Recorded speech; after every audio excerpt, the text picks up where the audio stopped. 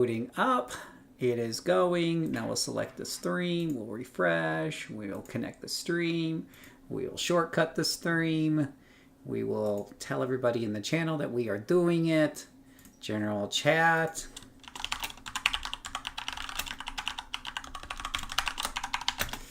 Place that in there. So we have volume. Texts are going out. People's phones are being lit up. Misa logging into where, well, our characters are actually on Torchbearer, Phil, not Reunion. Torchbearer. Oh, let me turn on the game lighting. This is not game lighting. See if we can get this storyline done before start time. Oh, it's okay. It's not like start time happens and all of a sudden the world implodes. Ugh. The only thing I think I was saying, like, the only thing I have on the docket is making that community character together, and that doesn't need to start exactly at 7 o'clock. In fact, I expect people to kind of wander in a little late, so I wasn't planning on starting that portion at 7 o'clock. Nope. Nope, nope, nope. Figure it out as we go on.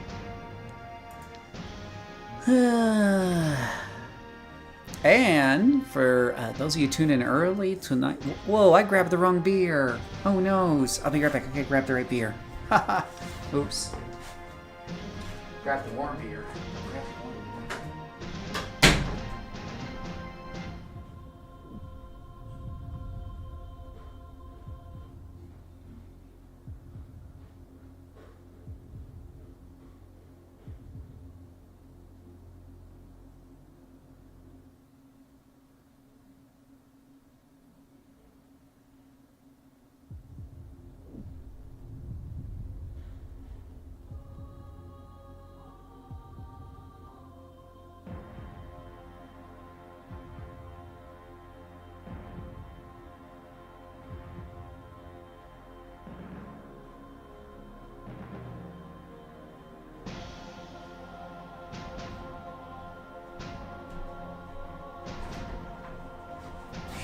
Hey, boo. Okay, there we go. All right. We're on tour. All my new characters. Hey, Rick Wolf, how are you doing today? I am slowly moving all my characters to Torchbearer. So far, I've got maybe 20% of them moved over, because you can only move like 5 every 3 days. And we're going to start off tonight's festivities by drinking one of my favorite drinks here, Devastator beer. Ah, love this stuff. All right. So Yuki and I are going to do a little bit of co-op action to start off our fun tonight, because we were working on a story arc together. I thought we were. Are you logged in? Wait. Yep. Well, I'm no longer in the group. Did we finish off the story arc before we stopped? Nope, it's still open. The party auto dissolved when you left. But no, I mean, if you both log out and you both log in, it usually sticks. Don't know what to tell you then. And you're logged in right now? Oh. Logged in and standing outside the building. Oh, I keep forgetting. We're not in a task force because we're not doing flashbacks yet. Right, it's not an Ouro, so it's just a normal story arc. So as long as we left off in the same place, we just need to team back up and resume it. Yeah, still another 3 levels to Warriors.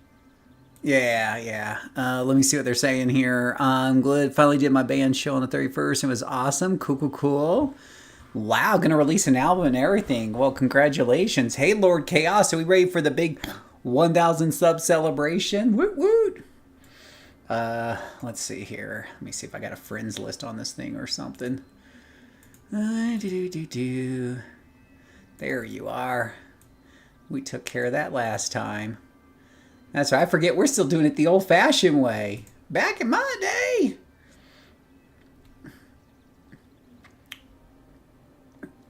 Oh, let's see. What zone are you in?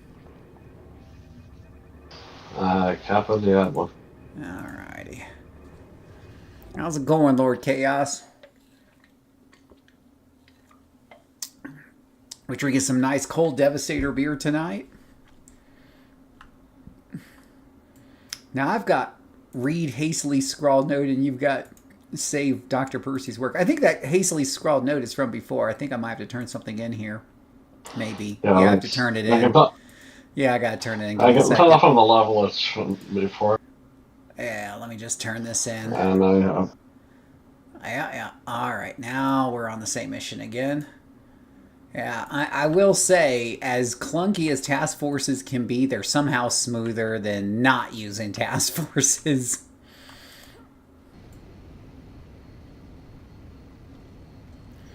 Doing spring events. Well, there you go, Lord. Lord says spring is in the air. Well, Yuki and I are doing our dynamic duo. You guys might remember the dynamic duo program we've talked about in the past.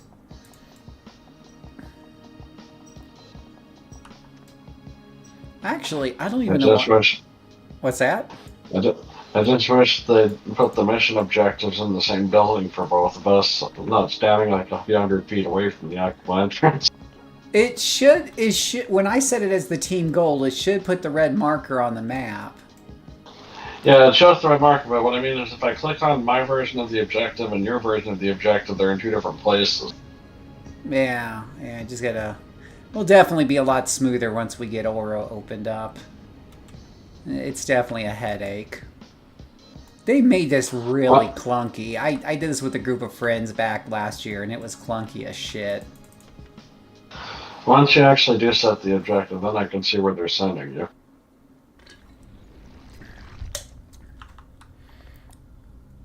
Alrighty. So we have the classic tank and spank combination going on tonight, boys. Your tanker plus your blaster for all kinds of super fun, the way nature intended.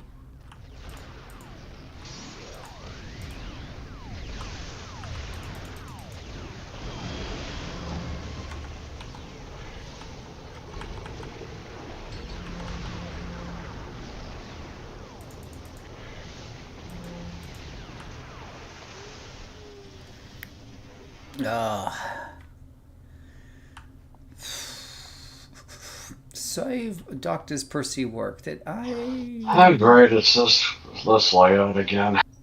I know, they really use and abuse this layout, especially in the lower levels of villainhood and whatnot. Yeah, I just don't like how many doors this place has.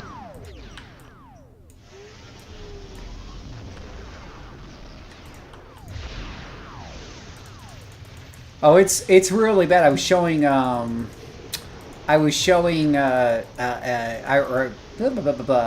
doing a story arc with the Mirage Monarch, and that's a Dominator, and it's this map and it's a kill-all. It's like the worst combination on Earth. That's basically what we finished with last time.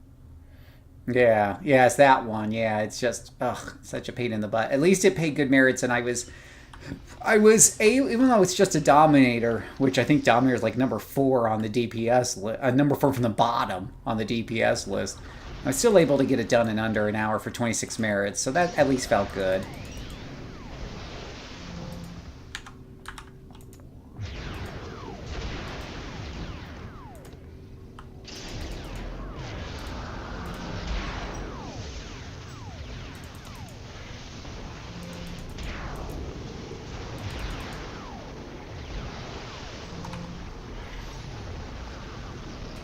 If you're just joining us, welcome. We're having our big 1,000 sub celebration tonight.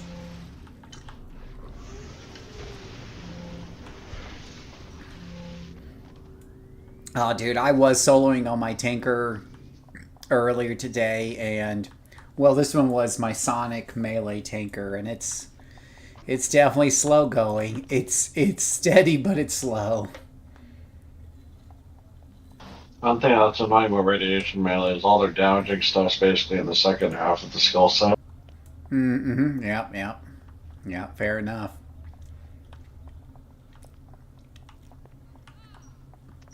Well, you definitely level pretty fast in a duo like this, so that's good.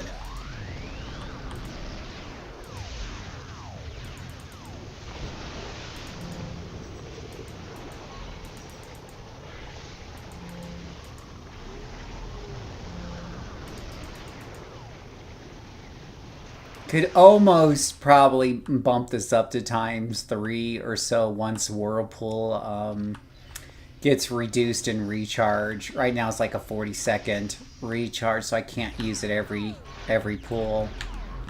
Otherwise I could definitely make the pools bigger without worrying about you dying first. But like with this pool here, now this one's a smaller one, but I have to use, I just have to use water burst only. Did a minor respec after last time, so I'm a bit more durable, and my damage is even worse. And my damage is even worse! Oh, goodness gracious.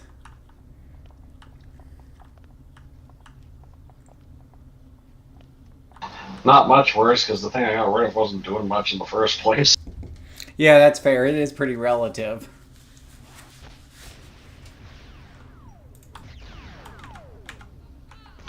We all know how good melee cone AoEs are in this game.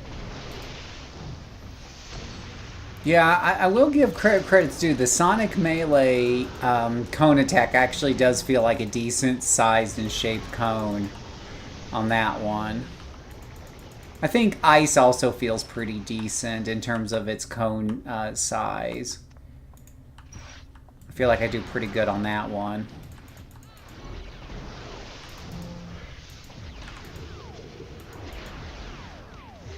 It was doing the same damage as the poison effect from spines and was hitting like 1 or 2 enemies per group. Yeah. Hey, Jerome, thank you for that. Yeah, welcome to our big 1,000 sub.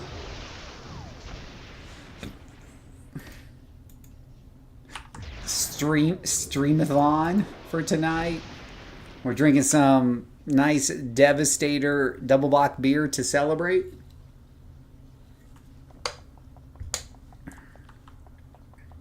And tonight, in I would say roughly an hour, we're going to do the big community character creation event. So everyone will be able to participate. You've already participated if you voted.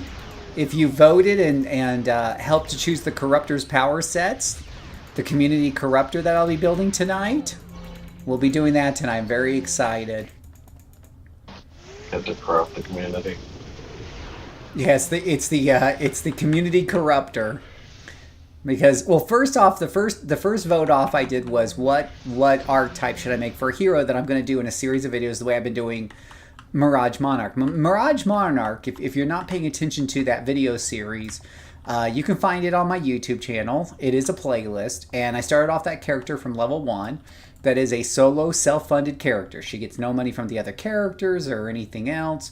We're not doing any auction house shenanigans. She's getting her money completely from merits. And at level 18, she's already got 20 million just from doing the story arcs. No double XP, so she does get more story arcs done before 18 than some people. But that is an illusionist psychic dominator that was also chosen by the community a while back. So this will now be the hero, a hero that is chosen by the community because she's on the villain side. And I will be doing hero story arcs, and I'll be reading out those descriptions and everything out loud and documenting that character's journey through YouTube, one story arc at a time. So, oh, you're having rare 10-year bourbon. Nice, nice. I don't have any bourbon here. I got some rum somewhere, and that's about it. Question, does Ouroboros still reward merits for missions you've already completed? Absolutely, Guy. And unlike normal task forces, there's no cooldown on it. And we got a boss here, so... Yeah, there's no cooldown, so you can absolutely spam those as much as you want. And we do it all the time with that one. We got one here on the villain side that takes you 3 minutes to do, and it's worth 3 merits. It's like a merit a minute. And we just spam it sometimes just for kicks and giggles. Because we can. Yeah. Thank you so much, Puznut. I really appreciate it. But that was all you guys too, right? All of you guys have helped make that possible. So congratulations to you guys too. It's a community. It is a community effort. I did get some mild amusement out of the bosses being called boomers. What was that? I said I get some mild amusement out of the bosses being called boomers. No, yeah, yeah. I love beating the crap out of some boomers. I am so tired of boomers. So if you guys can't figure it out, I'm a Gen X guy, which means my parents were boomers.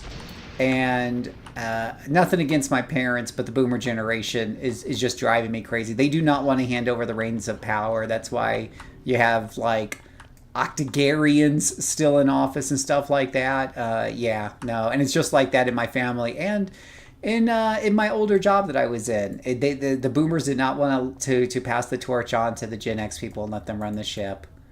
But that's another rant. We'll save that for later. We're gonna relax. I run it while working because it's fast and not involved. Oh, you run what while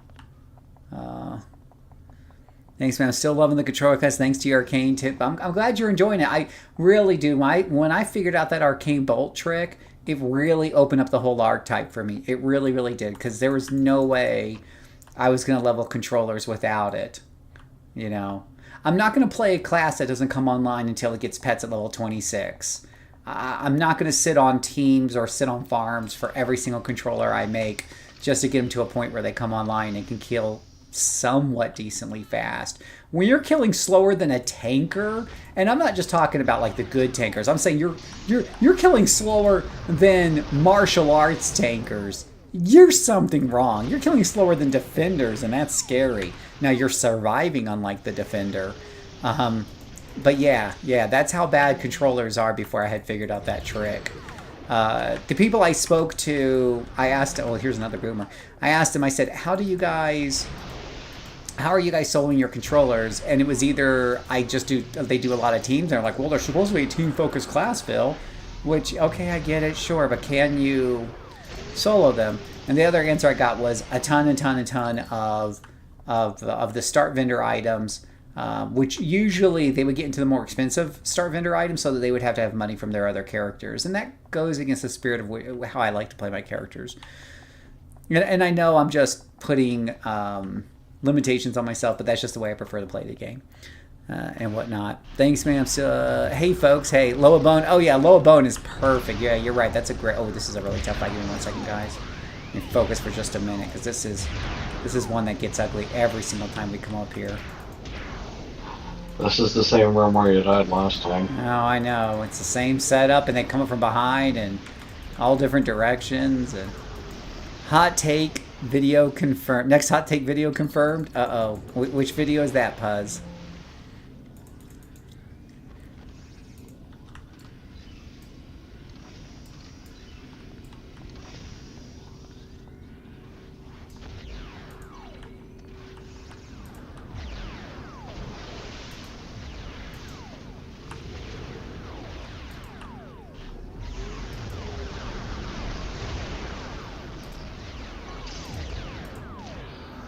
This ought to wear them down a bit.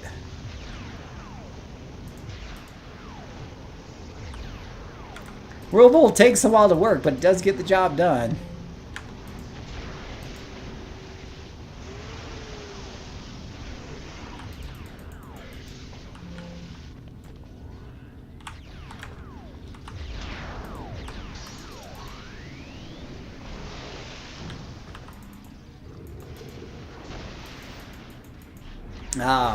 But yeah, we're very excited, guys, and I can hardly think of any better way to kick off our 1000 celebration than by doing a dynamic duo, right? Because that is definitely something we talked about a lot in my videos. And so I'm here with Ghost Yuki, and we are doing a spank and tank classic team of tanker and blaster. Tanker and blaster.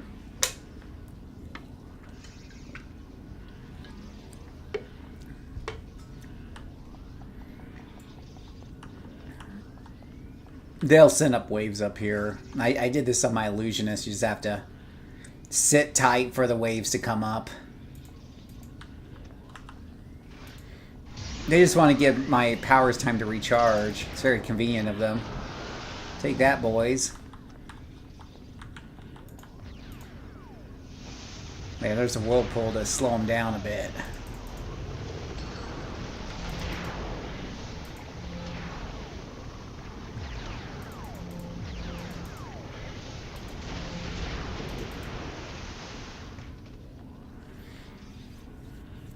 Oh, man, oh man, oh man. Are you guys excited to help me create the next big hero in City of Heroes? Our community, our corruptor?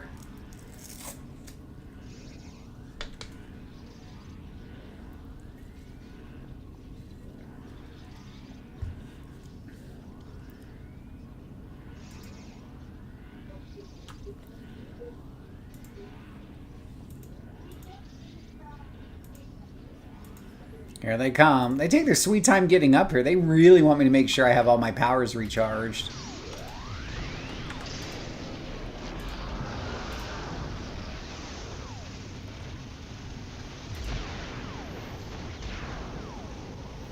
Hey, Delayed to the point that I keep wondering if they're coming.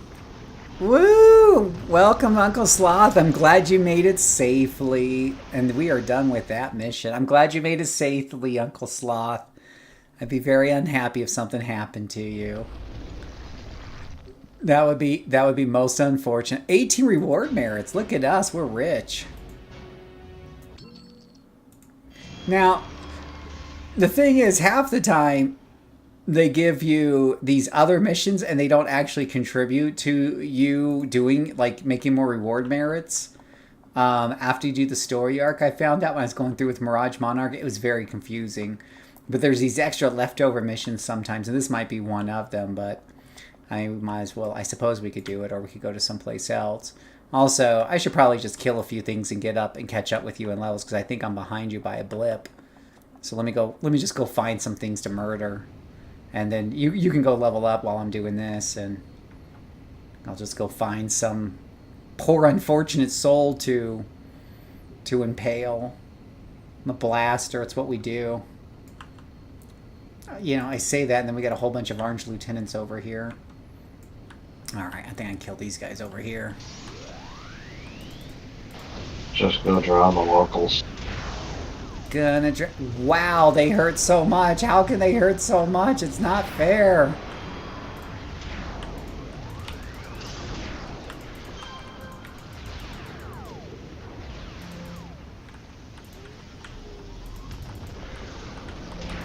It's okay, I have a self-heal. It's all fine. There we go. That should catch me up a little bit. Get away from me, you son of a gun. Really?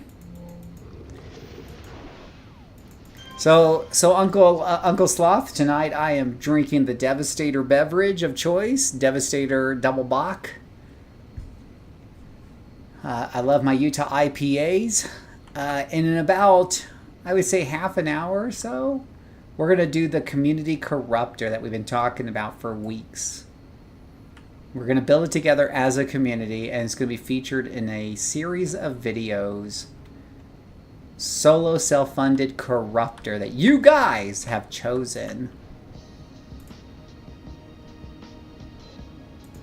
You, the audience, have chosen.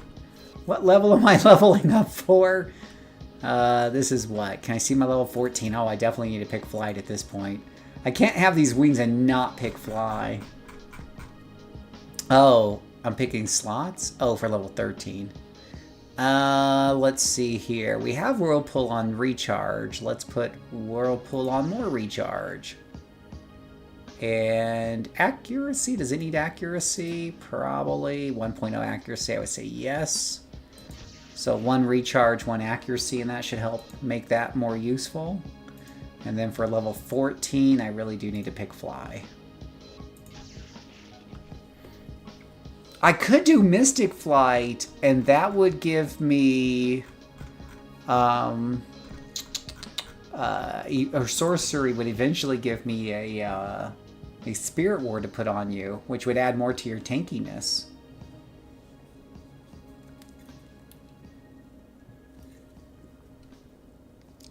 Hey, Will, thank you for that, but it's also a big thanks to all of you guys. All of you made it happen.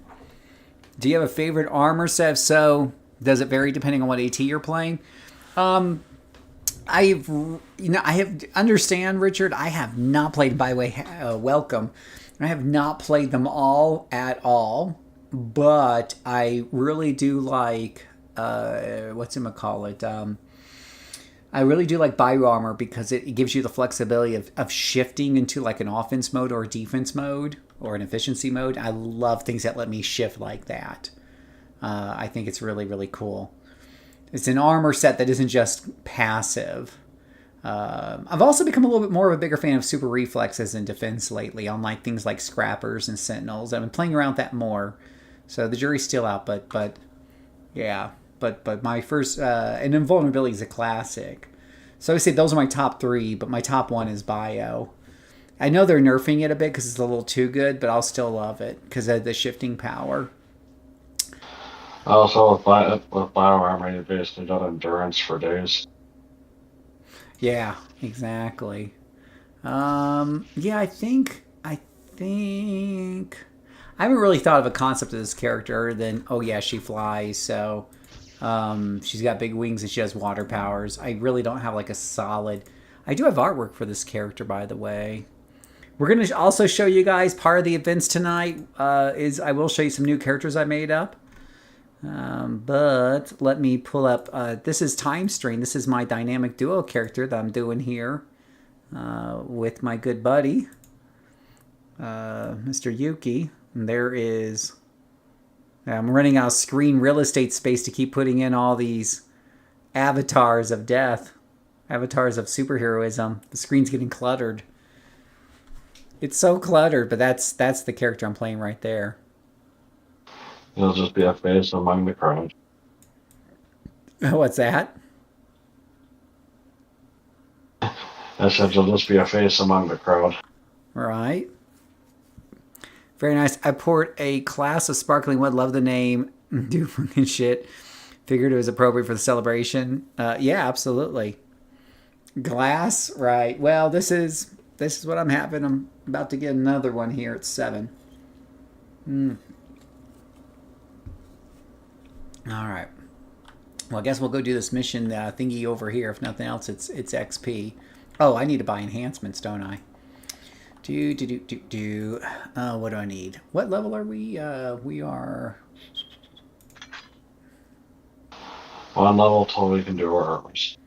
We are level 15.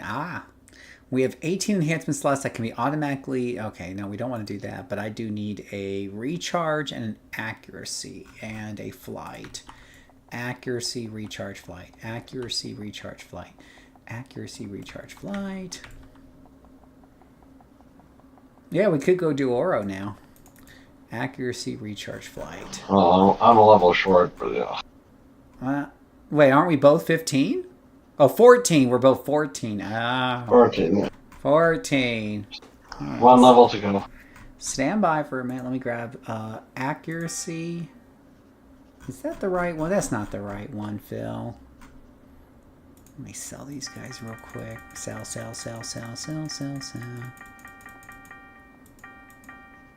Alright, so accuracy. There's the damage. There's the accuracy. There's the fly. There's the recharge. And I think I bought one too many, but whatevs. Alright, so recharge will bring this whirlpool down to 35 seconds. Accuracy right there. And then we'll throw in a flight right there. So, okay, that's a lot better. Alright. And then we do have this, let's see here. We'll do that. We'll set the difficulty to team size 3. That whirlpool's on a faster cooldown now, so that should be a little bit more manageable.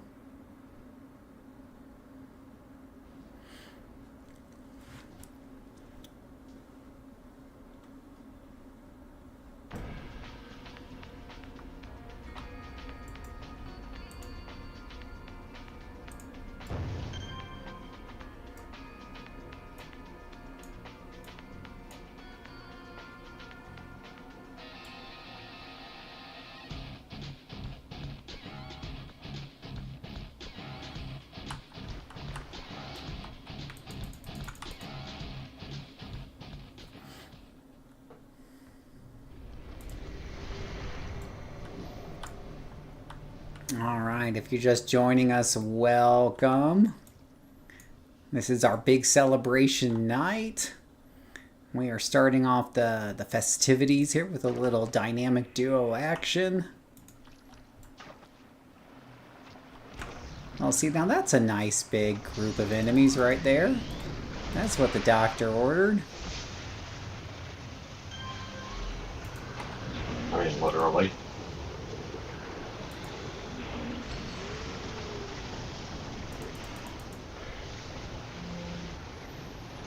This got 24 seconds on Whirlpool, but don't need it for that little group. Oh, that little group just got a little bigger.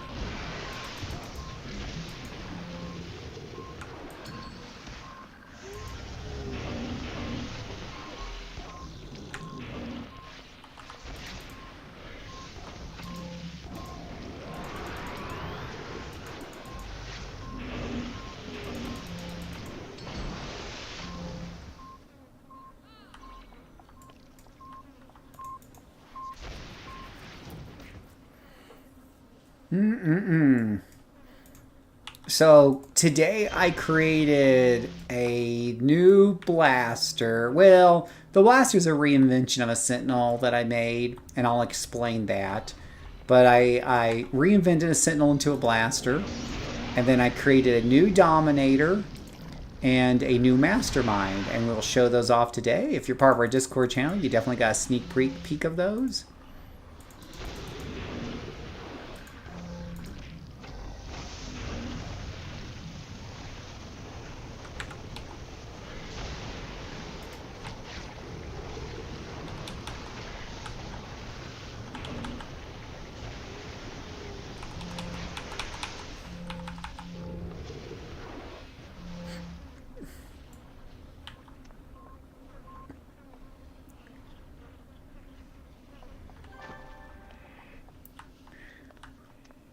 Clues, many clues. Booze clues.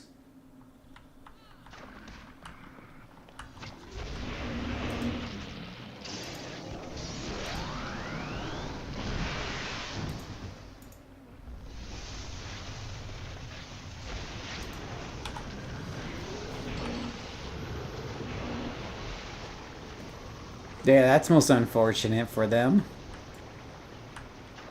They're all grouped together like that in a way that makes a blaster pretty happy. I can combine Chronos and Tidal forces together, along with Whirlpool and whatnot, to basically make it feel like a T9 nuke.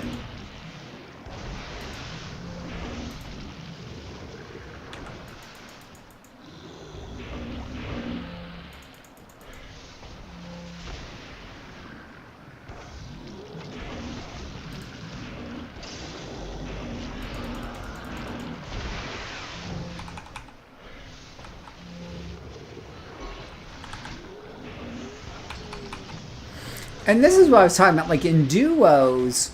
So this is a great example here. So recently, I just upgraded the recharge and some of my AoEs and stuff. And because it's just the two of us, and one of us is a tank and the other one's a blaster, and I'm doing the blaster here, it's really important. You can feel the importance of the recharge upgrades that I did. If I was in a big group of 8 people, it wouldn't matter worth shit. It really wouldn't matter. 1,000 subs means a 24-hour stream. Yeah, I'm too old for that shiz. That is not going to happen.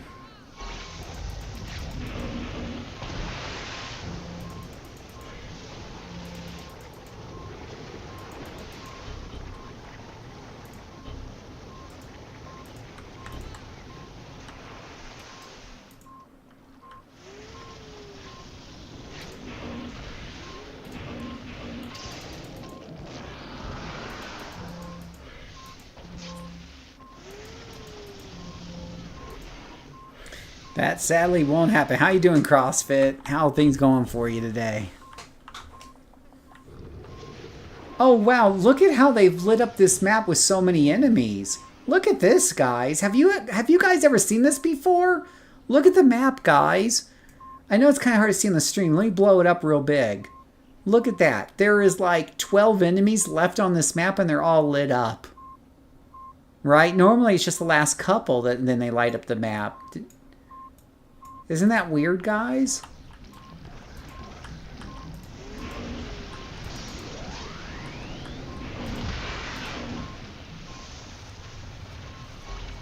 Hey, Ladera, welcome to the channel. I hope you're doing great today. Welcome to our big Celebrate Good Times. Come on!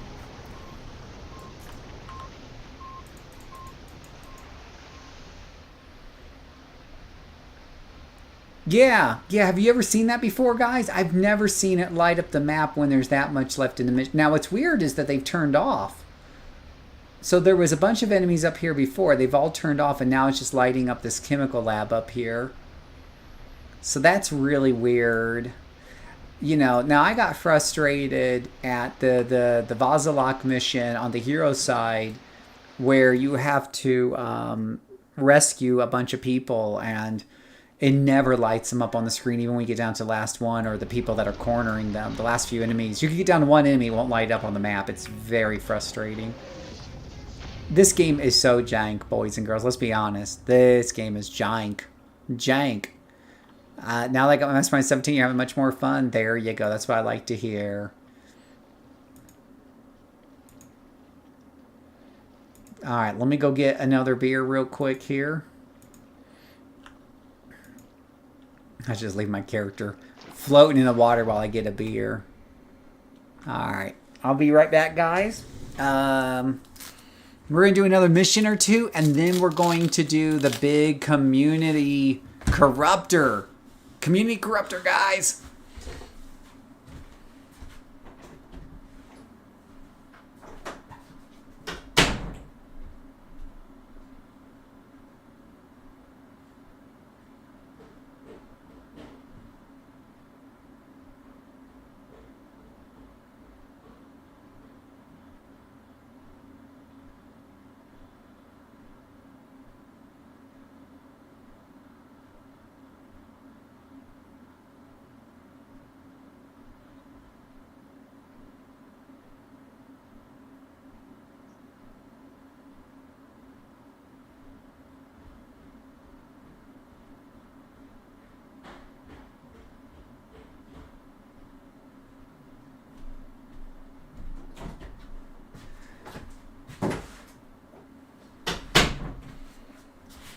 Oh, all right. Whew. Yeah, so check this out. Oh. Let's see here if we can make this a little bigger here. Woo, big fill face. Woo! All right, so today's beverage is... Next beverage. Sapporo. Celebration beer. Let's crack it open. It is 9 p.m. Eastern. Let's celebrate by opening up a fresh cold one, boys and girls. That's what I'm talking about. Cheers. Thank you guys so much. It is 9 p.m. Eastern. This is our official celebration drink. The last one was just a warm-up. Thank you guys so much. I appreciate it. Cheers. We'll have to do the virtual clashing of dishes there. But thank you guys so much for getting your friends to subscribe and subscribing, and all the comments in the chat keeps me going. Thank you very much. I appreciate it. Woo!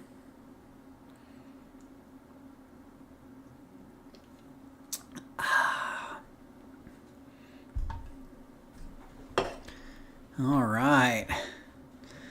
Let's get back to the game. Thank all of you.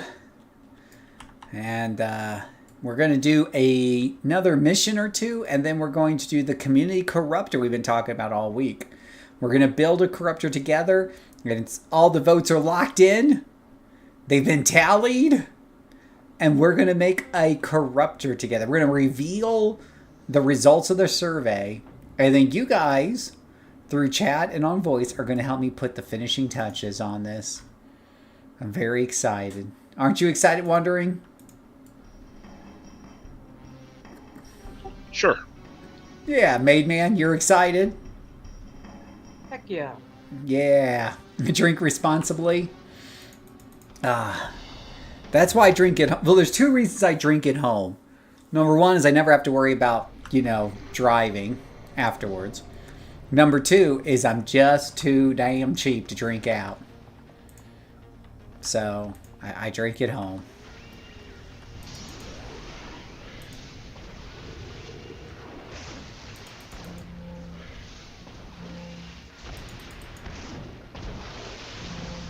Yeah, these guys are a little spread out, aren't they?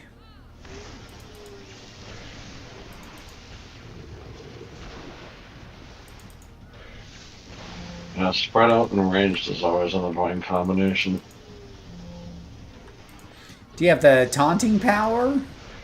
The one that brings them in close?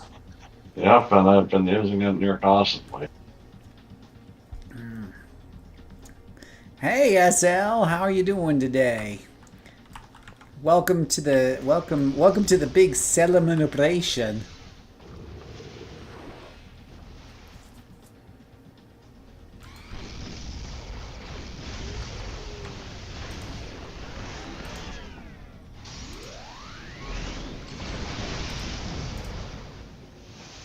Finally, a group worthy of my AoEs. I was beginning to feel unloved.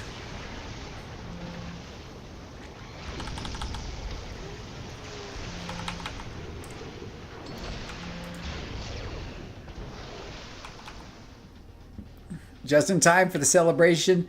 Don't worry, SL. We're just getting started. You can always come into the party a little late. We're gonna. I was just telling Ghost Yuki here. I was like, we won't even do the character creation until at least 10, 15, 20 minutes in, because we know people are gonna kind of straggle in.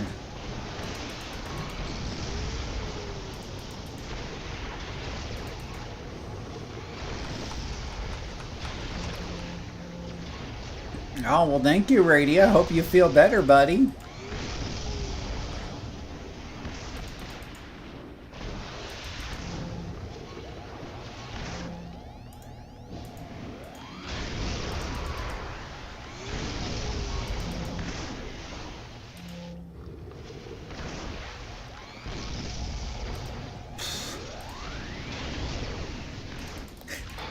These enemies actually do hit Turbo. Think about that lead XP we're getting right now.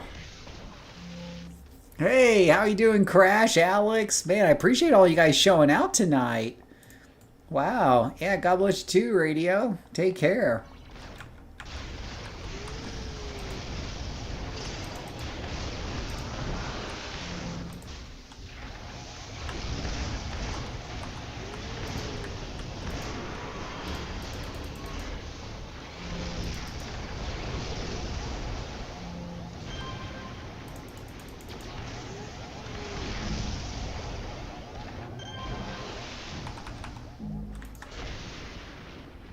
Oh, out of endurance. That's a problem.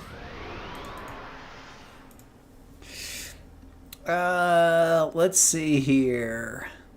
Yeah, well, thank all of you for joining. We got 30 views at the moment, so thank all 30 of you and everybody else who watches this after the fact. We get a lot of people who watch these streams after the fact due to scheduling conflicts.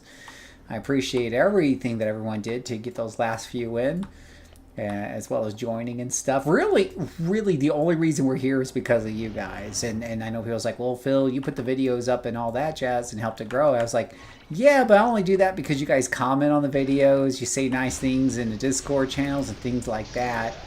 It's fuel that keeps me going, boys.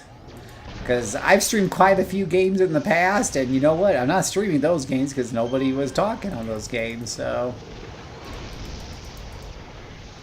and whatnot.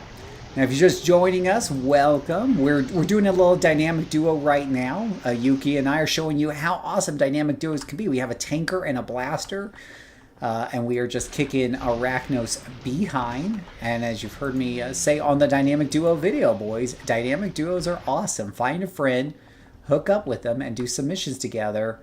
You get a lot of the benefits of grouping with with very little of the pitfalls of grouping. Pairing up is one of the best things you can do in this game. What's that? There was a hallway with literally one guy in it. Yeah, those are the best kinds of hallways. Hey, Laz, how are you doing today?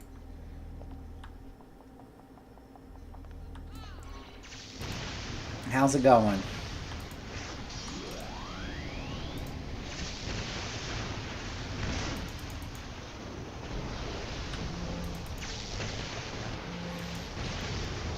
Someone be my friend.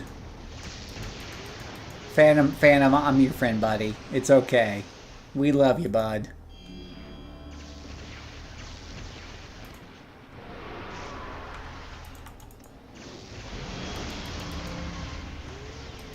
We love you, buddy.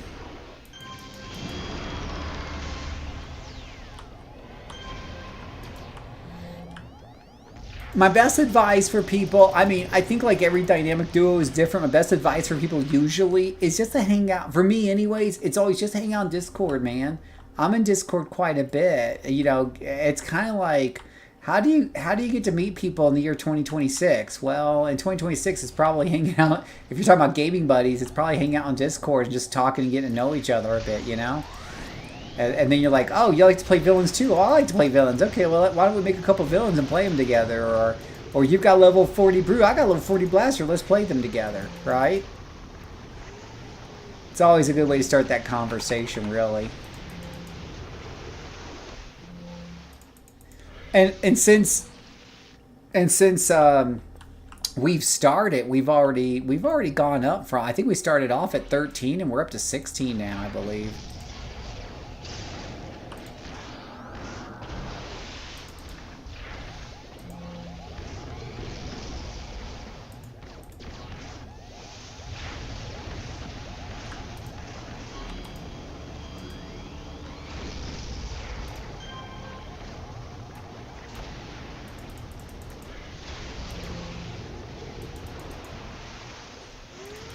Yeah, so we're going to be doing the community corruptor here in a bit. And I got new characters to show you guys. So we got some new character reveals. So I'm very excited to share those with you.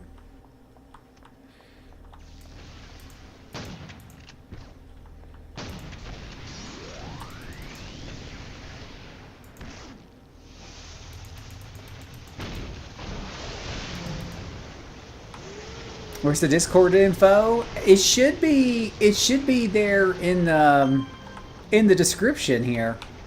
I have it like hard coded into my description, so anytime I do a video or stream, it should pop right up. Links in the description below. Hey, Dad, thank you very much. Welcome to the channel. Welcome back. Yeah, we're gonna do the community corruptor here shortly. So I hope you guys are excited. You're gonna help me build this corruptor. We got 20 votes in, and the public has spoken.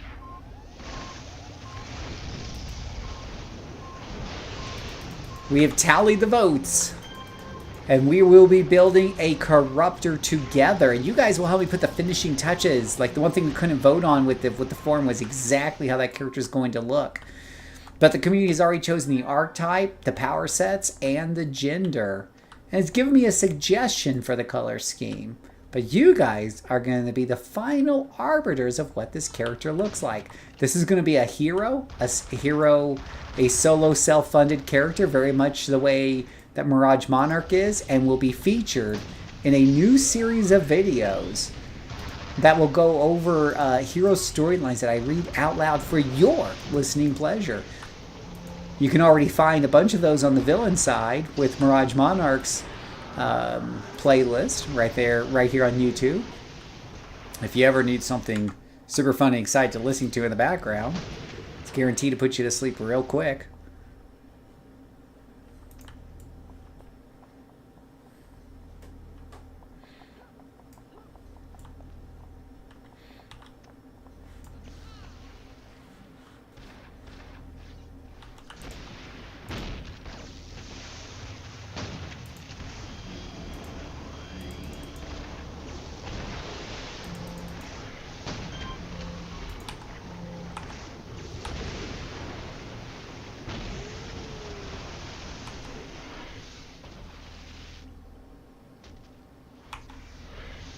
Links in the description below. Yeah, and if you want to join the voice, I'm in Discord voice right now here with Yuki, Wandering, and Made Man. You're welcome to join us. We're all just kind of hanging out there. Or you can just listen to YouTube, of course. There's nothing wrong with that.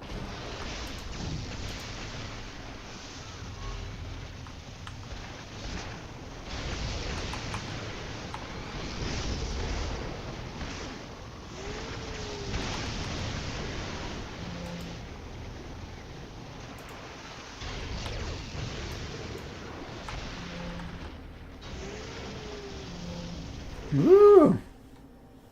Well, that was easy peasy lemon squeezy. Nice and relatively small building. Well, that gave us another level. So I think I'll go turn that. That means we're we are definitely officially ready for Ouros now. Yay, Yeah, us. the next step's a new context, so I think that's the end of that. Yay, us. Ouro's a little bit easier to deal with. We'll go train, and then we'll do this community corruptor. We've been talking about it. Are you guys ready? We're ready to build a community corruptor? Or do you want to see my new characters first? You guys tell me in the chat. Do you want to build a new corruptor first, or see the new characters I did first? Well, I level this character up. We have to have flight. Let's see here. Chronos, time wall. Dehydrate.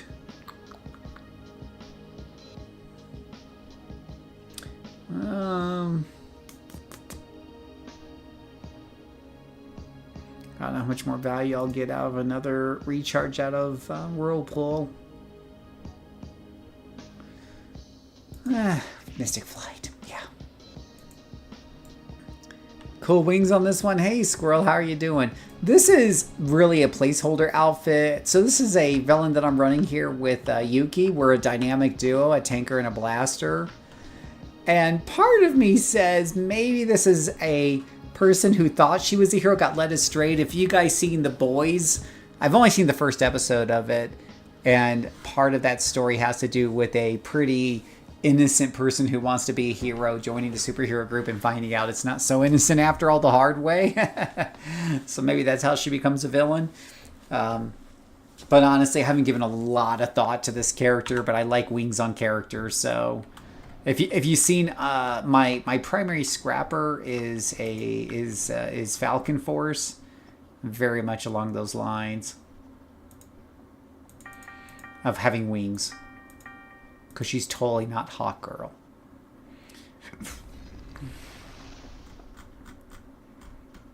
Alright, so... Let the shield cooldown down to 45 seconds now. Yeah, that's always good to have that down. Alright. So we're gonna... It's a 500 health shield, so might as well have as much as possible. Oh, yeah. Especially since we bumped up to ×3.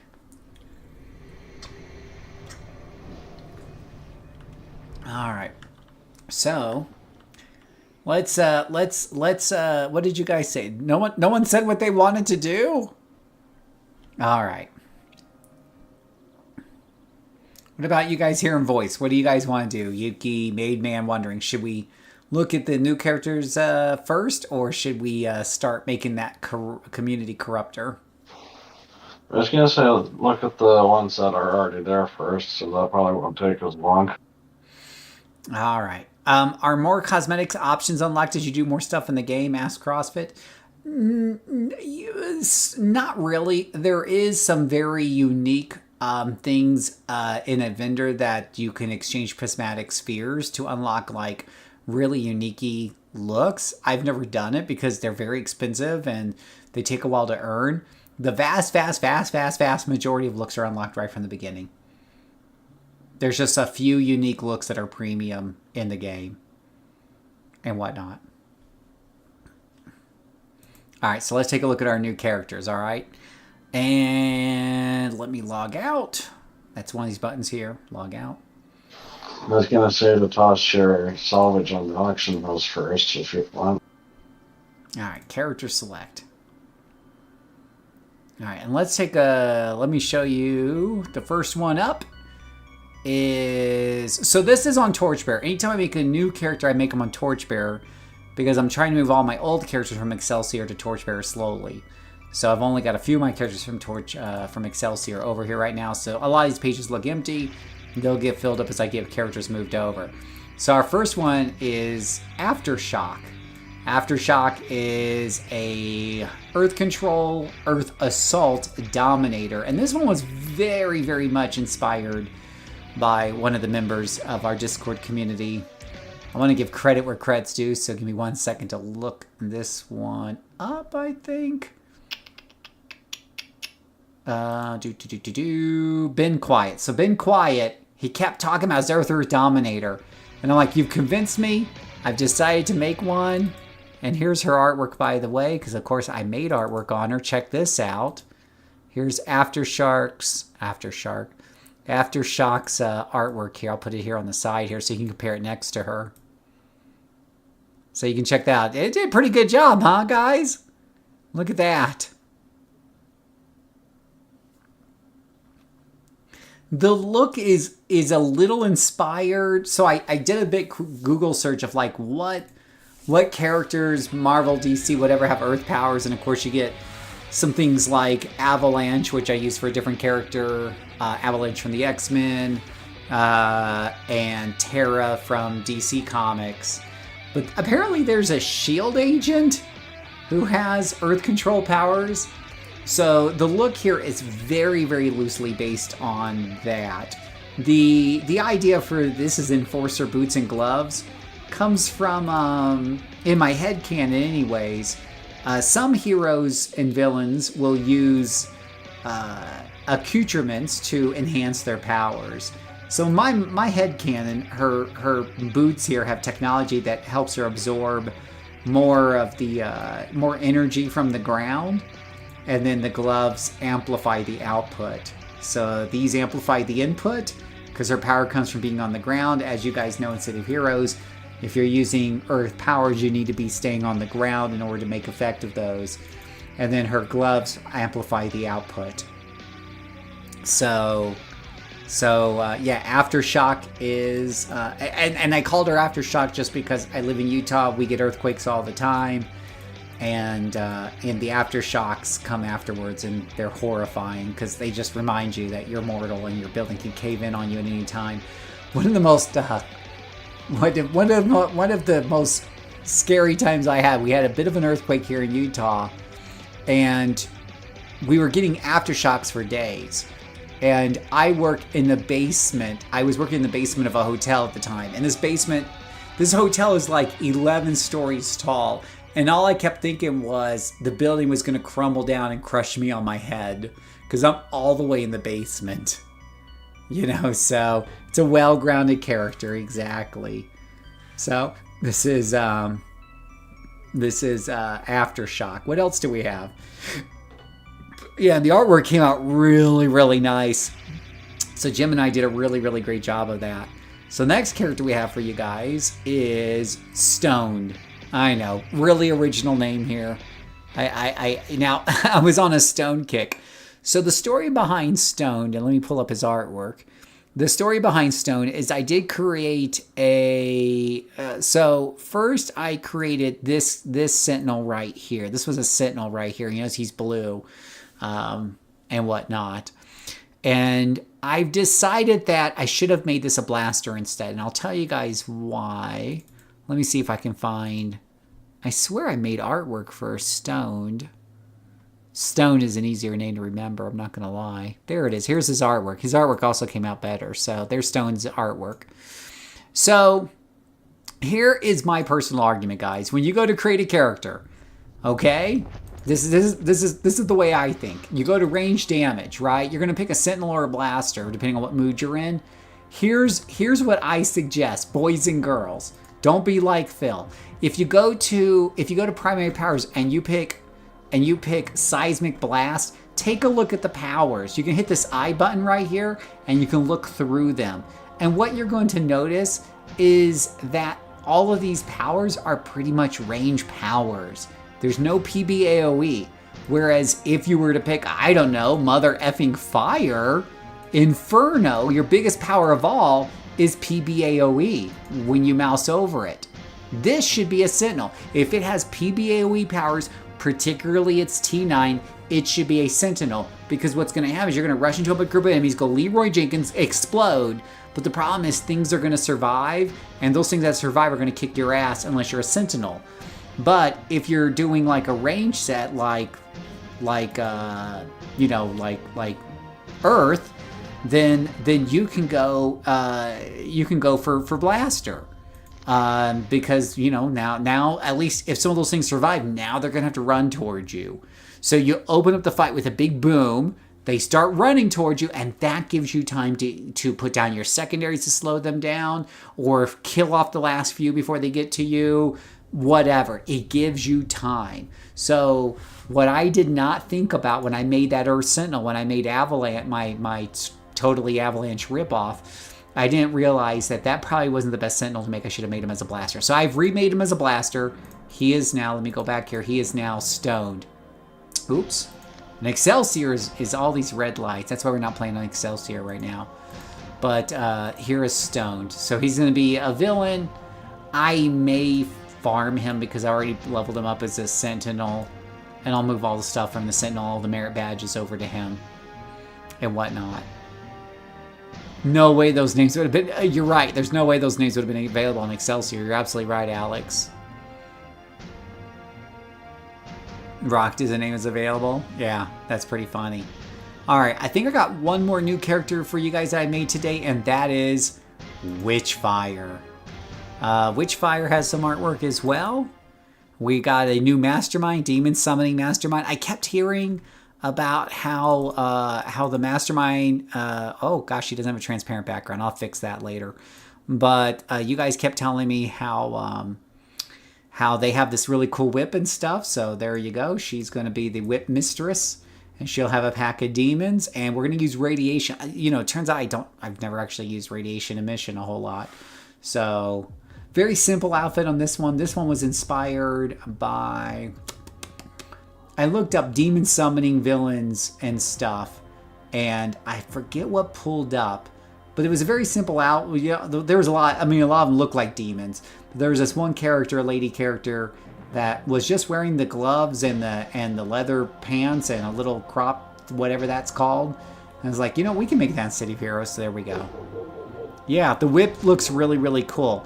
And when you take a look at the, I'll show you guys the animation on it real quick. Demon summoning, secondary powers. For secondary powers is radiation, because I saved it. Let's see, costume, load, Witchfire. Is this in alphabetical order? There we go. There's Witchfire, right? So when you go to, oh come on, seriously, I did pick radiation. Whatever.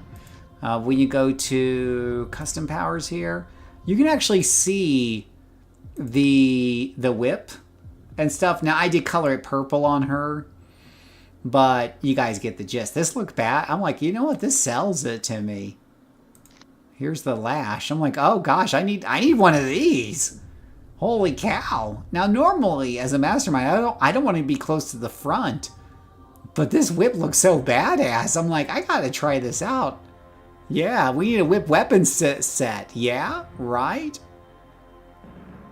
Super chat up and running. Hey, Todd, how are you doing today? I appreciate it. No, I appreciate that, Todd. I won't do a super chat or anything.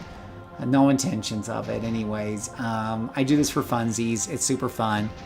Yeah, it felt fun too. It looks really, really cool. So we got 3 new level 1 characters that you guys are going to see in the mix. Oh, it does have some range. Good.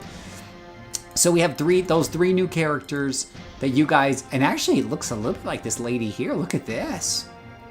Oh wow, so mine has white hair instead of black hair, but that's pretty cool.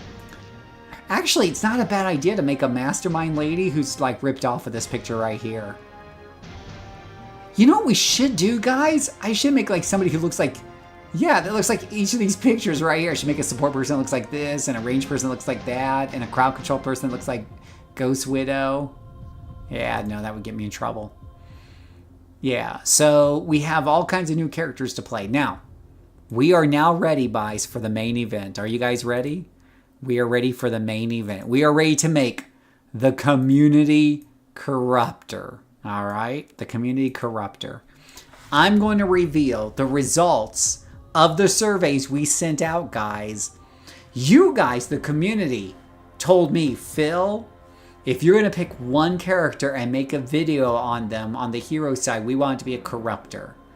But what else did you guys say? What'd you say for power sets? What'd you say for gender? We're going to reveal the answers to those surveys in detail. And we're going to create that character together in just a minute. I'm going to go use the girls' room first. I'm drinking all that beer. I'll be right back, guys. Yeah, I'm drinking some, for those of you just joining, I'm drinking some Sapporo Japanese premium beer here, but it does go through you, so I'll be right back. Be right back, guys.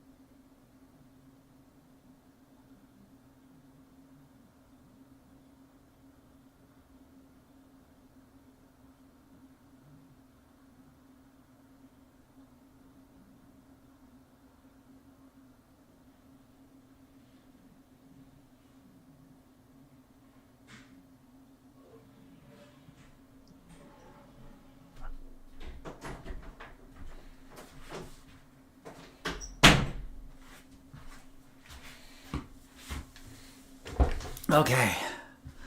Woo!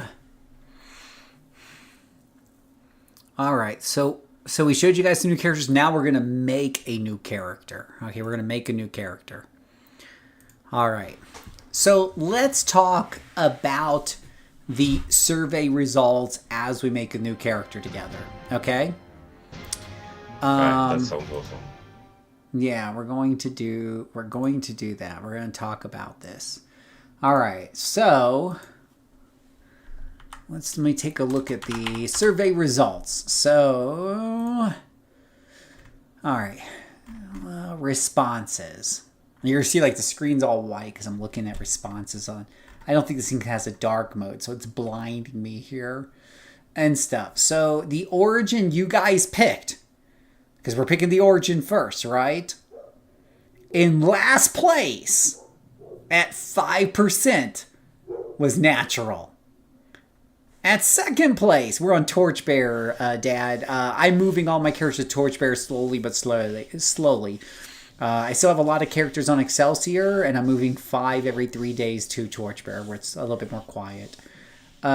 So, technology is in next to last place at 10%. Science at 15%. And in second place was magic at 25%. In top spot, you guys said, make this character a mutant. So we'll be picking mutant for this one. Mutant. Yeah. But all my characters are on Torchbearer, guys. So all my new characters and all of my old characters will eventually be moved over here. Absolutely. So as I mentioned, we did a big survey earlier, and we the community had said they want to see a Corruptor. So for this solo self-funded character, so we're gonna do Corruptor. So there we go. All right, now I can see that I joined for the best part, character yeah. creation. So let's move on. Yeah, we're doing a big reveal today. So Nice. let's see. We're doing a survey. Survey's been 2 weeks in the making. Now the next question was, what power sets, what primary power set, right, should we choose? And I gave you guys 9 choices, I think. We gave assault, beam, dark, energy, fire, ice, sonic, storm, and water. In last place, with only one with one vote, was ice. In second to last place with 3 votes was assault. In the coming up from behind that, tied for third to last place was dark and water, both tied at 4 votes each. Fire was right in the middle with 5 votes.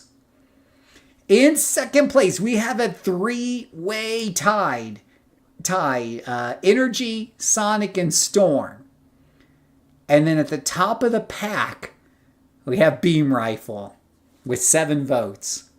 7 votes. Now, with all this being said, I do have veto rights. I have a vote too.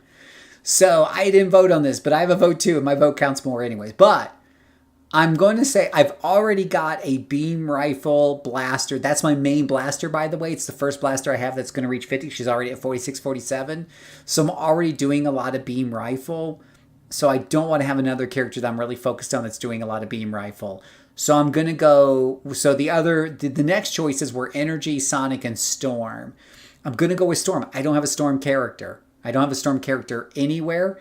So I'm going to go with Storm. My vote's for Storm. That'll bring it up to a tie between Beam and Sonic, and I'm the tiebreaker. So I'm going to go with Storm. So we're making this character Storm.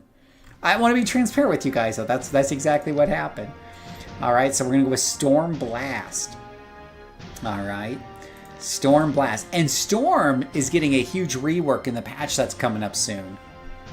So we're going to see this. We're going to see this in action. All right. How much damage does Gust and Hailstones do? Oh gosh, that does quite a bit of damage. Okay. All right. Now for secondary powers, I asked you guys to vote between Dark, Kinetics, Marine, Nature, Radiation, Storm, Time, Traps, and Trick Arrow. What did you guys choose? In last place, we have Trick Arrow. And next to last place, we have Dark and Traps tied with 3 votes each. And the next runner-up, we have Kinetics. I was surprised to see Kinetics kind of down there. For second place, we have for third place. Third place is a 3-way tie between Marine, Nature, and Storm. Ooh, so we're probably not going to see Storm, right? Because Storm is down in third place. In second place, we have Time. What's in first place? Radiation. And this has 8 votes. It's 2 extra votes above Time and 3 extra votes above Marine, Nature, and Storm. So Radiation is our secondary power. The masses have spoken. Radiation. And that's interesting because I actually have not played Radiation Emission. I've played Radiation Blast, but not Radiation Emission. I know Illusion Radiation Emission is meta for controllers, and that's why I've avoided it. But you guys have said, Phil, we want you to feel powerful, do Radiation Emission. So that's what we are doing. We are going Beast Mode, according to Flipster. We're going Beast Mode. We're going Radiation. So Storm Radiation. Figure that one out, guys, but that's what we're doing. I don't know how you put these together in your head, thematically, but here we are. Now, Rain comes to mind. Yeah, Storm and Solar Power. There you go. That's how we do it. What gender should the character be? We had 20 votes. This one was a lot closer than I thought it would be. It was almost split down the middle. 55% female, 45% male. So this will be a female character. Go figure. That's what I need, is another female character. All right. And then for colors, we said choose based on powers, like firepower should be red or whatever have you. Because I said red, white, black, whatever. And there was a lot of 1 vote here, 1 vote there. But really everyone just said choose based on powers. and whatever have you. Now, you guys are going to help me develop the look of this character. But before we do that, let's read what some of the comments from people from some of the questions I asked. So I asked people, what content do you enjoy the most and why? And as you're listening to these answer guys, you can feel free to jump into the chat and tell me if you agree, disagree, or whatever the case may be. But here's some responses. Live streams because I enjoy the social interaction with you and your audience.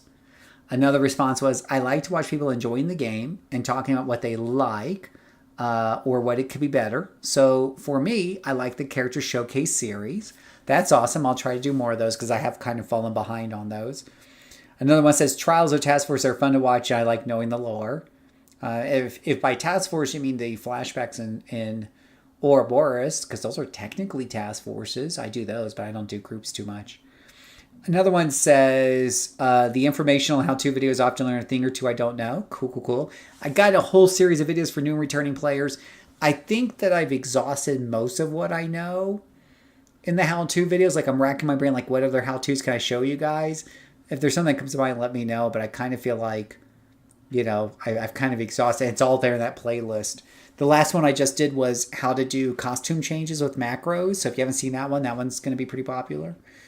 Another person responds back, solo play, leveling, and general build info. I like that. So that's cool. I'll keep doing those. And another person says, it feels like you're still discovering aspects of the game. That's true. 6, 7, 8 months in, I'm still learning new things. That makes it approachable for new players. The more you do these introductory videos, I think the better success you'll find with new players discovering your content. Update, repackage the material. Find out what the community thinks are the way to build builds and why. Those make great presentations for players new and old. Helps people focus on the important parts of the build for a skeleton while aiming for goals to upgrade to. And whatnot. So, there you go. And one says, you being you. It's funny. I had a friend reach out and says, Phil, I kind of think your videos sometimes are a little bit too focused on the drama or focused on this, and you should just do new player whatever. And I'm always like, the thing is, I don't have he's like, I'm worried it's going to tarnish your online persona. And I'm like, I don't do an online persona. You get me. I am whatever. And if I'm cranky at somebody, I'm going to say it. That's what I do. I don't really hide the ball. Let's see here. Let's see. Another person says, one thing I want to really pass on is that you play at level, meaning you are building big beastly builds and such. You should try at some point as well as a treat to you. And I'll say, like, for me, I don't know about a treat to me or whatever have you, but for me, I don't like doing the pluses higher. But I think it's wrong to say I always play at level because I do Ouroboros flashbacks, and some of the flashbacks absolutely put enemies 1 and 2 levels above you. And a couple of them even put enemies 3 levels above you. So I don't push pluses even higher because those would stack, and I don't want to fight enemies 5 levels above me. What I do with the vast majority of my characters is when they hit their 20s, give or take, some of them earlier, some of them earlier. One of them is early as level 8. I put it to times 2. And then when they get their 30s, times 3. And at their 50s, I do times 4 or more. So I'd rather have times because that way you have a lot more enemies that you're killing at once rather than they just have higher stats and you miss them more often because missing is boring. Let's see here. It keeps the expectation of the game ground. I really appreciate that even if I'm min-maxer to a degree. If you ever want to farm, hit me up. At least until I get a farm on Excelsior. Blah, blah, blah. Awesome content. Your streams help me unwind after a long day. I love your presentation thoughts. Keep it going. I appreciate that. And thank you for making content. Okay, so you're welcome. All right, so this is the character that we've made so far. Oh, we need to make an outfit for them. Pay no attention to the fact that this is actually the last character I just showed you. I guess it loaded up that costume by default. So you guys are going to help me develop this character now. So we have decided, just a reminder, in case you have, kind of lost track while I was reading all those letters, we've created a Stormblast Radiation Corruptor, female. Okay, female. So, first of all, do you guys think she should be tall or short? Tall or short? Tell me in the Dad, we're not done yet. We haven't finished making the character. We gotta make the character. Dad's already Already running away for us. Let me hide that for a second. Okay. So, tall or short is question number 1. Now, there's a time delay, so I'm going to give you guys a couple of decisions at once, and then I'll go back and put those in. The next thing is there a particular, what should I start with? Should we start with, like, you could do Steam Girl, you could do Ulterior. Is there, a lot of you guys are really, really good at knowing what these different costume sets are. Which one should I, is there one that I should start with? Imperial Dynasty, Mecha Armor? You guys tell me from the common sets if there's one that pops into your head, you're like, oh, you should definitely do this or that. Let me know. All right, so I am reading what you guys are saying here. A tiny fairy. Do you want to see a tiny storm fairy? Tall mohawk, fair, short to average, 5'11", not super tall, but tall, maybe around 6. I'm seeing a lot of comments that sound like they should be around 5 foot, short to average. Average, I think average females are around, what, 5'7"? But a couple of you are saying around 6 feet. So we're saying, like, it sounds like a 5'9" average. So let's do 5'9" here. So we'll put her right around there. Okay. Yeah, I'll go through the costumes here kind of quickly. And this is just the base, because we're going to enhance this later on, right? So I'll say them out loud, and then you guys will have to... Whoa. Oh, I didn't realize you could do that. All right. I'm more familiar with power sets. All right, so let's try this. So let's talk about armored. I'm just going to do black and white for now. We'll change the colors later. Average, bear, biker, biker 2, bio, buckled, chaos, chitlin, doctor, electron, enforcer heavy, enforcer light, exo proto, fighter, flak, freedom core, genie, hero, insect armor, insectoid, jester, kung fu master, leather.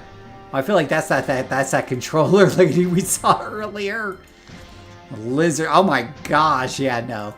Medieval, metallic, metallic 2, metallic 3, ninja, officer, pilot, pirate, plane, plant, reptilian, robot, schoolgirl, secretary, soldier, stealth, steampunk, stone, suit, tech banded, tech bot, tech cray, tech wired, ulterior, Viking, villain, zombie, alpha, barbarian, bioluminescence, black knights, boxer, bride, celestial armor body, chainmail, oh my gosh, circle of thorns, classic steampunk, clockwork, cosmic corsair, cyborg, defense, elemental order, fire and ice 1, fire and ice 2, general, Greek, gunslinger, imperial defense, imperial dynasty, imperial dynasty 2, justice, leather armor, mad scientist, mecha armor, Olympian guard, omega, organic armor, overguard, pocket D1, D2, D3, Praetoria police, resistance, retro sci-fi, Roman, Samurai, Sinister, Sport, Tech Knight, Tech Sleek, Valkyrie, Vanguard, Victorian Steampunk, Warrior, Witch, Gold Bricker, Paragon Protector, Blackwing Heavy, Blackwing Light. And I think that's it. I think we've now gone full circle. So I see a couple suggestions here. I'm gonna give anybody a chance to write another suggestion in there. Anybody in voice can speak up as well.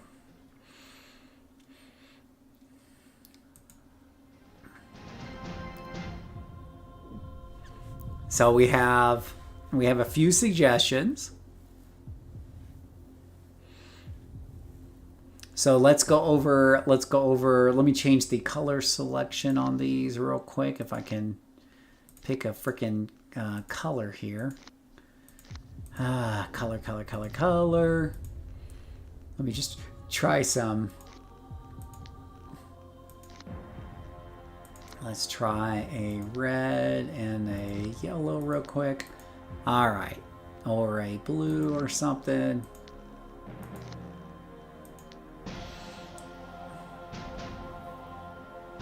Arachnus, I don't think Arachnus is on the list. Villain or hero? This is a hero for a fact, because we've already got a solo self-funded villain, so this one's going to be a hero. Now let me just write down some notes real quick as you guys are talking, so let me pull up my note file. Alright, so we are saying... I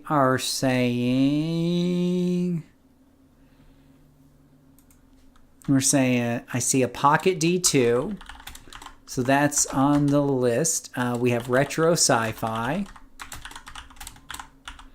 We have Biker 2. We have COT with a Native American look. Blackwing Light. All right, Blackwing Light. Okay, so I think we have 5 suggestions. I think that's a good place to start voting. Let's talk about these 5 things you guys have chosen, okay? So, let me just pull this over here real quick. So, let's show you guys what the choices are, right? So, these are starting points. Remember, these are starting points. So, first off, we have Biker 2. Okay, so make a mental note of what you think of Biker 2. Okay, we got 5 choices to show you guys. Biker 2. We have, let's see here. We have, if I can find it, because these aren't in alphabetical order, that would be too easy. We have Circle of Thorns. Now, we would make this kind of look more Native American, but here's a start. We could definitely color this differently. But here's Circle of Thorns. Okay. There's Circle of Thorns. We have Pocket D2. So here's Pocket D2. Okay, Pocket D2. Again, this will be a starting point. We're going to change it here and everything, but this is a starting point. Pocket D2. Okay. We got Blackwing. Blackwing, if I can find it real quick. Blackwing. Blackwing Light. Where's this Blackwing Light? Blackwing. Blackwing Light. Here's Blackwing Light. Again, we can put hair on this character. It doesn't have to be bald, but there's Blackwing Light. Okay. And then we have Retro Sci-Fi, I think is the last one. Retro Sci-Fi. So here's Retro Sci-Fi. Alright. Alright. So with that being said, I've showed you guys all 5. Pocket D2, Retro Sci-Fi, Biker 2, Circle of Thorns, and Blackwing Light. Alright, which ones do you guys prefer? And we'll try to boil this down to just 2 and we'll vote on it. So let's see what you guys are saying in chat.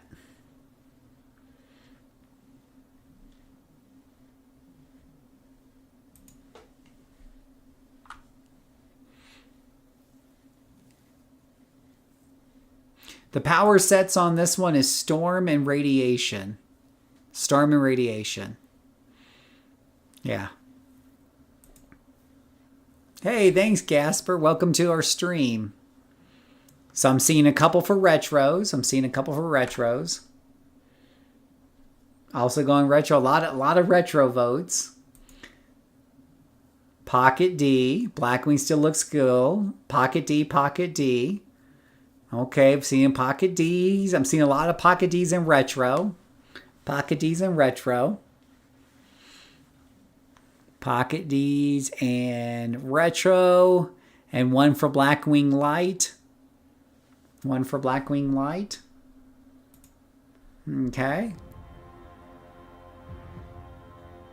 Alrighty. Blackwing or Biker 2. Alright, so I'm going to boil it down to these three. I'm going to try it with different colors there to try to make it a little bit interesting. Let's do this in red this time. Okay, so we've got it down to 3, guys, and this is going to be the vote. I'm going to put a line. Don't say anything else. I'm going to put a line right here. There's a delay on YouTube, so I got to let that delay sit for a while because the text will happen much faster than you hear my voice. Okay, so the 3 that we have it down to is this retro. So here's the retro, classy retro. Okay, and again, we're going to tweak this, but here's retro.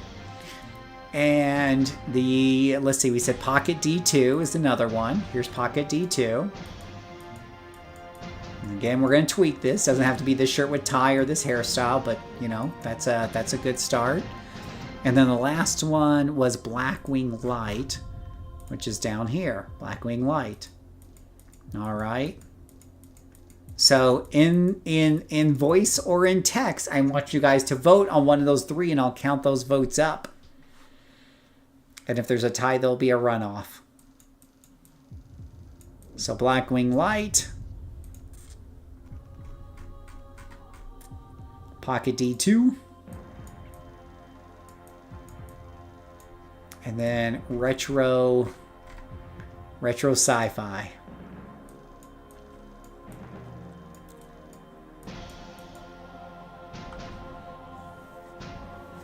Locking in those votes. I'm going to count them up here in a minute.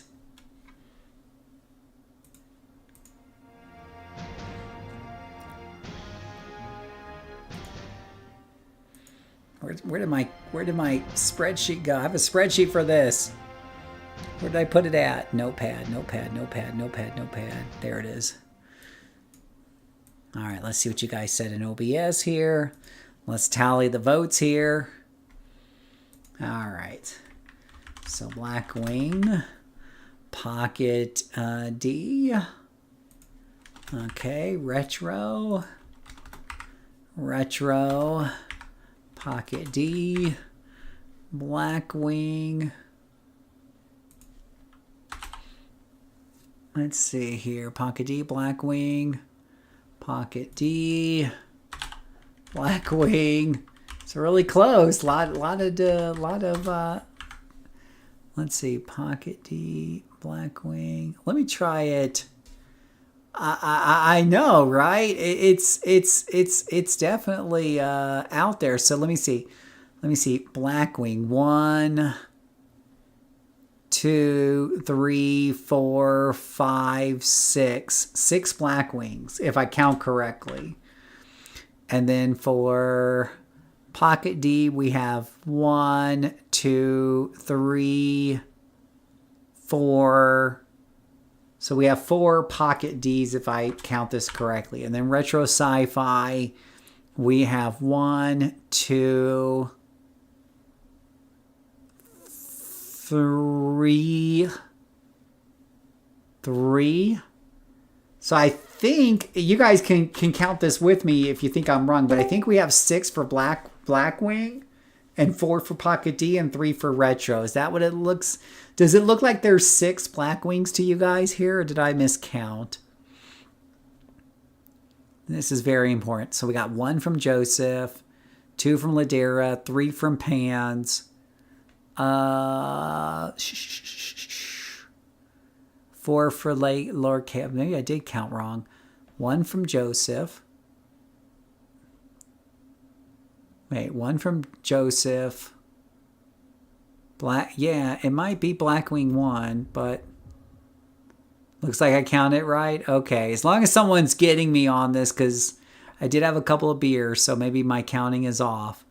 But 1, 2, 3, 4, 5, 6. Yeah, I think I did count right. So I think Blackwing is 1, guys. Blackwing's our official winner. Blackwing, there's Blackwing Light and, oh, that's really heavy. Okay, all right. Do we want heavy or light? I don't know if there's much there. I guess it's helmet and yeah, shoulder pad. We'll go with light because you guys said light. Okay, all right, so Blackwing it is. Okay, all right, first off, before I like to get into all the details, what colors? So we're talking storming radiation. Guys, put a bunch of colors in here. Tell me what colors I should go for storm radiation. What colors should we go for? Now, remember, we can change the color of the powers. Especially radiation could be just about any color. So tell me what colors we should have. Then remember, this is a hero. Remember, it's a hero. Remembering it's a hero. Right, Flipster?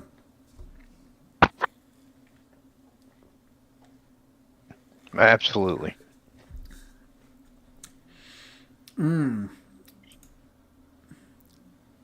Seeing a lot of blue. Very pale blue and a neon green.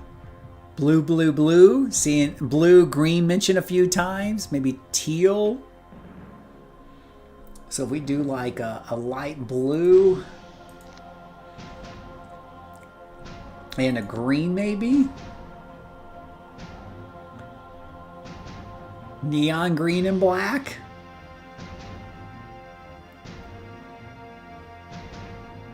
Blue with green. All right.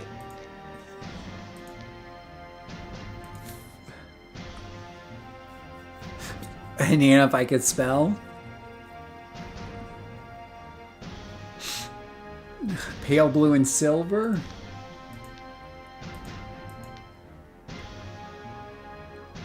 Black and silver. Aqua.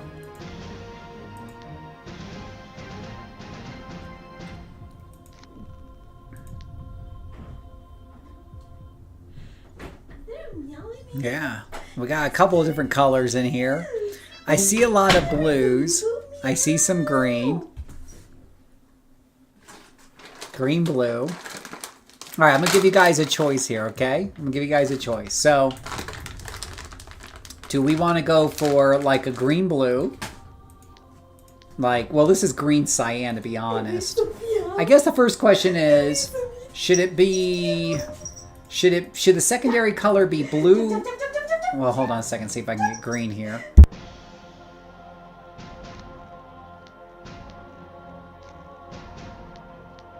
Alright, should the secondary color be blue or cyan? So here's cyan, or teal, or whatever you want to call it, or blue.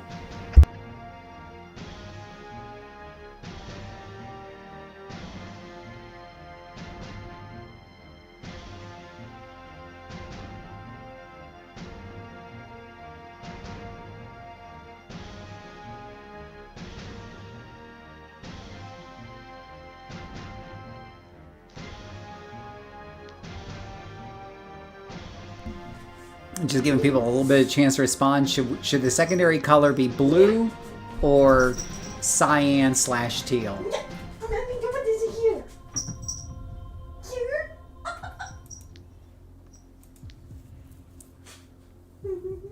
Booster gold.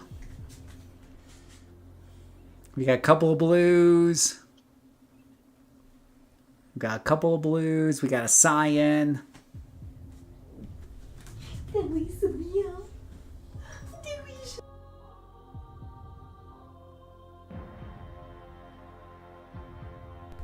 Alright, so let's try blue. Let me see what you guys are saying about Booster Gold. Been a long time since I looked at Booster Gold. He's very blue and very yellow. So if you did like yellow, that's Booster Gold's colors, I think. There's Booster Gold. And then there is, oh gosh, now we have a tie between blue and cyan. So let's do, okay, so we're definitely set on cyan or blue. Let's do the other color first. Should we pick yellow like Booster Gold? Should we pick white, yellow, or black, or green? White, yellow, black, or green?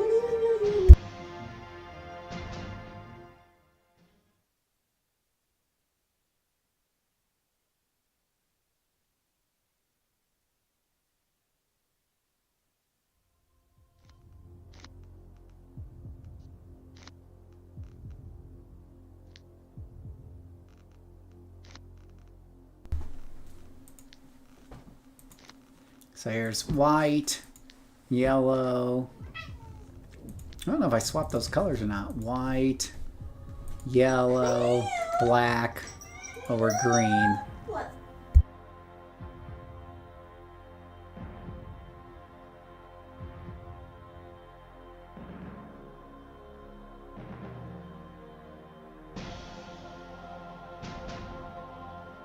Okay, I think yellow wins. Maybe a lighter yellow, but yellow wins. Okay, so with this yellow, what goes better? Light blue. Let's call this, I don't know what these names are.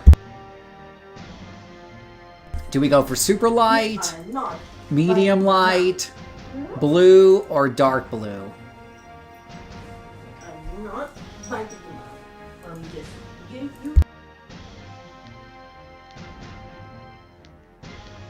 Cyan, sky, baby blue, and dark blue. No. Well, I can do that. I don't know if it makes much of a difference.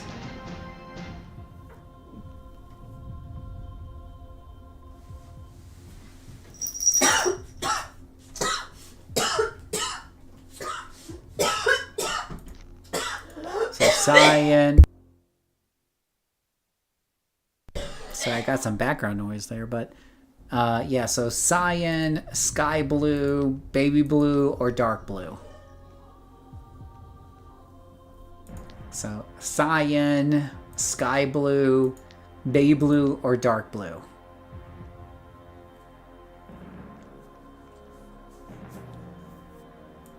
Cyan, sky, baby, or dark blue. So we're saying dark blue. Okay. Seen a lot of dark blues. One cyan, but mostly dark.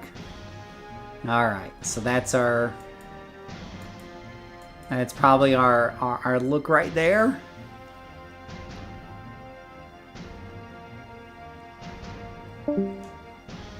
Yeah, yeah, a bit more in background. I know, right? Yeah, she'll survive. She'll survive.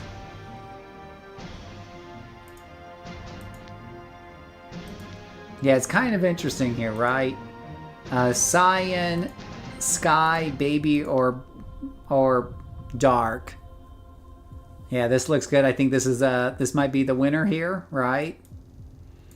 Now we haven't even started doing the details yet, but this might be like our base to work off of, right? Now, do I need to make this? All right, so now we're going to play a game of darker or lighter. So this is the color. Let's do we want darker or lighter blue on the scale for the blue? Darker or lighter? Or keep it the same. Keep it normal. So this is normal. This is the middle. This is darker. And this is lighter. Right? We have some lighter choices there.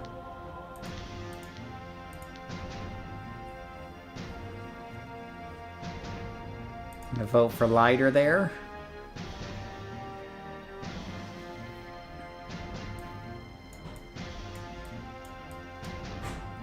Told you guys this would be fun. We're making a character together. Got another vote for lighter. Lighter sounding good. I always like normal.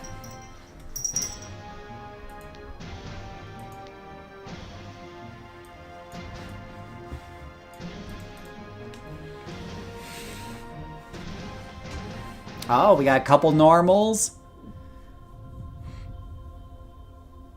Light. We got another light. I don't know what 9 blue on the right side means.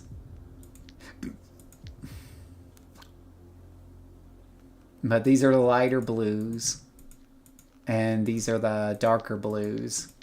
But I hear a lot of either normals or light.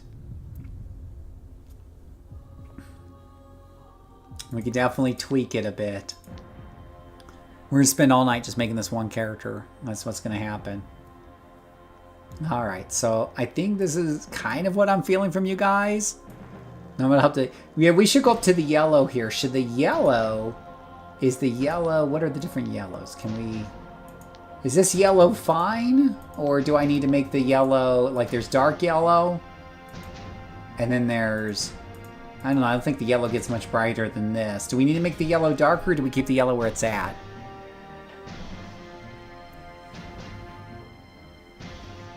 Are we okay with the yellow?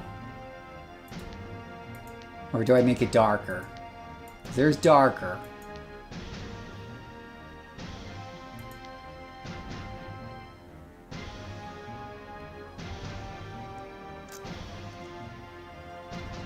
I think this current yellow is probably fine. And then what skin color? We have... Now, we probably wouldn't make her weird colors. I wouldn't think, unless you guys want to. But we got, of course, the normal Caucasian. We could try to make her more Asian-y looking. We can make her look a little bit darker skin, like Hispanic. Or we can go for, like, Storm African.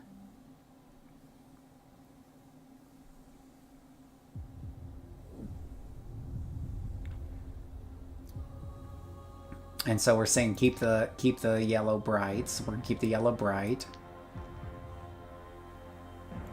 So we have Caucasian, Asian, Hispanic, or African. I think are your 4 major choices, or alien.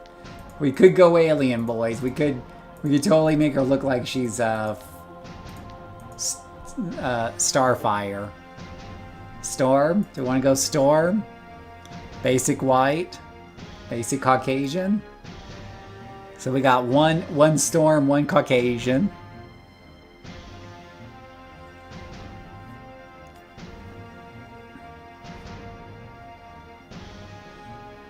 Okay, I know there's less responses on this. Nobody wants to touch this one with the 10-foot pole. Goth girl. Make her as pale as possible and give her like dark eyes and stuff. You could totally make her like very blanched out white.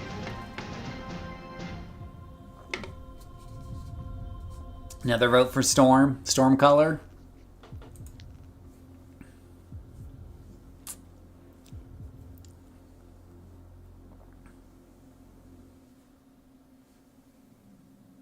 Blue!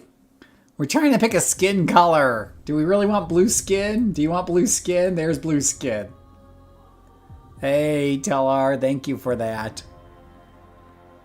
Looking bored when she's white like that? Oh my gosh.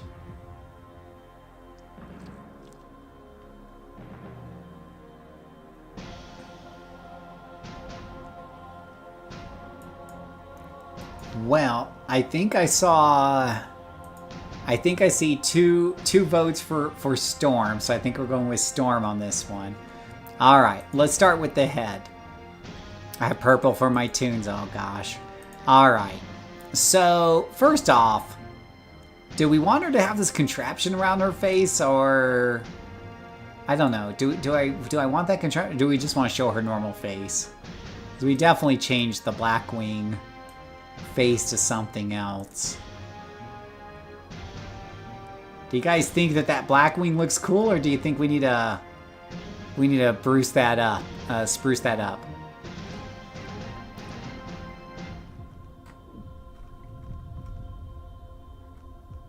Yeah, we're gonna add hair. Like, there's definitely add some hair, right? And we can turn off this costume link, make the hair color. We'll just do that for the moment so it looks halfway decent. We'll do the color details in a minute, or hair details. But the question is, do we want that face Do we want it to be Blackwing or do we want it to be something else? Like, do we just want it to be face or you think it should be something else? Yeah, when you say you like it, what do you like? You gotta, there's a lot of delay and a lot of, so when you guys are putting comments, make sure you give me details because there's a delay and I don't know what you like. There's at least a 30-second delay on this and I probably already moved on to something else. Do you want to keep this goggles look or goggles on top of head? Where is goggles on top of head? Goggles? Is that a thing? What is this, Blackwing goggles? Is it just goggles on top of head? Gunslinger, there's bows. War horns. Because why wouldn't there be war horn? Oh my gosh, there's everything except for goggles on top of head.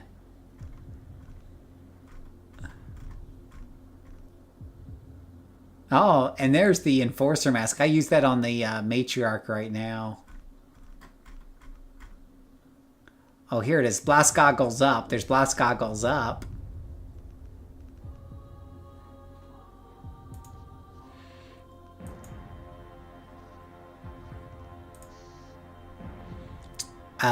Let's see here. I like how you see the current. I've already moved on. All right, so okay, let's start off this way. Goggles, or let me see. Is there? Oh, let me see. What is this? Blackwing is the microphone piece.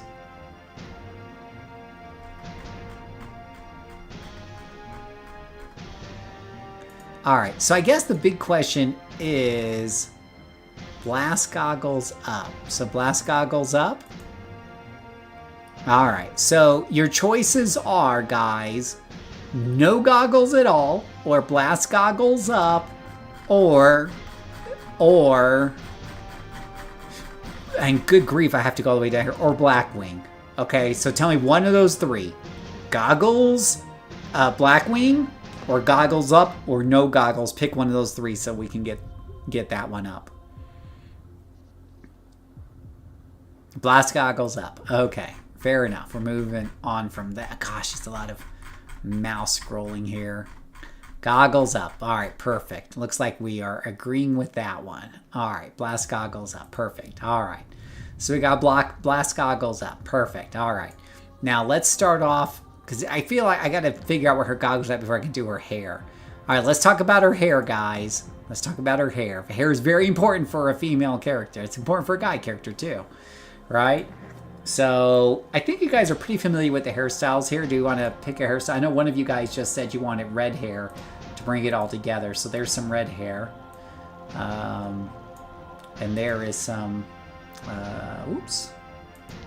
Uh-oh. What did I just pick? No, I don't want to pick red skin color. Gosh, how did you get from stupid freaking City of Heroes?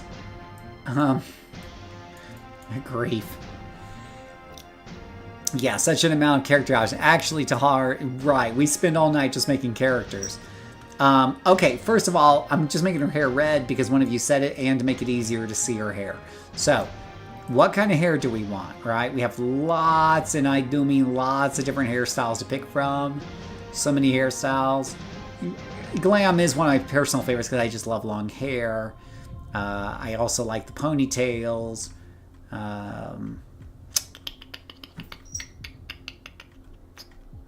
But you guys can tell me what you like. Start yelling out things. Now we can color this, of course. And that's kind of an interesting look for her, actually. That might be more... actually could kind of fit in kind of well. Let me see what this does with the colors on this. Yeah, because you could do a yellow on that to match her outfit, or a blue. That's kind of interesting. Make her hair black on that. Huh. That's actually kind of interesting. Let's see what you guys are saying. Mohawk. Don't know what the amount of wonderful characters. Classic Storm Mohawk. I'm hearing Mohawks. Let's see what we got for Mohawk here. Let's put a Mohawk on her.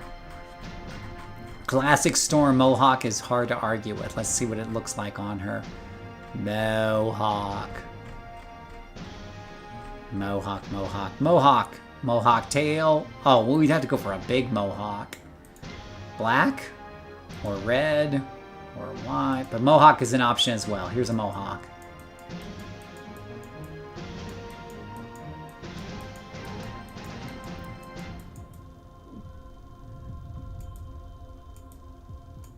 So do you like... it sounds like most of you like mohawk. Do you want white, red, black? Phantom, you say I like it, but I don't know if you meant the mohawk or the... or before I had the bandana with the... what are they called?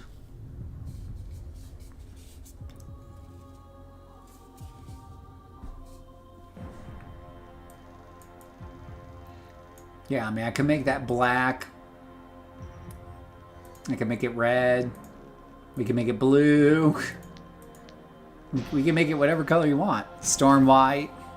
Is there a shorter mohawk? There is, but it's really short. It's like there's two versions of mohawk. Either it's really way out there or it's really in short. Yeah, the bandana. I like the bandana one myself too. That's true. The braids and the beats look better.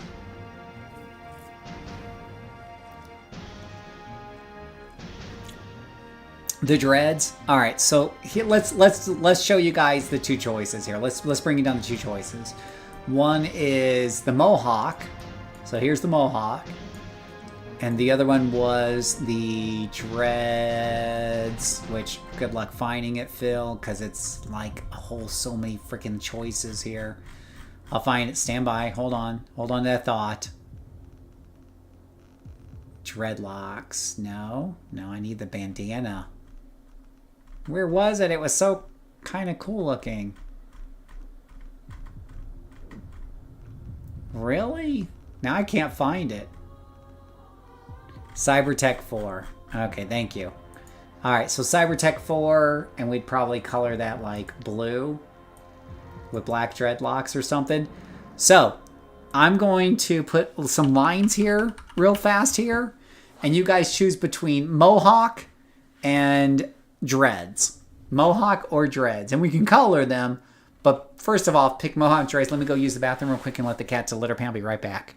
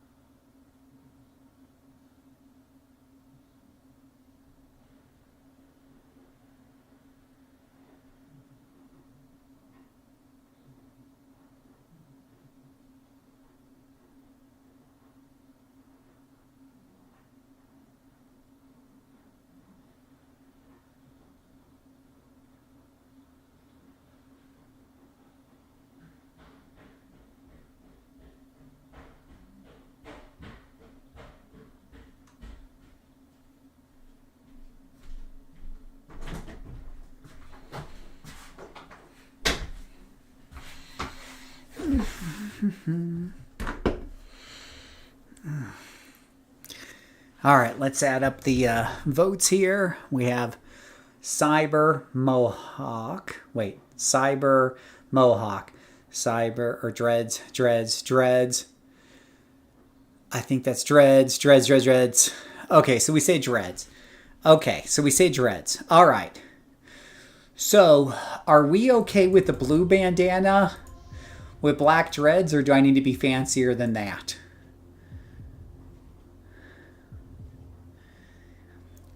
Are we okay with blue bandana and black dreads or fancier? And while you guys are thinking about it, we're cracking open a cold open.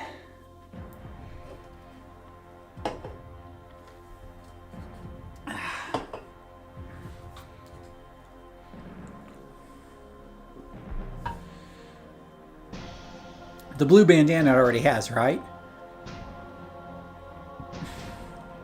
Blue is the wrong blue. You want me to go for like more blue? One right, like over here? Like this blue? This blue right here? Hey, Talar. Cheers, exactly.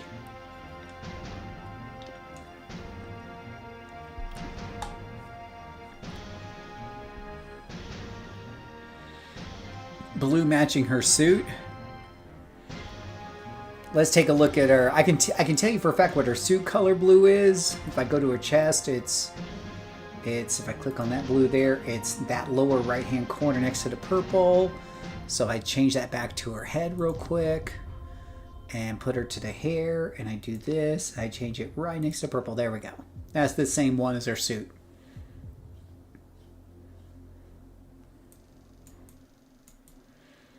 I really do like that. I will say you guys have chosen pretty well. I mean, from my perspective, I love this dread look. I don't have any characters with this look right here. So I like the fact that she looks different than my other characters. You know, we have 50 characters. Originality helps.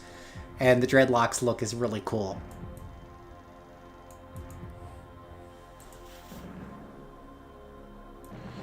Okay.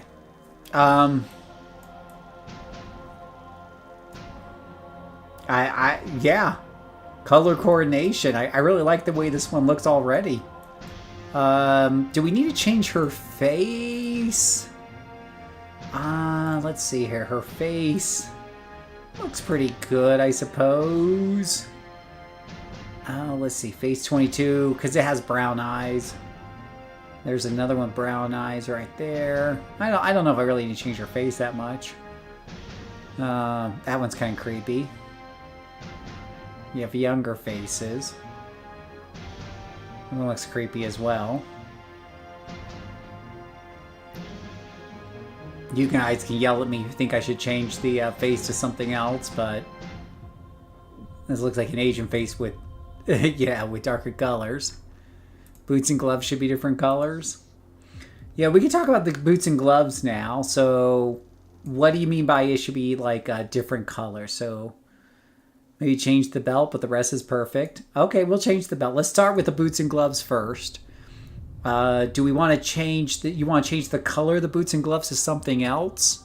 Like, do you mean from the rest of the outfit? Hopefully not from each other, unless you want it to be a synchronous or a color synchronous, whatever it's called. Change them to a lighter color. Okay, let's give it a shot. Upper body. Let's do glove details. Blackwing gloves. We want a lighter blue. So, do you want like a cyan? So I don't think I get lighter within the same row of blue. Do you want me to pick like a sky blue? Or a white? What do you think? Or are you talking about the yellow?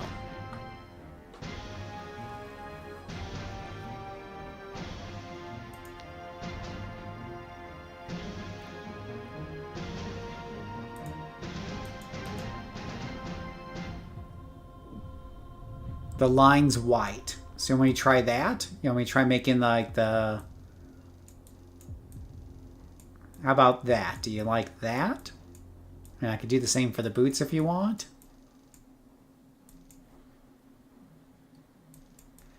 Switch the colors around. So this is what it would look like if I switch the colors around. And I switch this to yellow, I mean. Oops. Switch it to yellow and then switch this to the blue. It would look like this.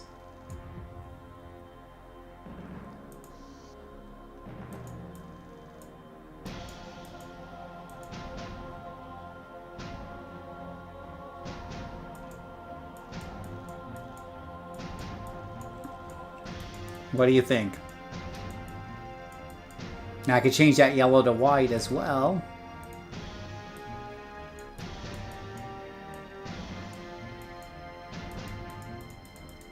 What do you guys think?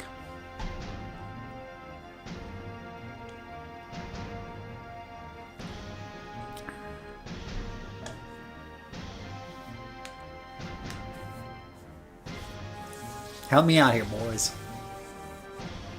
Do we like that changing gloves?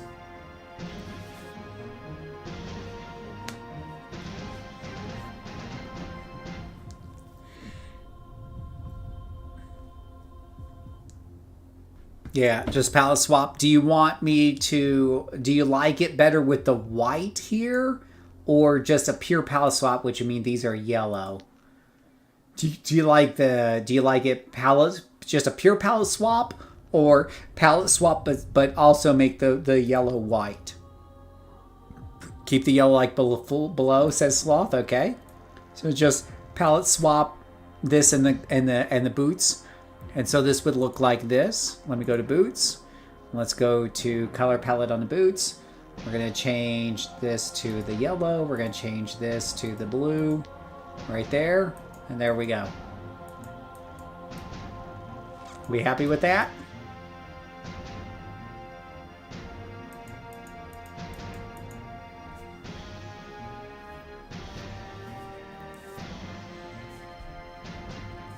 All right, let's make this clean. Number one, I want you to vote palette swap. You want me to palette swap the shoulders as well? Should I palette swap the shoulders? I'm hearing palette swap the shoulders. Upper body, shoulders. Palette swap.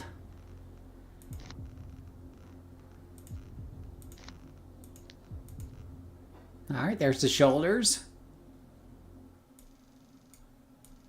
Oh, thank you guys. This is a community effort. Like I said, this is a community effort. Yeah, no, thank you. It is definitely the best character creator ever made. I had somebody arguing with me that they thought Champions Online, or was it DC Universe, was better because in those you can build a character that looks like Beast, and I'm like, okay, maybe you can build a furry character in that one, but this one gives you so many ways to build non-furry characters. All right, so we're all happy with this. We want to change the belt next. The band's been in with the arms now. All right, so let's vote. Did you guys vote shoulders better as yellow swapped or blue?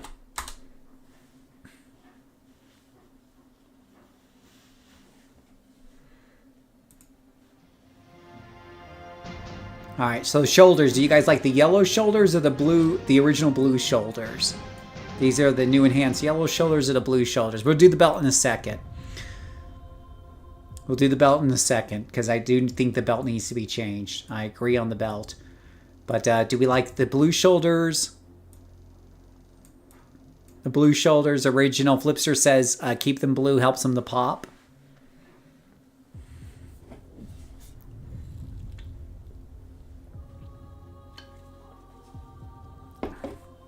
Blue shoulders.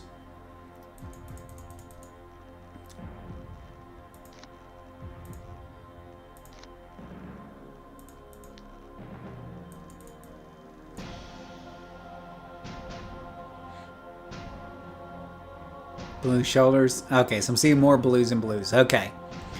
All right. All right, so we're going to keep the shoulders blue. I think there's a lot of people saying blue shoulders, but we did like Yuki's suggestion to make the gloves and the boots have the yellow shine to them rather than the blue shine. So we swapped those. So that's a good suggestion on Yuki's part. Okay. Let's talk about this belt, guys. Let's talk about this belt. I've heard you guys mention the belt a few times. Let's talk about the belt. She doesn't want the Batman belt. Do we have a particular belt we want to see? Is there a particular belt? And I am going to change the belt color just to make it easier to contrast. I'll change it to like this brown for a second or something.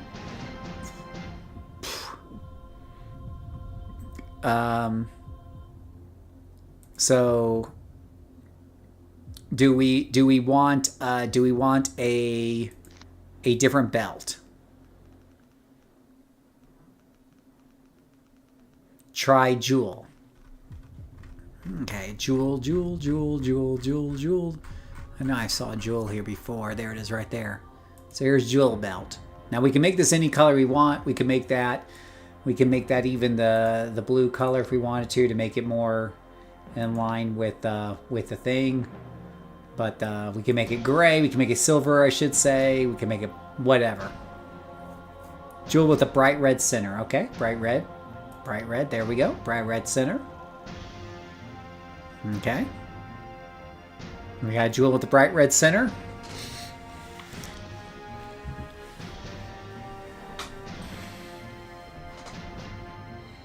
We got a nice jewel here. Are we okay with this, boys? Do I need to look more belts? Are we good with this belt?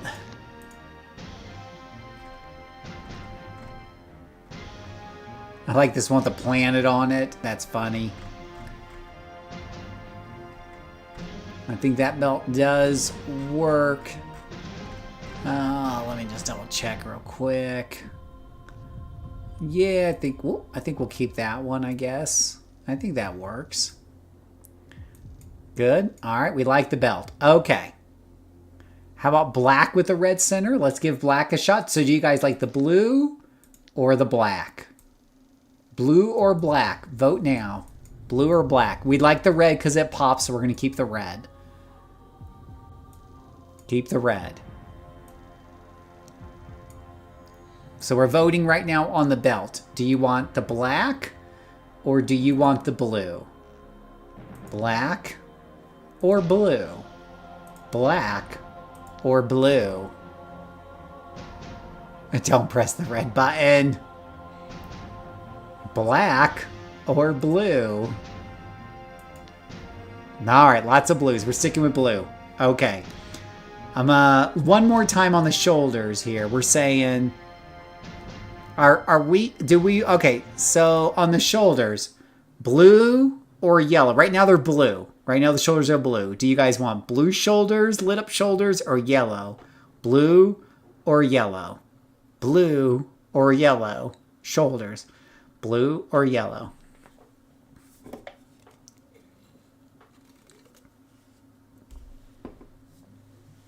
No, you're getting it, Real Monkey. I just had my eyes done not too long ago, so I'm like, number 1 or number 2? Number 1 or number 2? Number 1 or 2? Yeah, and I will probably make alternate outfits for her later on. So this is hardly the end, but we're going to start off with this one, so it is important. I have 1 yellow, 1 blue. 1 yellow, 1 blue. 1 yellow, 1 blue. Telhar is saying yellow. 1 yellow says 2 yellows, because if it matches the gloves and the boots, it has to be yellow. We have 2 for blue shoulders. The problem with I think the problem with the yellow shoulders we were talking about before is that I'll show you the yellow shoulders, was that whoops, that's the belt.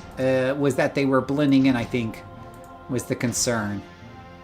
I guess I should show you guys what the shoulders look like. If they are blue and yellow.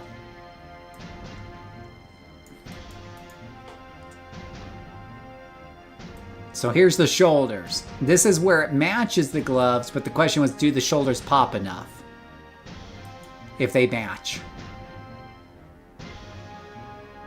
Suddenly my eyes dilated. Focus here, monkey. I need to finish this character tonight. So yellow shoulders or blue shoulders?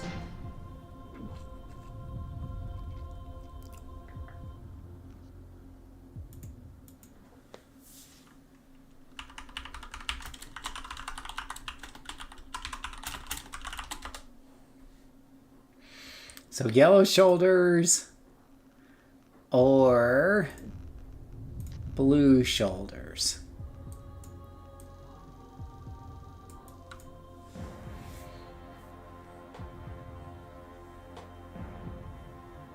Color navy. No, we're not doing navy.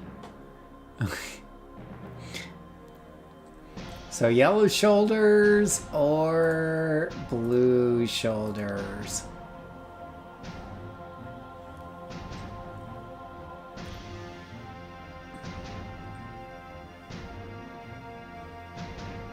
Okay, we're hearing more on blues. It's close. It is very divided, but we're gonna go with. It looks like we're going with the blue on the shoulders. This is the blue on the shoulders. Okay. All right. All right, we got blue shoulders. I think she is mostly done, but we do need to do the back details. Okay. We do need the back. So do we want to do, does she get no backpack? Does she get a cape, a full mantle cape?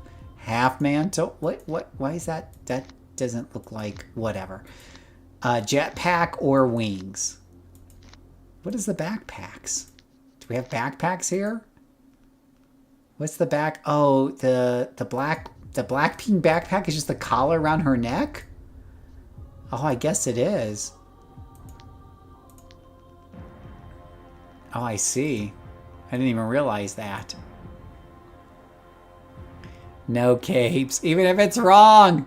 Bunny tail, we are not doing bunny tail. I'm vetoing the bunny tail, okay? Do you want, okay, do you want capes? Do you want cape? Do you want a cape, wings, or a backpack? Capes, wings, or backpack? Let's start with that. Capes, wings, or backpacks? Vote. Capes, wings, or backpacks now. Capes, wings, or backpacks. Let's get it down to capes, wings, or backpack, right? I like how she can pick a wicker basket. She can literally pick a wicker basket. There's wings, right? We've all seen wings before. Everyone loves wings. All kinds of wings, including bat wings, whatever. And then you got capes, right? Capes are a thing. Superheroes use capes. Capes, wings, or backpacks? Or nothing. Right, nothing is an option. Right, I don't know why I didn't say that. Capes, wings, backpacks, nothing. Well, nothing might be the backpack because she has her collar, but you know. She is mutant. She is mutant origin. We pick mutant origin. Storm needs no wings, cape, or nothing. So I'm seeing a lot of nothings. Or okay. All right. So let's take a look at the backpacks because you guys are definitely against the wings or the capes or anything like that. So look at the backpacks for a minute because I think her if I can find it for a second here. Oh wow. Oh, that's impressive. Vanguard, wicker basket, rustic clockwork. Okay. So the Blackwing collar is apparently a backpack. It's a collar around her neck. Do we want that back? That's technically a backpack. It looks like a collar to me, but do we want the Blackwing thing around her neck? Or no? Or do we want a different backpack? The spine one? Let's see. The spine one. Is that literally called spine?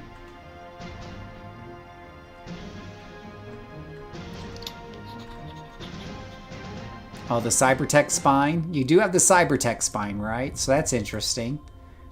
That's very interesting. Yeah, that's pretty cool.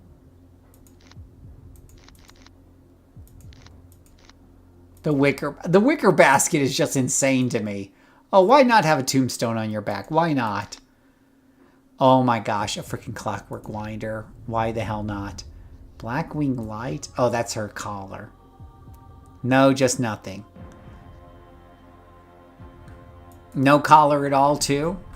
I'm okay with no collar. I'm just asking for a friend. Nothing. Just nice clean, right? Keep it clean. I'm okay keeping it clean. Oh, gosh. There's a Steamwork backpack because why the hell not? Blackwing heavy. Cyberspine looks nice. I'm seeing a lot of nothing, so I'm going to go with nothing on this one. Keep her clean looking, which is fine. That's fine.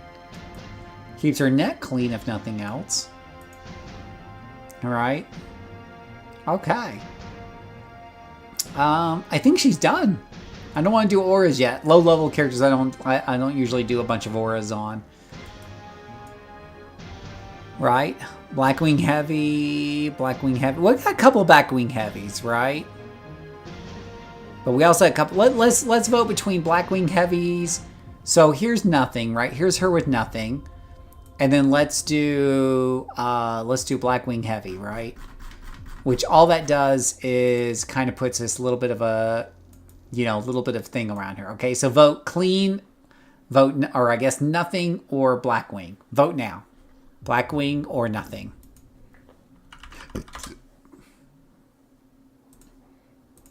I guess Blackwing Light doesn't put that thing on her back, but then you have this weird floating collar.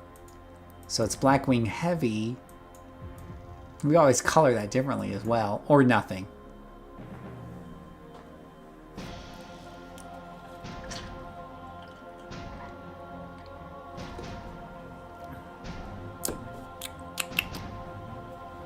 Alright, nothing wins. I'm seeing a lot of nothings in a row. Alright, so none at all. Alright, now guys, we gotta come. We finally finished the character. Oh, we haven't finished the character. Okay. Yeah, the nothings have this one. So, on her radiation powers, what colors should they be? Should they match her colors of her outfit, or should they be a different color? What do you think? And should they be, I guess, should they be bright or dark? For the solar radiation look? Okay. Yeah, I'm pretty sure, you're right. I'll check to make sure it doesn't have an aura present. No aura. She has no aura. Yeah, I don't want an aura on this one right now. When she levels up, we might give her an aura later, but we'll start her off. At level 1, you get no aura. You have to earn your aura. So we're saying if we do a solar radiation look, is that dark radiation or light? Is that bright radiation? If we do the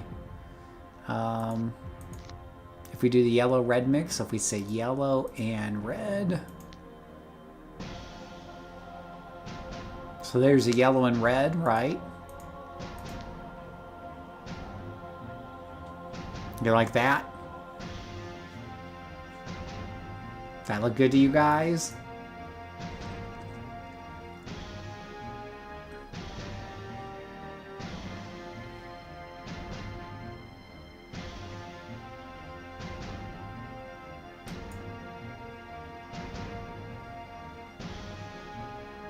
Like the red yellow.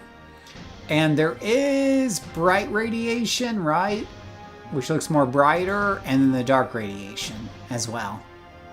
Bright green yellow. We have a green yellow, so here's what green yellow looks like. And bright. There's a bright green yellow.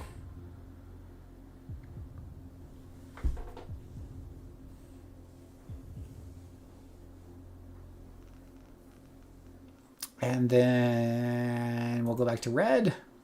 Red, yellow. This is bright. This is dark. And this is dark green.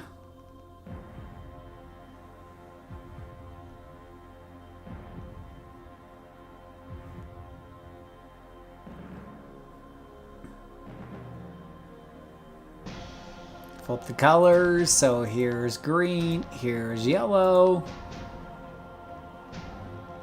That's dark. This is bright. And then this is red with yellow. All right, so we all agree with yellow. Let's first vote green or red as the other color. Green or red, vote.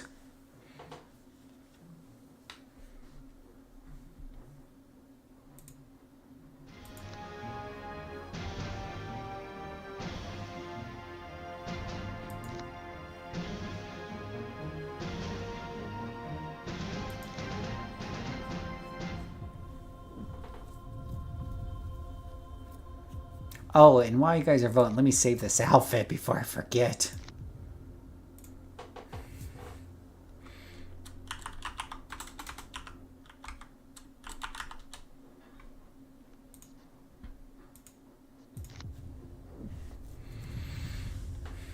All right, the reds. Oh, it's getting closer. Green, red, red, red. Wait, green, red, red, red, red. Green, red, green, green. Red. Okay, so red barely wins it. Okay, so red wins. Okay. Do we want... I guess we want bright radiation, right? So I put bright on all these powers.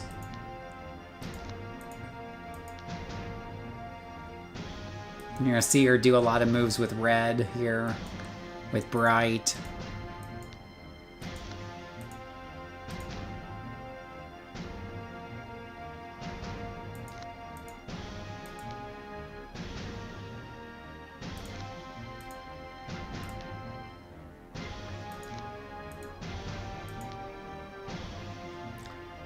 Alright.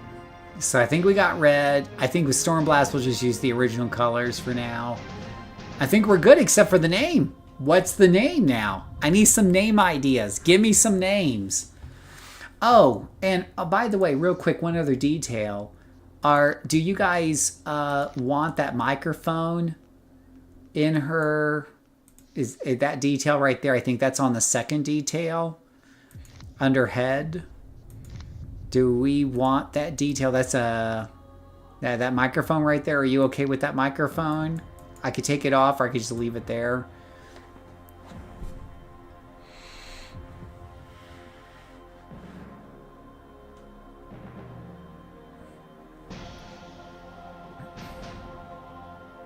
Is she a streamer? Right, she's using the microphone because she's streaming while she's killing bad guys. Stormy inflection. Brady Annie. Oh no.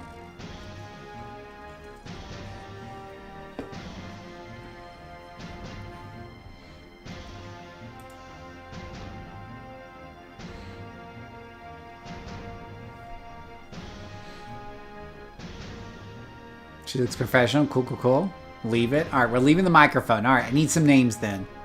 Wanda. I need... Stay away from him or after powers. Give us some good names, princess. What do we need?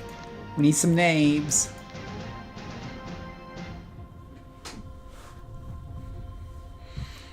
We need some names.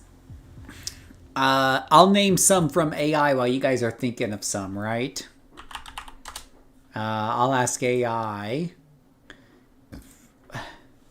What are some good names for a superhero that has storm and radiation powers? And let's see what it comes up with.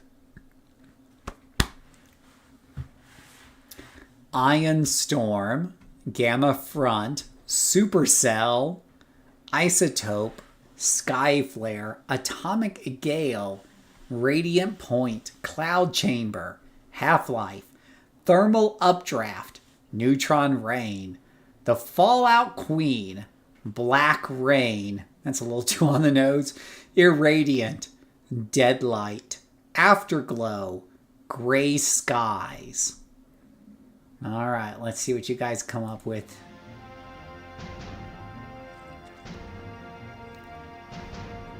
Atomic Twister, let's see if that's...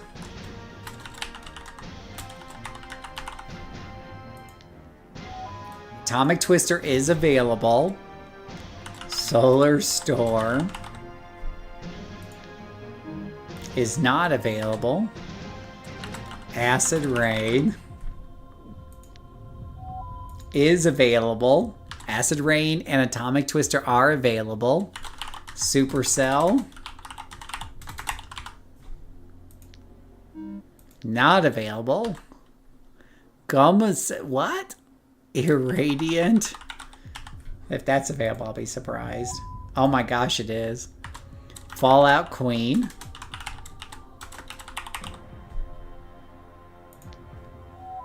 Fallout Queen is available.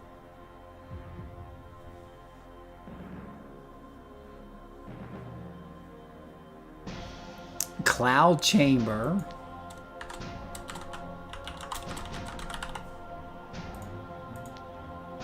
That one's available. Fallout Queen. We got a lot of Fallout Queens available. thumbs up on that one, Gamma Gal. Not available.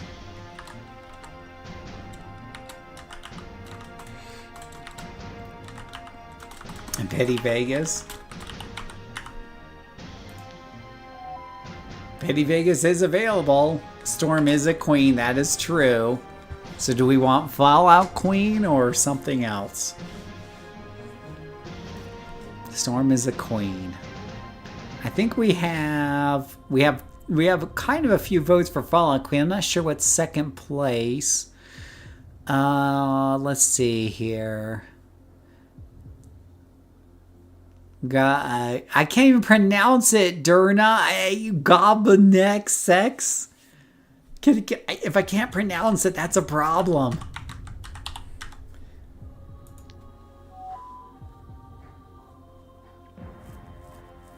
All right. Do we have like... Okay, so Fallout Queen has obviously got some people who support it. Is there a second motion for one of the other names? Is there anything that even competes with Fallout Queen? Because I see a lot of people now kind of voting in on Fallout Queen.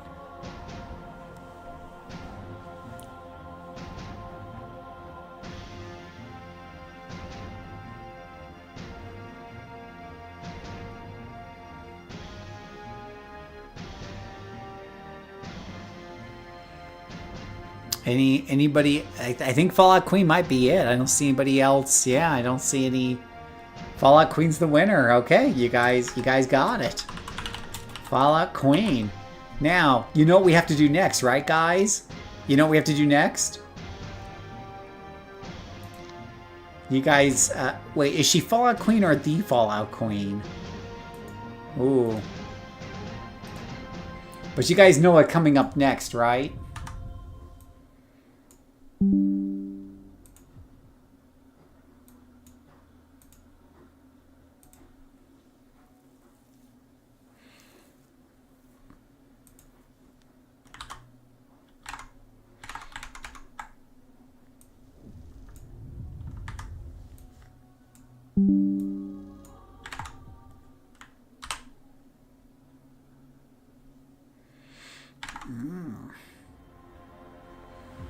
It's just Fallout Queen, know the, right?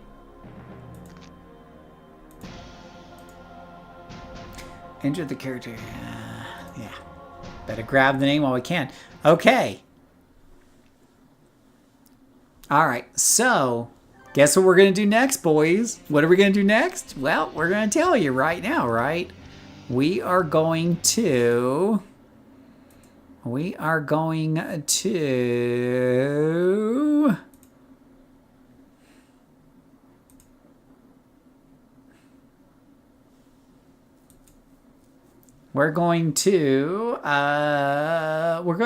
do the artwork thingy, right? We're gonna do the artwork thingy. We gotta do the artwork thingy, right?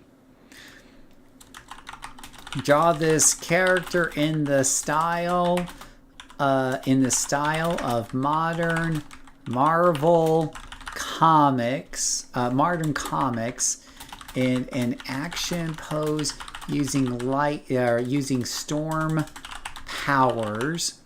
I won't emphasize her radiation just yet. Against a black background. All right, so let's see what the AI comes up with here for a picture.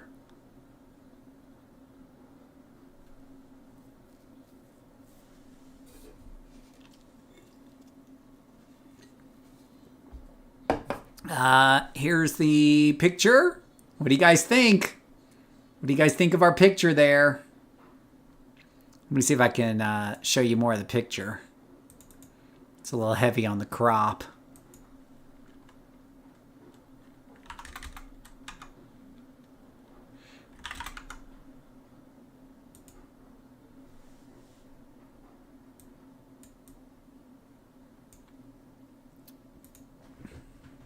This is Gemini. I got a video on it. You'll find it in my new I think it's in my new player playlist, but yeah. Isn't that a pretty cool picture, guys? I like it. She looks like she's ready to roll. They even managed to get some radiation in there, even though I didn't ask for it.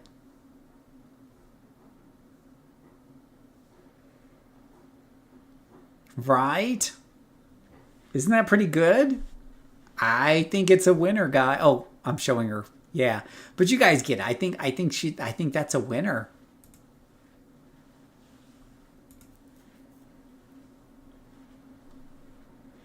Yeah. Yeah. It's one of my most popular videos. Yeah, she looks great. Yeah. Yeah. It definitely is a little bit focused on her fist, but sure, sure. That is gas. It is. It is hot. It is hot. It is hot. It is hot. Let's go ahead and make her for a character now for my my overlay with you guys here. I got to edit it just a minute, so give me a minute to like edit the picture a bit, and we'll get that up to you guys here in just a teeny tiny titch. That usually takes me a few minutes to edit these guys.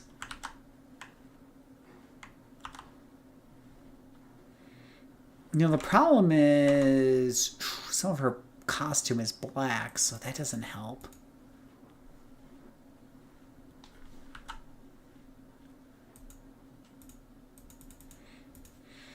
That doesn't help.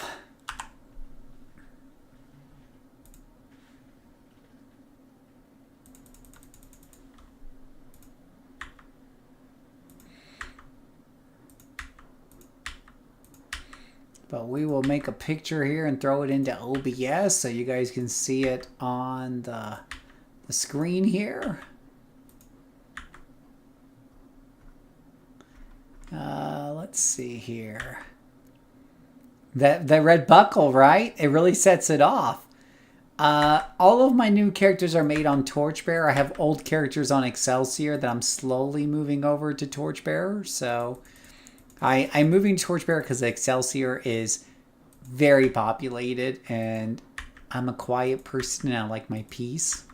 So I'm moving to a more quiet server.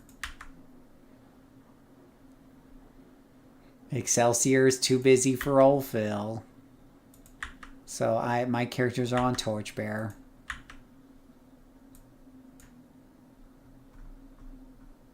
They are.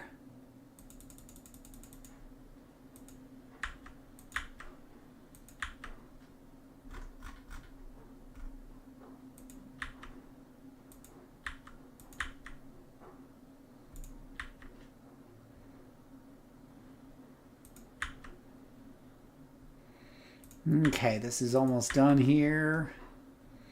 I can put this on the screen here in just a minute so you guys can see what we created together. So we created this, guys. This is our community corruptor, right? Let's take a look at what she looks like. Save this as... what do we call it? The Fallout Queen. Fallout Queen. City of Heroes characters, PNG, Fallout Queen. Okay. So this has been a, let's see if we can now bring this character over to here. Fallout Queen. Browse for Fallout Queen. Fallout Queen, Fallout Queen, Fallout Queen. Boom. Can I turn this character on? Shaboom. There we go, guys. Fallout Queen. She's on the screen there. Look at that. Yeah. 1,001 subs. Well, thank you for that, Robert. Most of my reunion for years now, I have a couple on Excelsior because sometimes I like a crowd. Yeah, my original characters are on Excelsior. I used to run a guild there called Good. You might have heard of it if you were around 2 years ago. Good and Too Good and all those goods. What do you guys think? Pretty cool, huh? Now, this is going to be our solo self-funded character, no double XP, guys. This lady is going to have to level up on her own without help from my other characters. That's the rules. And I will make a series of videos on her where I read all the story arcs out loud that she does. And yeah, she will not give any hands up. She'll have to work. She'll have to work for it all. She has to work for it all. Oh, yeah.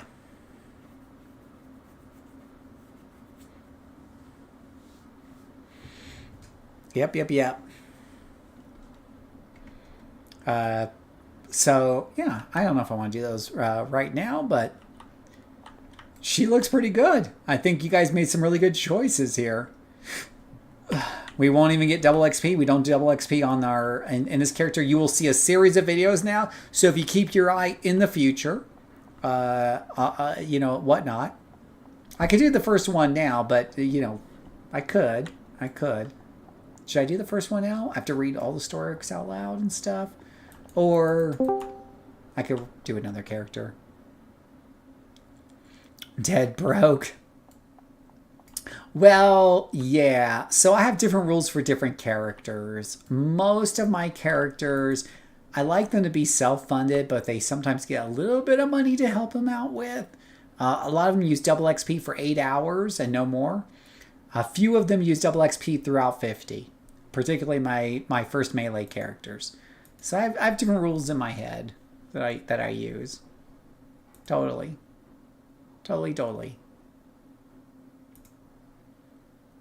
Yeah, well, it was you guys who got to pick the nice looking characters, right? So, how many of you in the chat channel know how to get 2 million on your character, or don't know how to get 2 million on your character within the first hour of play? Do you want to see me? Well, I may not get her to 2 million. It's easier to do 2 million on a villain in the first hour. On a hero, you might get 1 million. But I could play her through the first story arc or two and get her up to 1 million influence in the first hour play and make video. I could record the videos on it, or I could do that on a different. I could do that on a different character.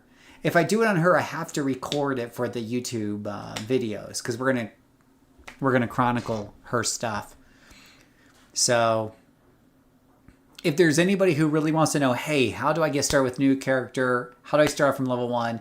How do I get to 1 million or 2 million influence right away so I can start buying SOs pretty early on and not worry about money? I could do that either with her or with one of my other level 1 characters that I just made today. The catch is if I do it with her, I do have to record the video for YouTube because her story arcs are going to be recorded in a playlist and whatnot. So you guys can let me know. And happy 1K subs. Thank you. That's very nice, brother. Yeah. So give me 1 second, guys. I'll be right back. I'm going to go use the girls' room.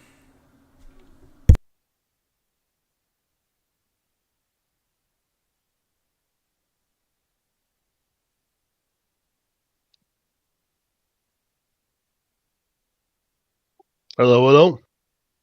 Oh, hello. Welcome to the stream. How's it going out there? Doing well. You? Doing all right.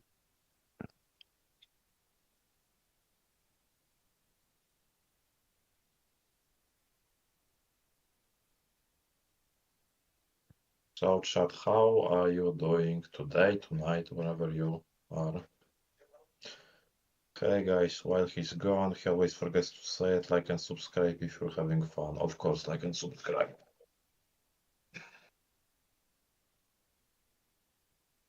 Sure enough.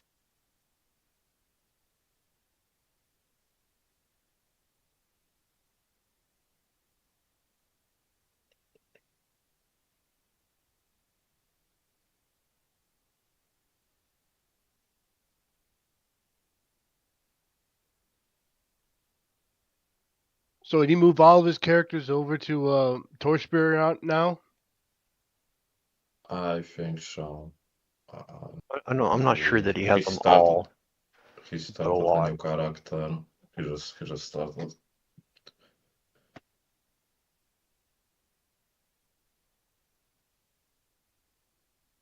Just finished doing Tin Man and Apex and Ricky Warzone. Took 26 minutes, 14 and 13, 27, but it was 12:58.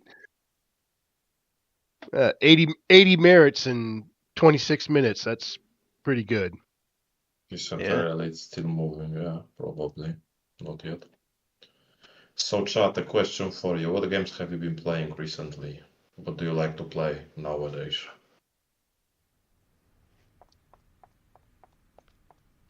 Happy 1000 to you.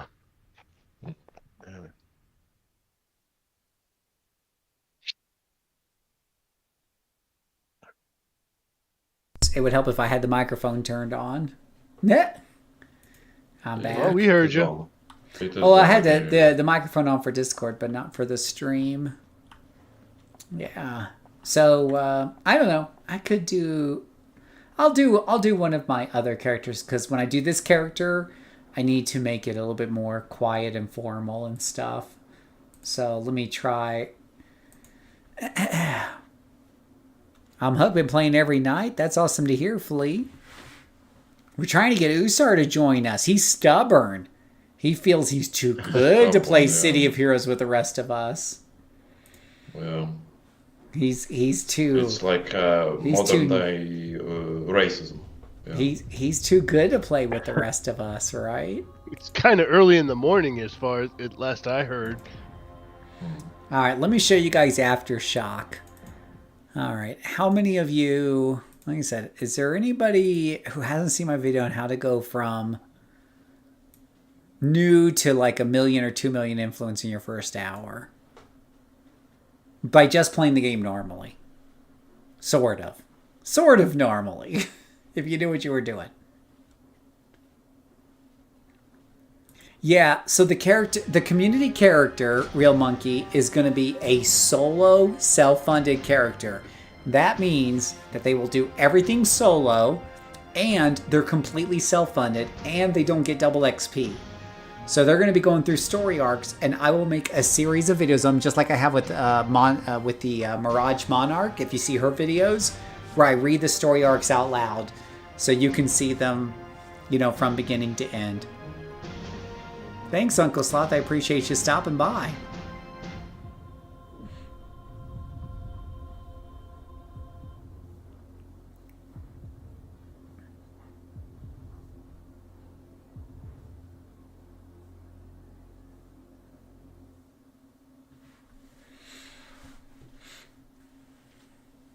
Hello, hello. Hey, hey. Yeah. So we're just I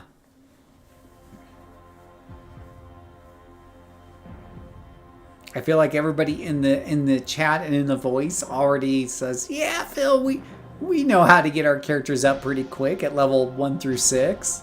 We know how to make a lot of money while doing story arcs and exploration badges. We saw your new videos, so we're cool."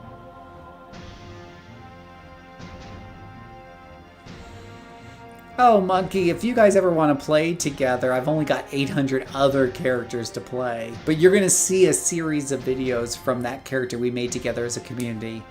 You're going to see, she's going to be... If you go to my playlist, if you go to my videos and you go to playlist, there's a playlist for new player videos, there's a playlist for character spotlights where I go through all of my old characters slowly, one at a time. I think there's like 5 or 6 done so far. And then there's a playlist for Mirage Monarch, the villain. And I've done 10 or 12 videos on her where I'm literally going through solo through all the story arcs, reading them out loud for your listening pleasure.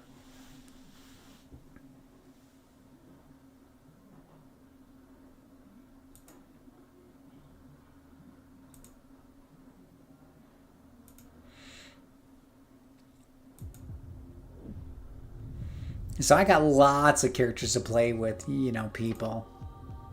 Especially Firebug.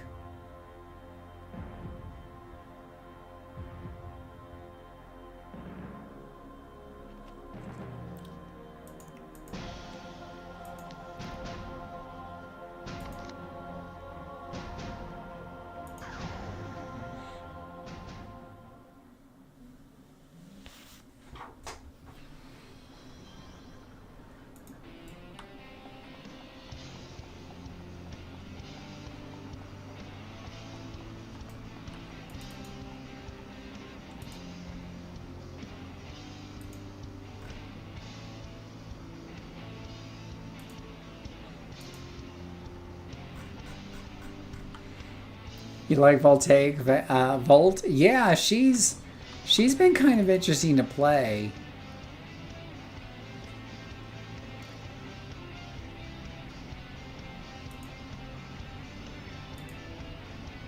She has been a different kind of sentinel. Let's put it that way. She has definitely been a different kind of sentinel.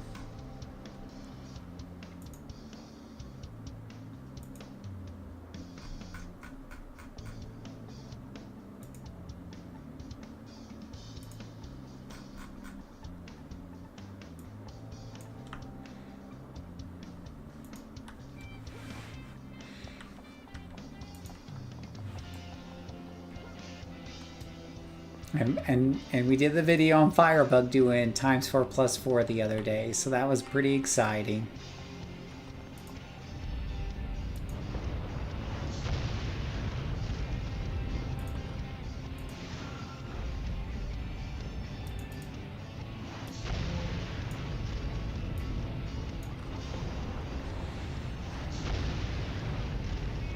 Have it on Sunday. I hope you get that figured out, Will.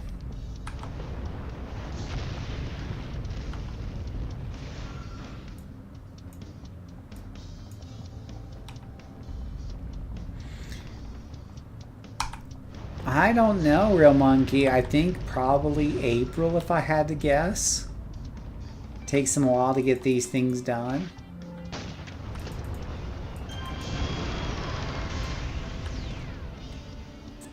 Takes them a while to get them done. That's true, true, true.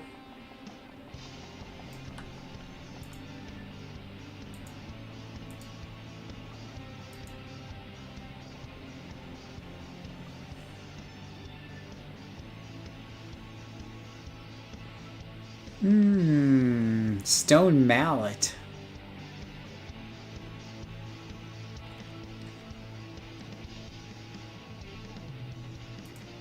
Stone mallet does 17 damage. This does 10 damage. And holds them down. Immobilizes a group of foes for a whopping 3 damage, but 16 targets.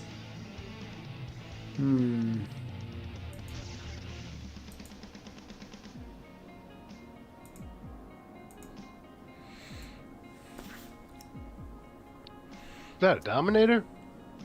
This is a stone dom. She is whatchamacallit? Yeah, she is somebody. She is Aftershock.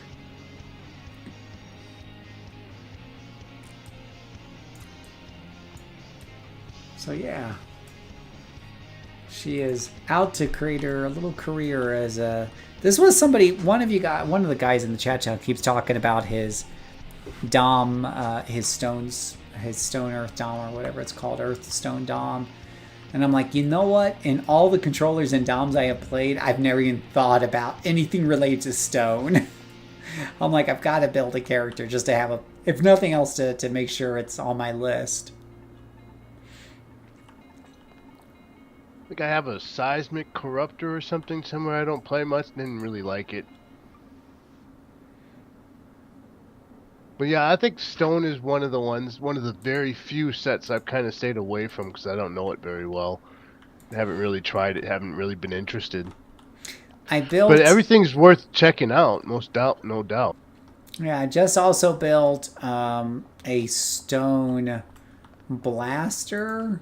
Stone blaster, because I did a stone sentinel and I didn't like that one too much, but I did kind of like it, but the problem was what kind of made me cranky was I realized a little too late was that what is it, Earth Assault has long range AoEs including its big nuke. So, generally speaking, I like to put those on blasters, and I like to put those with PBAOEs like fire on sentinels. I know stone tanks are really good too. They can take, they don't get a lot of damage put on them, because I think they actually have a little bit of both, that defense and resistance at the same time. It's kind of weird. They can't move anywhere, but they're shifty in place or something. Yeah, I had one friend who played one of those, and it was kind of odd playing with them because like, oh, I can't move, hold on, or I move real slow, or whatever that thing was. Yeah, mud pots I think is the it's one of your toggles that slows him down. It also slows you down The only considerably. character I have teleportation for, because you can't. The stone armor has a neg fly. Yeah, Neg jump. yeah, that's very true. Most people who have a stone of some sort, like stone armor, they usually take teleport because that's the way to move.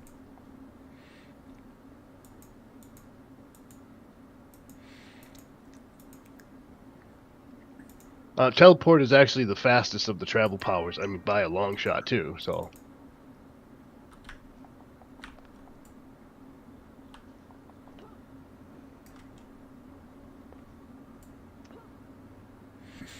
Yeah, doesn't sound like a...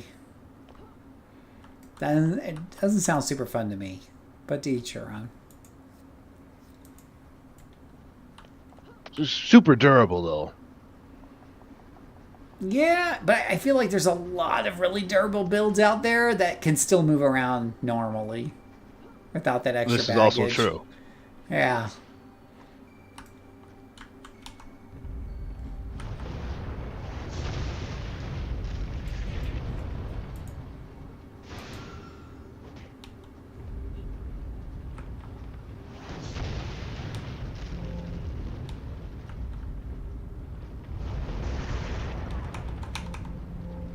Yeah, I'm with you, Flea. I usually use fly on most of my characters, occasionally jump where it makes sense. But teleport's not something... I think I had it on... Out of the 50 characters I have it on like 1 or 2 characters. Yeah, I don't have many either. But yeah, it is the best one. I mean, my favorite character, Night Stitch, which I put a picture up on in your art section, was is one of the teleporters and super fast.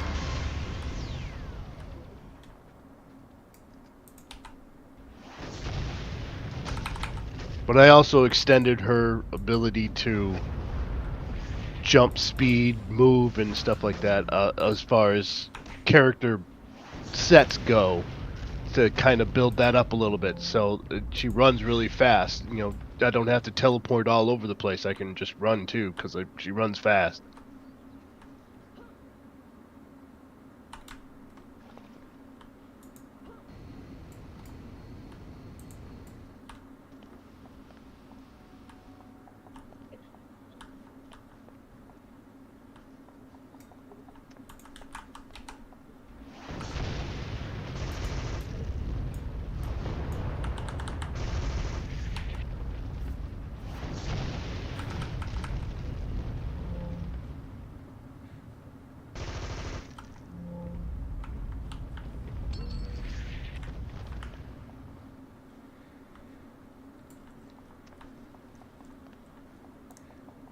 Oh yeah, and Realman triple slot flight for optimal flying speed.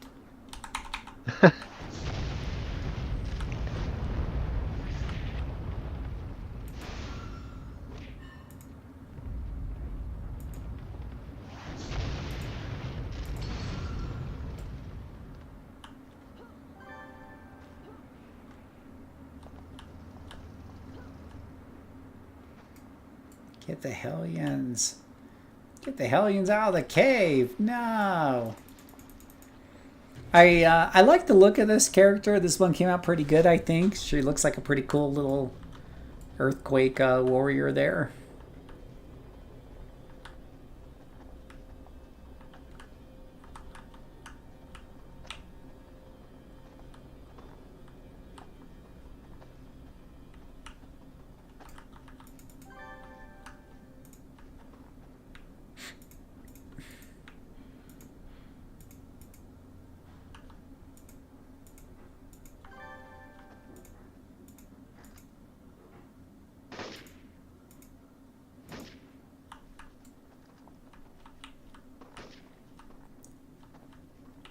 Like, do you guys really want to fight me so much?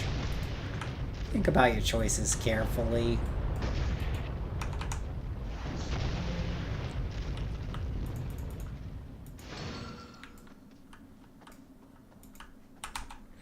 You know what? Everyone gets to die.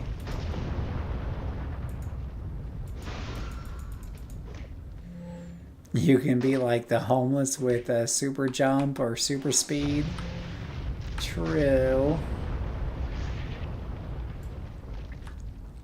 I think I did put super speed on one character somewhere. Just for entertainment value. I thought it was because you didn't have enough frustration in your life. Mm-hmm. Pretty much.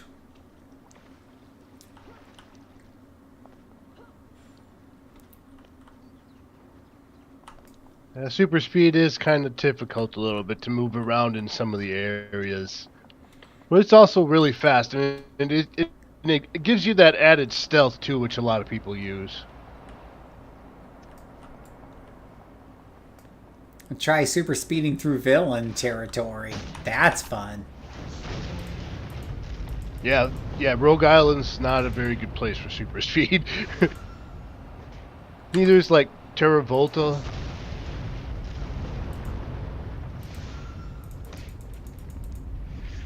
Can be a little difficult through like Steel Canyon and Skyway. Try Fault Line.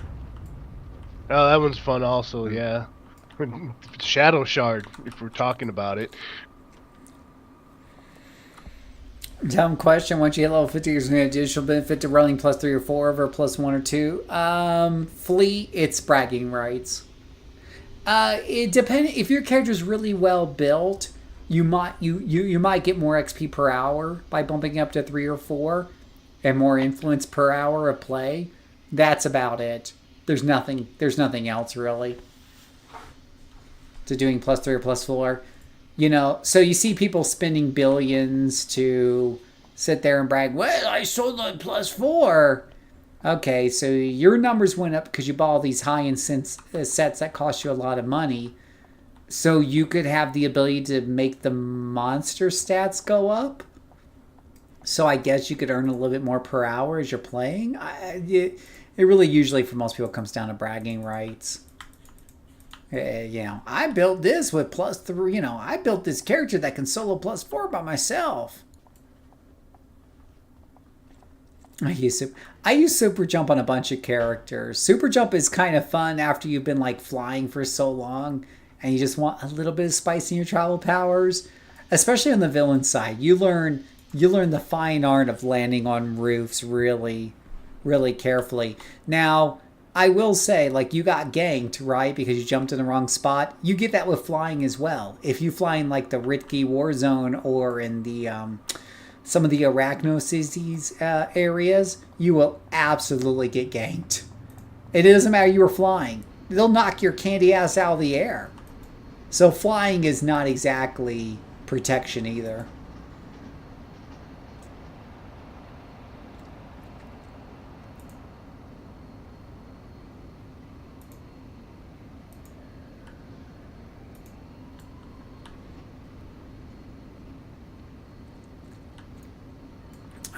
Let's see, where's my map at?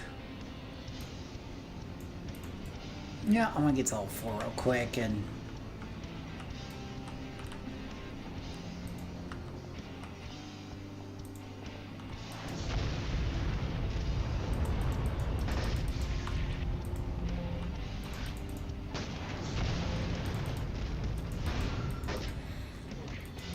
Princess wants to get to level 4, then she'll go do the next quest.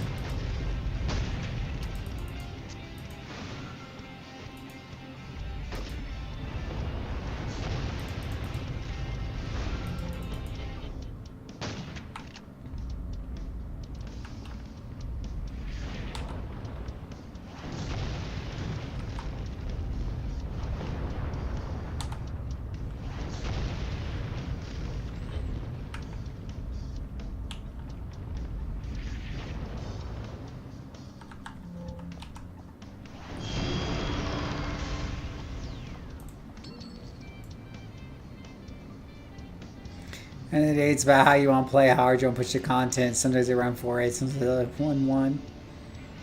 Yeah, like I've got a video of Firebug doing 4-4, But I did have to like really focus and play well in order to be able to handle that, on top of her build being pretty kind of decent.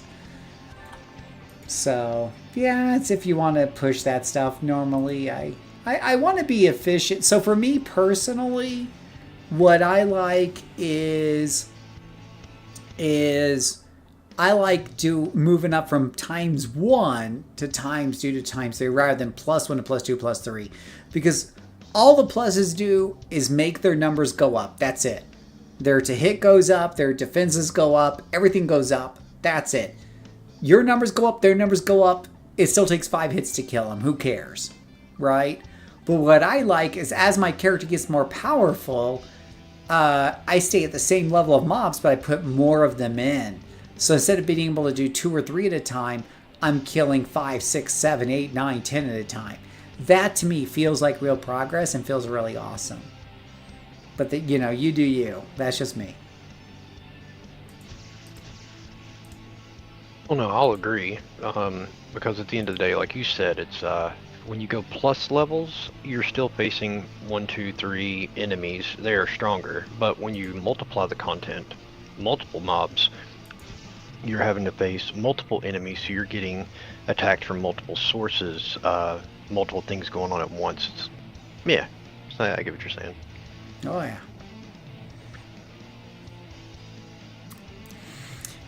Maybe I'm stupid, but you would think killing faster +2s eventually earn you more than slow killing +4s. Oh well.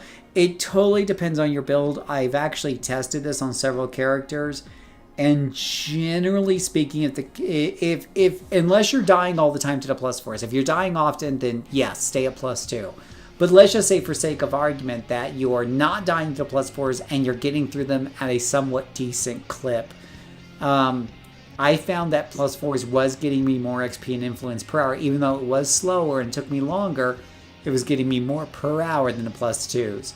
Another way to go about it, though, was to stay at +2 but turn on bosses. So normally, if you put on ×2 or ×3, as a solo player, you don't get bosses unless you turn them on. Normally, if you're playing with 2 or 3 people, you get bosses. But by default, those bosses are turned off. So if you turn them on for ×2, ×3, ×4, ×5, times whatever, you'll also get a nice chunk of XP and gold every time or influence every time one of those die. But of course, they are harder to kill. Generally speaking, if you're playing a character that's more single target damage, I would suggest turning on bosses before you go to higher pluses. It depends on the character that you're playing. Like, for example, if I'm playing Stalker, Stalkers are horrible at AoE. So I don't like to put the times up too high because I'm not getting a lot of benefit by putting tons and tons of enemies on the map. Instead, I will push pluses on Stalkers. And because of that, I'll turn on bosses sooner on Stalkers than I will anybody else. So ×2 with bosses turned on at +0 is a preferred way for me to go with a Stalker. But with less Sentinel, I can go up to the times. I'll go up ×2, ×3, ×4 because Sentinels have plenty of AoE. But I'll stop short of ×5, 6, 7, 8 a lot of times because Sentinels don't have the AoE caps that Blasters do. So with Sentinels, once I get to ×4, ×5, I'll start turning on bosses or I'll start doing more pluses. Whereas with Blasters and certain other AoE melee like Brutes, depending on the Brute power sets, I might just keep going ×5, ×6, ×7, ×8 rather than turning on bosses because you're just going to... It depends on your build, guys. You got to look at your build. There's no one right answer across the board.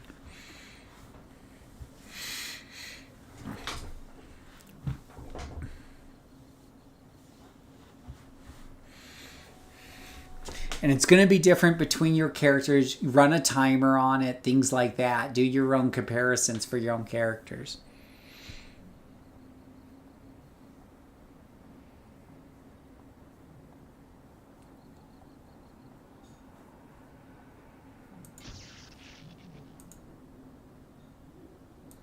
Okay, she's got Stone Mallet. So yippee-ki-yay.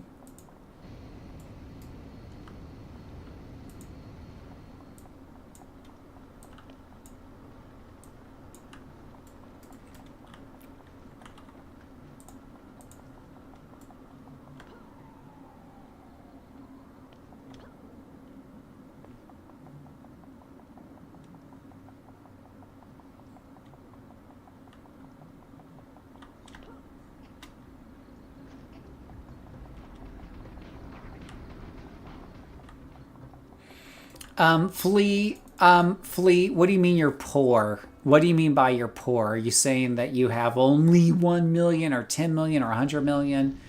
What do you mean by you're poor? This is a brand new level 1 character. She's now level 4.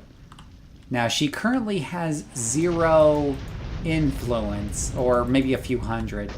But give her like 15 minutes and I'll have over 1 million.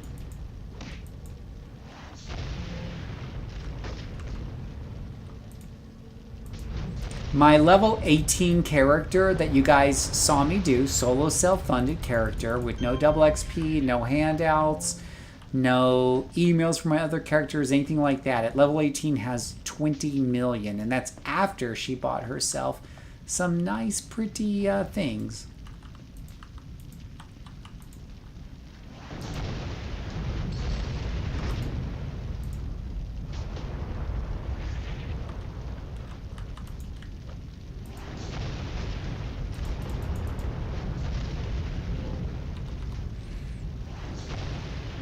Farming is honest work. There's not enough philanthropists offering 50 million infamy, and Flea lives in the slums of Kings Row. Oh my gosh, you guys are hilarious.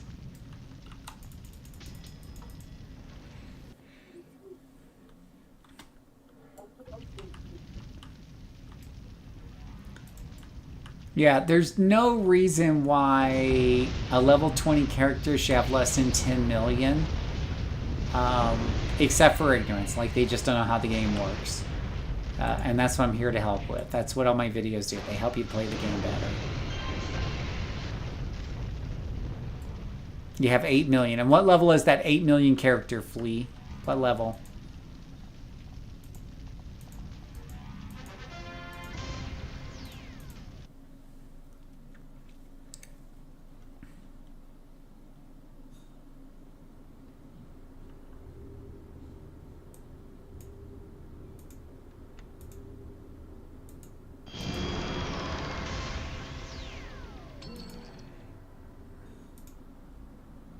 $50?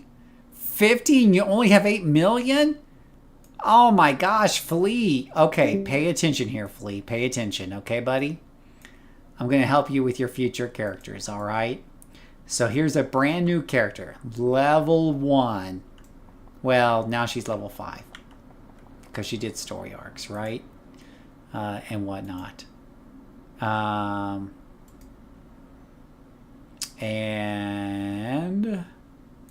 give me 1 second here.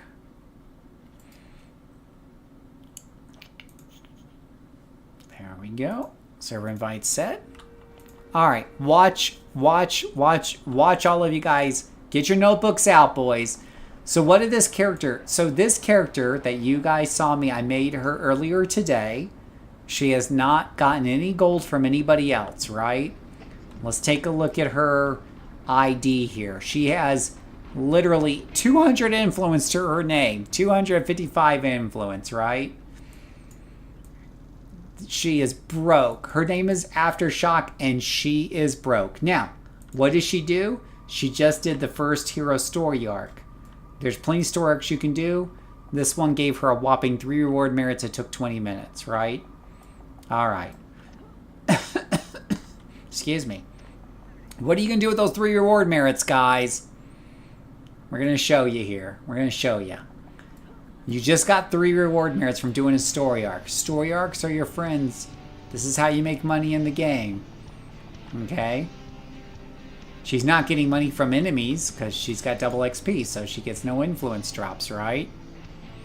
What you're going to do is you're going to come in here. You're going to come over here to the merit vendor. You're going to go to buy stuff from it. Salvage, special salvage, enhancement salvage. And there's a bunch of different salvages you can buy here. But because we're new, the easiest salvage to use is converter salvage. It cost 1 to buy 3 of them, and we have 3 merit rewards from the first story arc we did. So we're going to spend them all, and we're going to buy 9 enhancement converters, okay? The second thing we're going to do is I do need a teeny bit of money. So I'm going to go over to the to one of the vendors out here, the field trainer. I'm going to sell anything I've already picked up while doing those quests. These beginning enhancements, for example, because I don't need these. That gives me 2,000 or so influence, okay? Now, open up the auction house by /AH. That opens up the auction house in the game.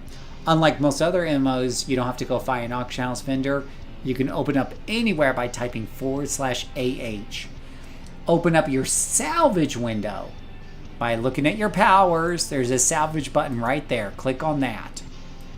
That's going to bring up any salvage you have. And you might have to go down here to special to get to the converters. If you drag those over, it's going to ask you how many. We're going to do one to start off with. It's going to show you that a whole bunch have sold for 52,000 recently. Okay? It's going to ask you what's the minimum you're willing to sell this for.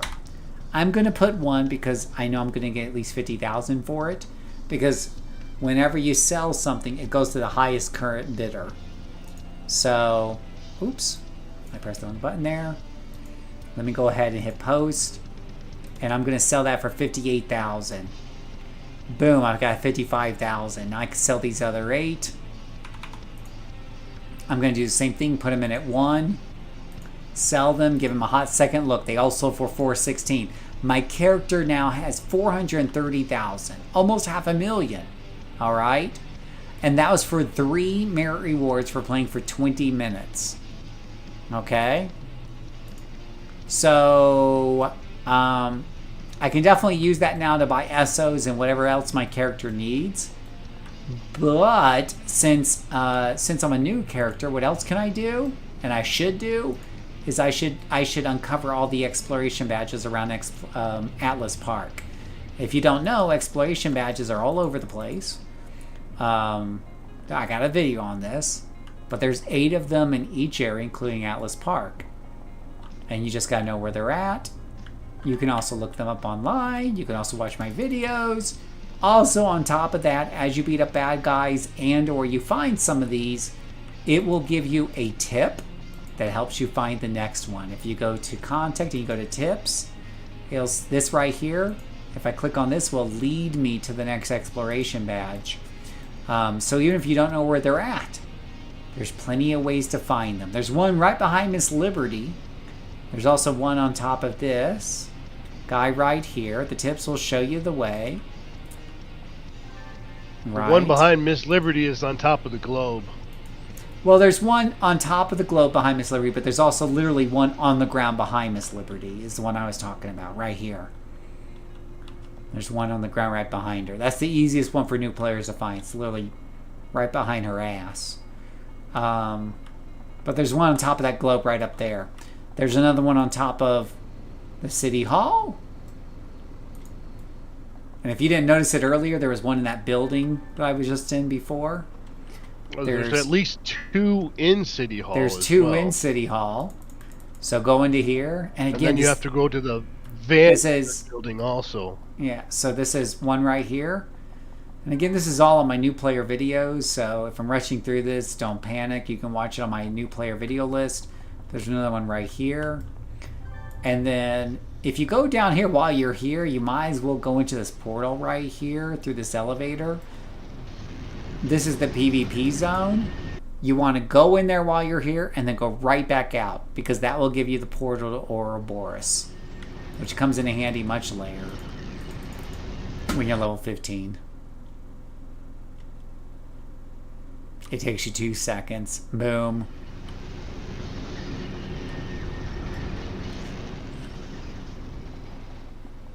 So that's 6 we got so far.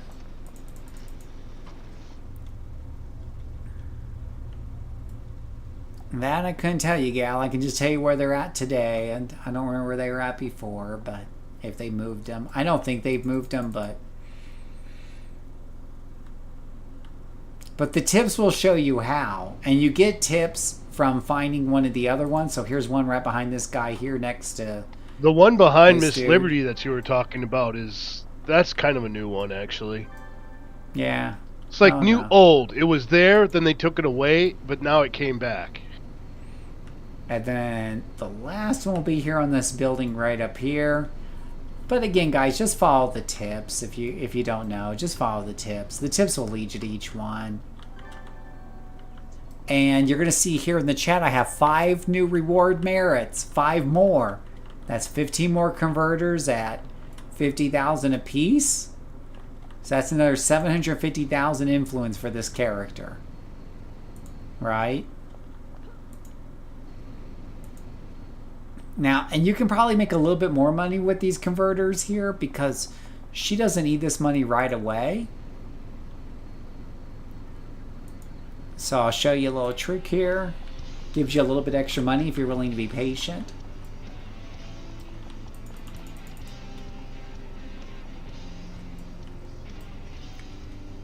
So with those 5 converters now, we'll come over to here. Oops. Buy a whole bunch more of these guys. Open up our auction house. Open up our salvage. Drag one over. Let me just check to see real quick how much one is selling for. 55,000 was the last few. So if you want to make a little bit more money, you want to make 60,000. You can post a bunch for 60,000. I sell them quite often, 60,000. But it requires waiting a day or 2 or 3 for that sale to come in. If you want to get it faster, then, you know, then you're going to get what you get, which right now it's only 51,000, right? So because I'm not in a rush on this character, I can go ahead and sell these for like 59. Well, the last few just sold for only 51,000. So let's say I sell this for 59,000. And that might take a while to come in, but it'll come in. This character, though, already has 500,000, plus they got 14 more of these on sale now for 59,000, which will come in a few days. 59,000 times 14 is close to 800,000. So this character will be worth more than 1 million just from playing the game for an hour or less. And later on, story arcs give even more money. Like the Vazalok Plague or whatever it's called. Takes me about an hour to do and gave me something like 30 reward merits, 35 reward merits, something like that. So you can make a lot of money off these reward merits, guys. Watch my videos. There's no reason for your level 50 character to be that broke.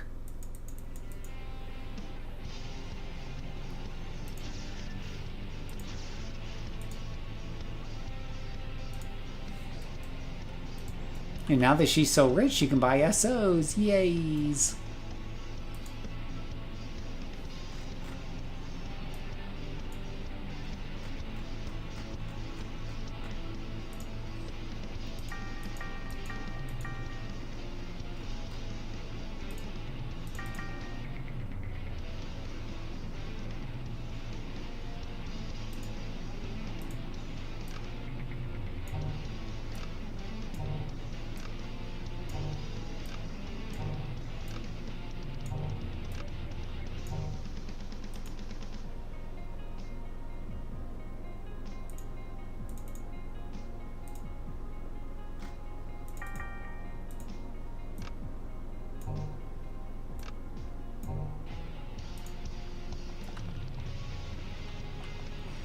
Okay.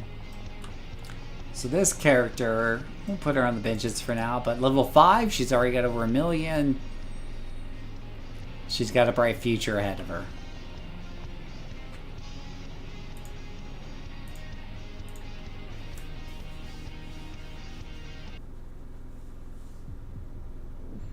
Let's play one of my melee characters, because I need to level up these melee characters. They're not going to level up themselves.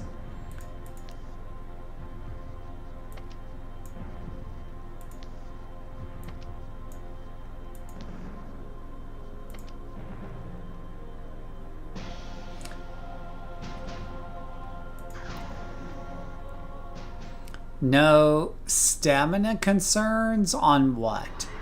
On that level 6 character? No. No, you don't usually have stamina concerns on level 6 characters. Don't forget Revel. What's a Revel? Don't have enough powers yet. Yeah, you don't have enough powers at level 6 to worry about stamina concerns. Now, here is a scrapper I've been working on. This is Falcon Force. She is shield and war mace shield defense scrapper. And this is more of a theme character than a super awesome build, as most of my characters tend to be.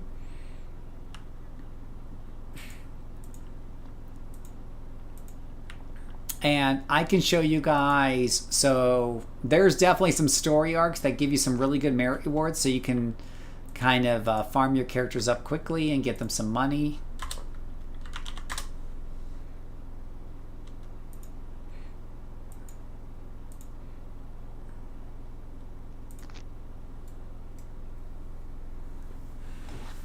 I like the War Mace. I just wish two-handed battle hammer instead. Well, I'm glad she has a hand free, so she can use the shield. If it was two-handed, she wouldn't be able to use the shield. Because I think with axe, she can't use the shield because it's two-handed, or the katana or something. Whoa, whoa, whoa, whoa. Based on Hot Girl, hold on a second. Look at me in the eye. Look at me. Look at me in the eye, okay, guys? This is Falcon Force.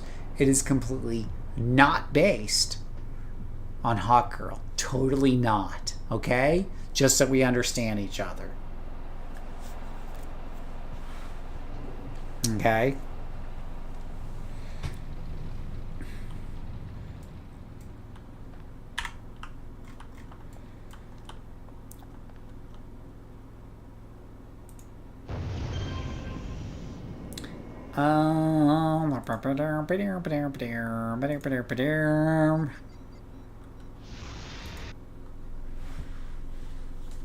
Oh, we have a picture for her as well. For Falcon Force. Here's Falcon Force. There we go. We got a nice little picture for her too. Because yay, of course we do. The Phil Cinematic Universe. What I really like is her feathers. I really think they did a really good job on the feathers here.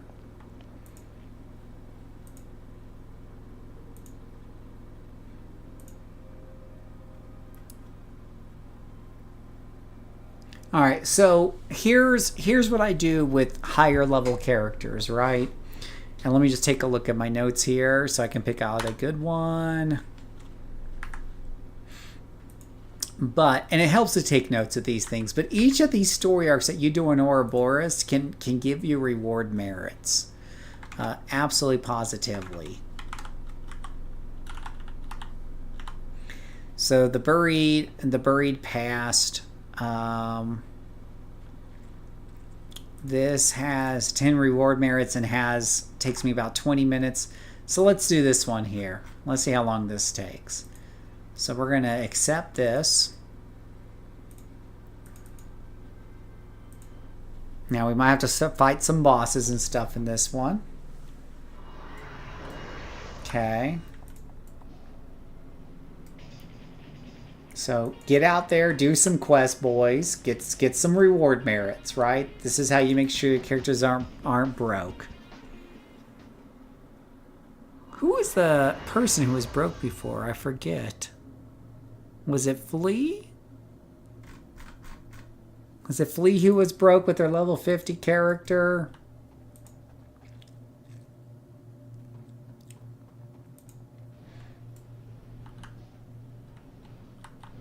I was usually broke too for about a minute after I finished my builds.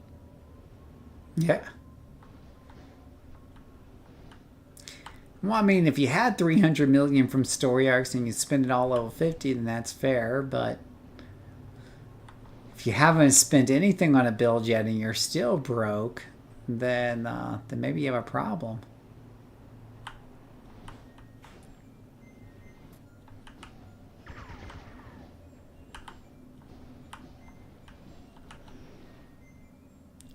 I don't see any bodies there.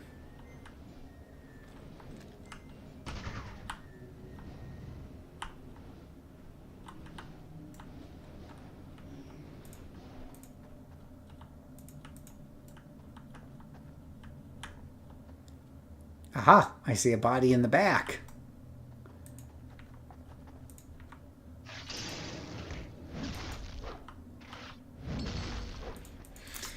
Yeah, I missed the part where I said I spent all my money on my resistance and defenses. You missed the part where I spent. Well, yeah, but are you making money as you play the game, Flea? That's what's important. And yes, I can definitely make influence playing the market. That first mission's done that quick. You can definitely make money playing the market, but personally, I find playing the market boring. I'd rather make money, if I can, while I'm playing the game, beating the crap out of enemies. That's my preference, right? If I didn't have to spend hours in the auction house flipping things. So when I get to level 50, do I have the hundreds of millions I need to, if I could have the hundreds of millions that I need, then to gear up, it'd be great to have some, if not all of it already, because I knew how to get, story arcs and merits and all that jazz, rather than haphazardly getting to 50, realizing I missed opportunities to make money along the way, and now I have to spend a lot of time in the auction house and whatever have you. Well, it depends on what you need to do, right, Braddock? Like, if you get to level 50, your character needs 500 million. You probably aren't making that in 20 minutes. Now, if you're doing that 20 minutes every day, but you're only leveling a few levels every day, then yeah, the math is going to work out. But basically, you still spent hours that could have been spent, playing the game instead and beating the shit out of enemies. But,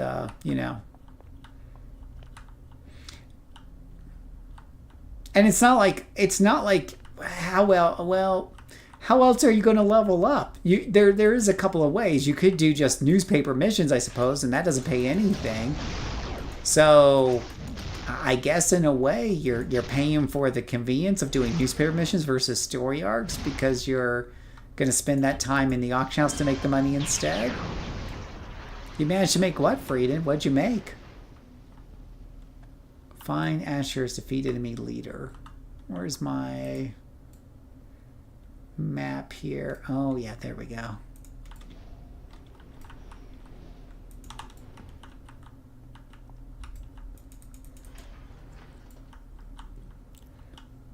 Yeah. So let's say if you're playing through story arcs like this, my experience has been at double XP, I can have at least 200 million, if not more, through story arcs merit badges by the time I'm 50. And if I'm not using double XP, I have even more than that, obviously, because it took me longer, XP-wise to get to 50. I normally don't worry about a lot of sets till I get to 50 unless I'm playing something like a Dominator or something like that. So I'm not saying never use the auction house, but my point being is that I wouldn't rely completely on the auction house for my money. I want to make sure that I'm making money as I'm playing the game in the most efficient manner, as I'm leveling up the character through soloing. Since my channel is mostly for people who solo, I'm mostly speaking from a soloist perspective. So what are the ways that you solo through the game? You can solo through newspaper missions, alignment missions, and story arcs, and street sweeping. Street sweeping and newspaper missions give you no merits. Don't do that. Don't be that guy. At the end of the day, that's what that comes down to. Give me a second. I'm going to focus on this elite boss. And hopefully he doesn't kick my ass.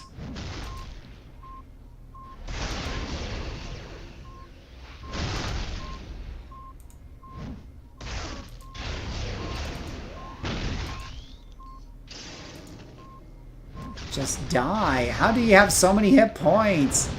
Oh, there he goes. Whew. I was beginning to worry for a second there.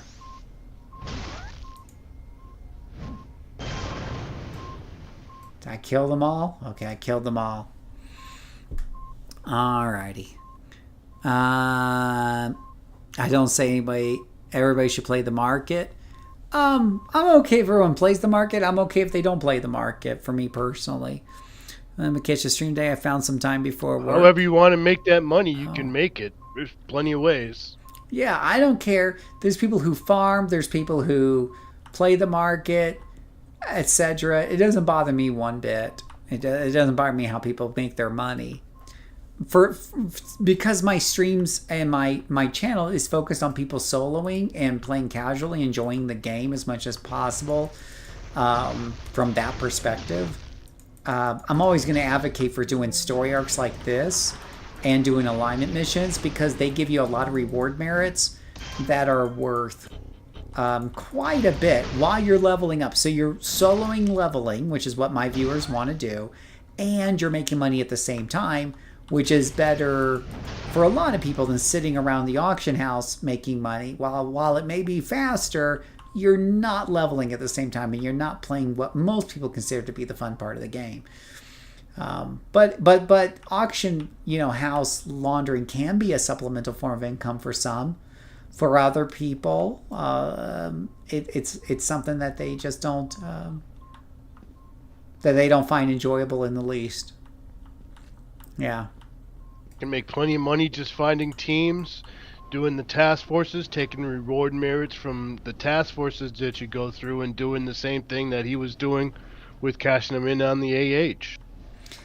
Yeah, my level 50 characters, just by doing story arcs, and of course level 50 characters can do higher multiplications of enemies, right? Task forces give a lot of reward merits too, though. Well, yeah, but remember, my channel's mostly for solo players. But yes, if you're True. willing to go into groups, so let me paraphrase this just to get it out there. If you're willing to sit on farms, you make a crap ton more money. If you're willing to join task forces, you make a crap ton more money, period. And no ands or buts, not even a contest, not even close. There's, outside of running your own farm, there's no way you can make money faster than a farm or a task force, period. But if you're just a solo player who doesn't like farming, your next best bet is playing these story arcs like what I'm playing here, and earning the merits along the way and knowing how to convert those efficiently into merits. And the story arcs are the depth and lore of this game, so that's never a bad thing. Right. Have I checked out the scrappers? Oh, right, because you guys, that's right, SL, you reminded me. So this is my scrapper. This is my main scrapper right here. So when I finish this story arc, let's do that. Let's go to the 8. Let me see how many reward merits she has. She has 200. And you guys said I just need the proc piece from that ATO set, right? I don't need the full set to get the juicy benefit out of it. So she could afford that, because she has 200 merits. I mean, she could actually buy winter sets and then buy them off the auction. We'll see. We'll get there and we'll take a look. That's a good point. Yeah, I haven't looked at them yet. Yeah. So, don't get me wrong. Story arcs aren't going to make you money as fast as playing the auction house. But the beauty is that you're earning XP and leveling up your characters at the same time, which doesn't happen when you're playing the auction house. But yeah, you make a lot of money per hour if you really know what you're doing on the auction house. Absolutely. But, the funny thing is I don't need money for most of my characters. Like, that much money anyways. Like, generally speaking, just by playing the game, they make enough to buy the SOs and stuff that they need. So, like, take this character here. She's what, 20, if I mouse over, 27, right? What would she do if she had 8 million or 800 million or 8 billion influence? What would she do? What would she do with it? She's wearing the best SOs that she can. Actually, she should be going to IOs at this point. She could switch to IO sets, but the problem is those sets at level 27 don't offer the biggest bonuses, but I suppose they're better than nothing. Probably the best thing you could do if you had a ton of money, I guess, is buy some procs. Procs are normally, what, 2 to 5 million a pop? Maybe 10 million for the really, really, really nice procs. And I could probably afford that because I have 200 reward merits, which is worth 40 million. So if I really wanted those procs now, because I just couldn't wait to get that little bit of extra DPS, I could really afford them if I wanted to. So I don't, my whole point is I haven't been really, with my lower level characters, I don't find a reason to burn a bunch of time making a lot of money on them. Now, once they get to 40, 30, 40, 50, 50, 40, 50 especially, the higher up you go, the more that those, you got more access to better set bonuses and the such. But then here's another question, right? If my character's doing good on story arcs and just creaming through stuff, what's the point of buying higher end sets and spending all that money, spending all the time in the auction house to make better sets? Well, okay, so here's the funny thing. It's just so I can handle tougher monsters so that their numbers can go up so I can get better XP per hour. So I'm spending time and money so that I can save time grind, as I'm working through. I don't know, man. It's it's whether or not the dog or his tail comes first, but again, to each their own.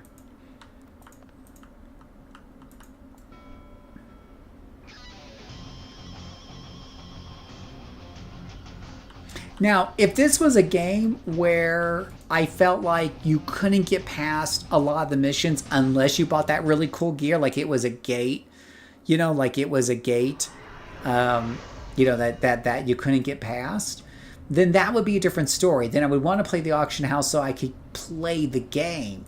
And that happens in a lot of MMOs. Like in World of Warcraft, you can't do the higher delves until your gear scores at a different, up to a certain point. And money can get you there a lot faster. So you might want to fast track getting money. But in this game, it's not really, hey, thanks a lot, gal. I appreciate you stopping by today. But in this game, the money isn't really a big hindrance to you enjoying the game with most archetypes.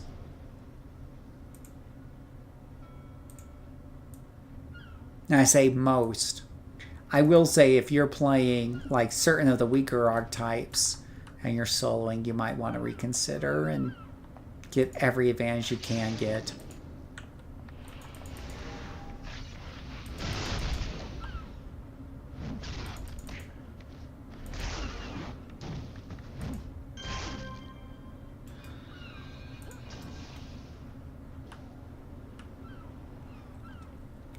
I love flying with wings like this. It just seems so cool to me.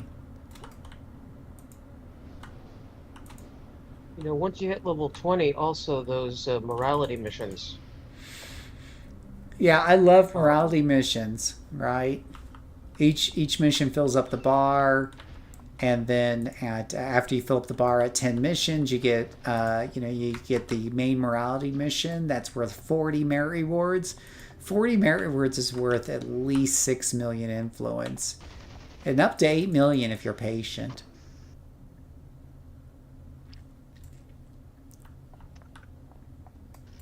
No annoying hunts.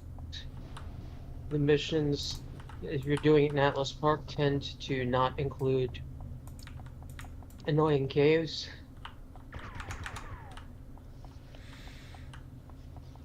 Yeah, some people only do newspaper missions because they don't want to deal with the idiosyncrasies of the story arcs.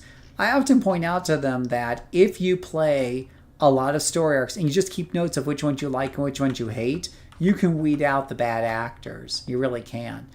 But yes, I think alignment missions are one way to get past that. And here we have an elite boss, which is always rough on a scrapper, I swear. Especially when he has support. Oh, I have Envenom Dagger. Remember to use the Envenom Dagger, Phil. Remember to use the Envenom Dagger, Phil.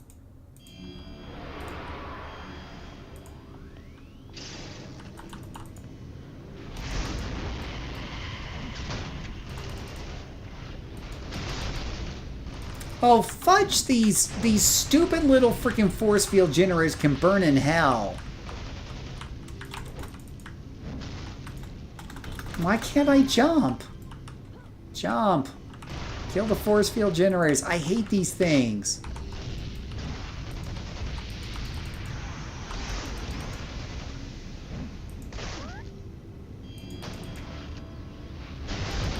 Force field generators can burn in the land down under.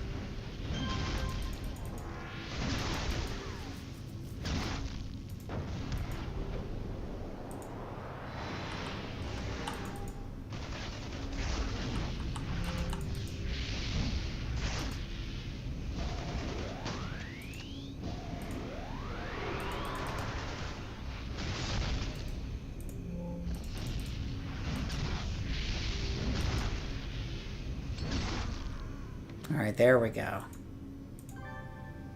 You know, you can die too.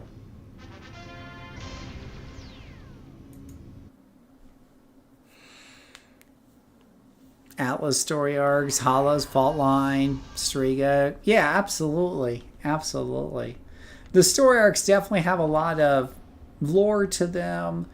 There is all of the intangible benefits such as lore. I also like the diversity of them. For me personally, when a friend tells me I do newspaper missions over and over again, putting the concern about not making good money aside, because you're not getting any merits for newspaper missions or radio missions, and there's 10 reward merits, by the way, for 17 minutes, guys. So you see it right there on the screen. I didn't try very hard. I was talking to you guys while I was running this. 10 reward merits for 17 minutes. That means I could get easily over 30 an hour if I was doing this mission over and over again. And 10 reward merits get you about 2 million influence on a good day. So,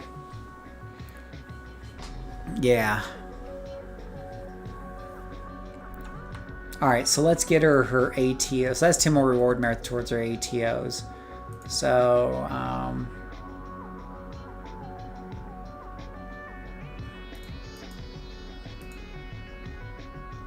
let me go back to Atlas. And let's see if we can look at the ATOs real quick. Actually, Pocket D. Pocket D.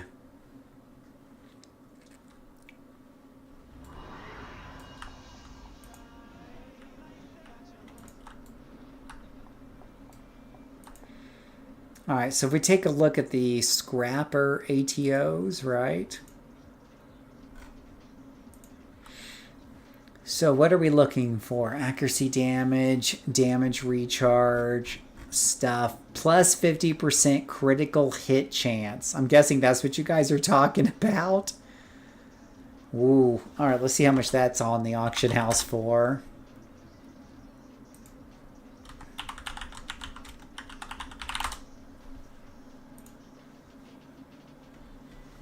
$7 million. So that's going for 7 to 8 million. Now, the other one is Scrapper's Strike, and I'm guessing it's this this recharge critical hit chance. Let's see here. Critically hit with all your primary powers against players and minions by 2%, boost your chance to critically hit 4% against most other enemies.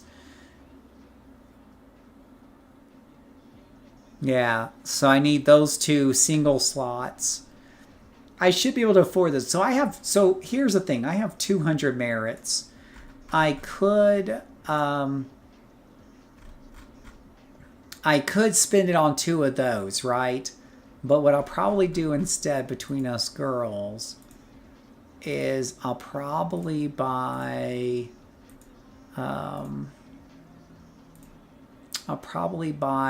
a Blistering Cold or something like that and sell that for like 15, 20 million. That one's 18 million, right? And then and I can buy 2 of those and make 36 million and then buy my ATOs for 9 million each and have extra change left over.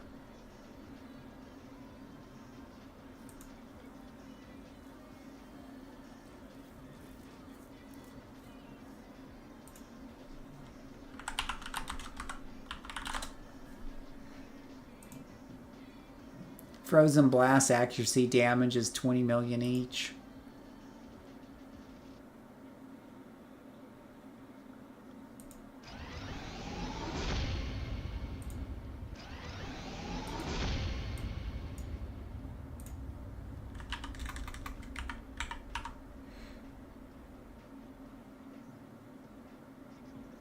No. Well, you got to get the most out of your merits, so...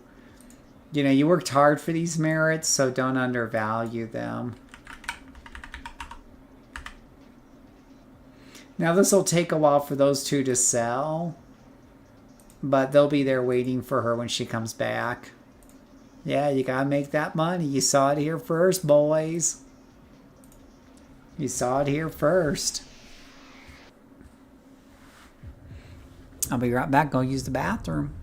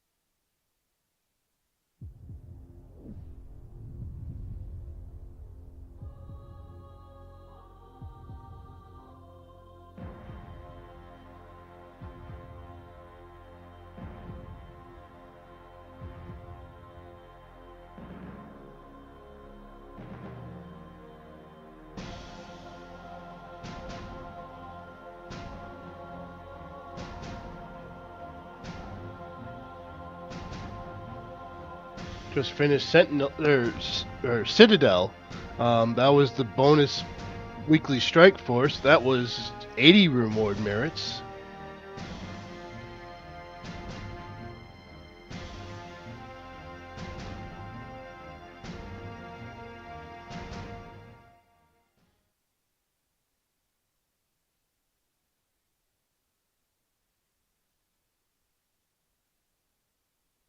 Yep, been here for a while. Wasn't hiding.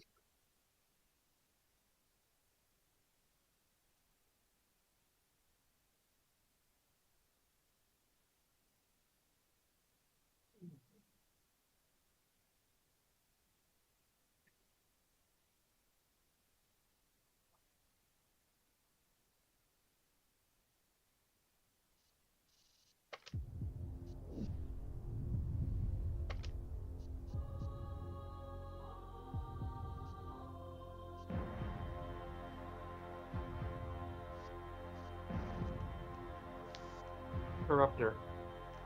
Easy.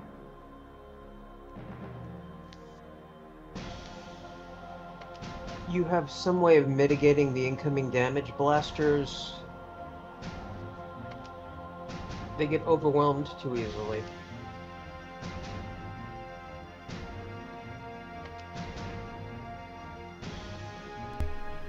Oh yeah, I gotta turn that on.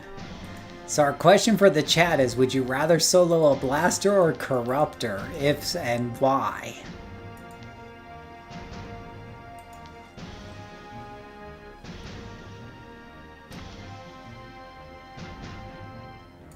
Actually, I made 160 merits because I did 10 packs before that.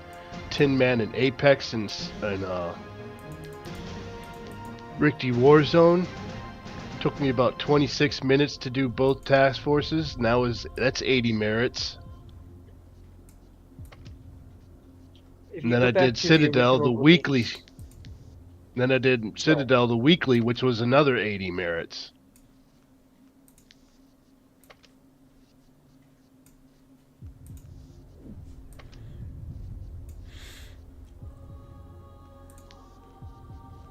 Okay, so I'd rather pick a. Go ahead. Original rules. The only thing I never got to 50 was a blaster. Oh. Interesting. And I include Kildians and everything else in that. Oh no. Oh no, that makes the blasters very sad. Have you seen my blasters?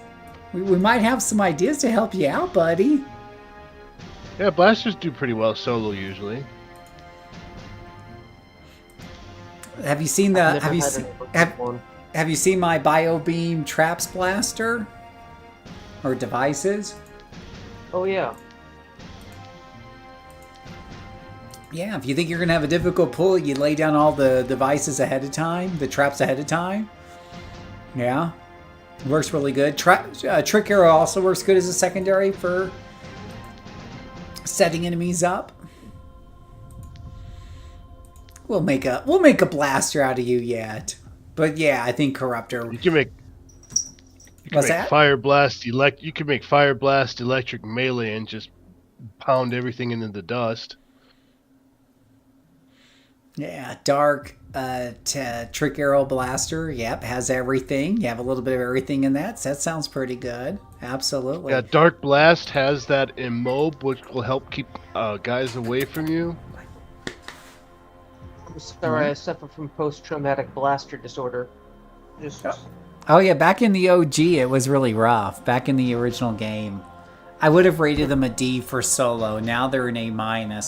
I put Corruptors below them on the tier list, but that was for one reason and one reason only. I feel like with blasters, generally speaking, you could pick almost anything and you're going to be pretty good, but yeah, you're going to have to be careful. Whereas with Corruptors, there are definitely power set combinations that are easier to solo, no doubt, but there are also power set combinations you can pick that absolutely suck donkey butt hairs, right? Like if you pick, I don't know, not that I've ever done this, archery and empathy for soloing. Not that I would ever do that, but you know that would be an example of a, you know, That would be rough. That would be really, really rough because most of your secondaries are completely useless as solo. Yeah.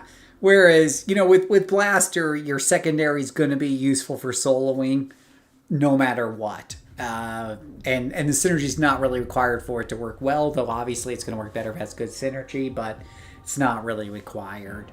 Yeah. Now, some of those secondaries are more melee power focused on a Blaster, designed that if someone gets up in your face, you can kill them first. Some of them are like Trick Arrow and devices that are designed to be preemptive, so you put them down before a fight starts for the most part to give yourself a huge advantage if the fight turns south. And then some powers sets, like let's say Ice, are for being a little bit more reactionary and defensive at the same time, where they're going to slow down enemies, trip them up, things like that. But you don't necessarily put them down in advance. You can, some of them can, like Ice Lick you can put down, but for the most part it's not like Trick Arrow devices. I use Ice a little bit more on the fly defensively. I really hate archery. That's because, okay, do you guys want me to show you archery? Do you want me to show you how bad archery sucks donkey balls? Because it's horrible. So bad. Well, it's not horrible. It's just not great solo. It's so Okay, so when it comes to the Blaster resets, right? They do one job and mainly one job, which is do a lot of damage. With the, I swear with the Archer, I didn't look at the numbers. I should look at the numbers. But I could swear on a stack of Bibles, it seems like that Archery does less damage than most other power sets. And then to make it even worse, it sounds horrible. It sounds like pew pew pew pew pew pew pew. Like it does like these little arrow sounds that sound like they're not doing a lot, and then it looks like they're not doing a lot. And there's one exception. That's the nuclear explosion arrow that goes kablooey and the whole screen shakes, and you're like, finally, I did a whole bunch of damage just to find out. Oh no, you didn't do a lot of damage. It looked cool, but it didn't do a lot. At least on the Corruptor. Maybe it's different on the Blaster and it suddenly comes online. No, I think the napkins are in the spare bathroom there, aren't they? They're all in the spare bathroom. It has longer animations for to use their powers. The Maybe recharge, that's it. I think the recharge is a little bit faster on the nuke, but it doesn't do as much damage. Yeah. It's got a couple of AoEs. I mean, it's not horrible. It's just, as far as damage sets goes, I think it's a little bit on the lower end. All right, so Yuki, look at this. Look at the Corruptors I have. I have Water Corruptor, Water Blast. I have Fire Blast. I have Dark Blast. I have Sonic Attack, right? I've got the Storm Blast. I haven't played them a whole lot. These two I haven't played a whole lot, but I have Storm Blast and Ice Blast. And then this one I've been playing quite a bit. This is Energy Blast, right? I have a lot of Corruptors, right? These are all my active Corruptors. Now you look way over here on page number 82, and you will find Ouro Flashbacks. Archery. Why is she all the way on this page? Because this is the page, this is the trash page. This is the page of things that didn't work out. Let's play with Ouro Flashbacks, shall we? It's like watching paint dry. It's so bad. Okay, it's not that bad, but it's bad. It's pretty bad. It's just that it doesn't do a lot of damage. It doesn't feel good.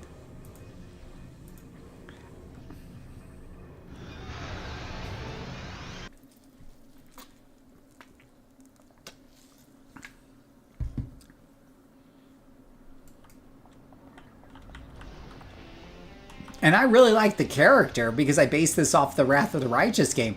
I got her looking really close to her Wrath of the Righteous counterpart. She looks great. She looks great. Right? The empathy secondary is not helping, but that's for group, because it's mostly for group play. This character's made for group play. But the primary should still be able to hold up its own. The problem is it doesn't. The problem is that it does not. That's the problem. Because archery sucks donkey you-know-whats. Okay?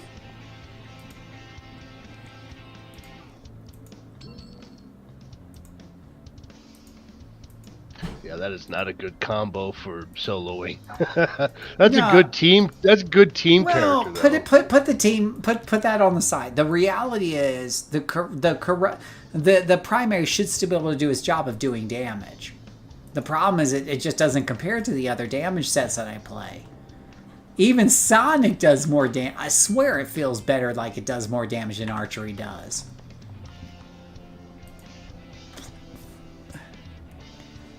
Fire. I have not played Time Secondary. I personally, though, Flea would put fire on a Sentinel way before a blaster, and because of my golden rule of if it has PBAOEs, it belongs on a Sentinel. If it's only ranged like water, earth, then play it on a blaster. Assault rifle, beam rifle, play those on a blaster. Because we're talking about how squishy blasters are. Why in the okay, you know what? You're gonna make me do this. You're gonna make me do this. Screw Ouro Chalet. We're gonna show you guys.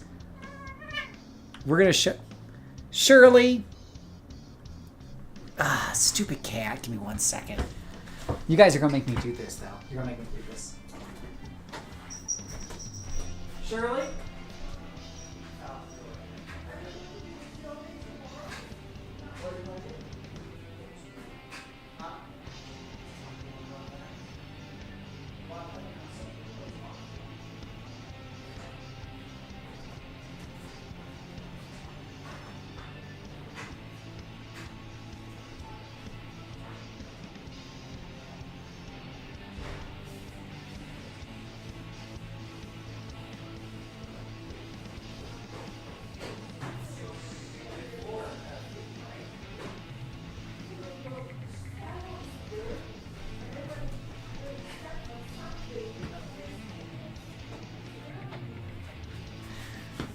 Okay. Man, I am loving this group, but I've never had a character that had endurance problems this bad. All right. What'd you make? Made a fire rad. Fire Rad Brute? Sorry, reverse that. Rad fire. A brute? Yeah. Yeah, I think there's a lot of toggles in there that will drain Yeah, out endurance it's the pretty toggles fast. that are. Well, that toggles on any sort of builder what's going to do you in, especially at the lower levels.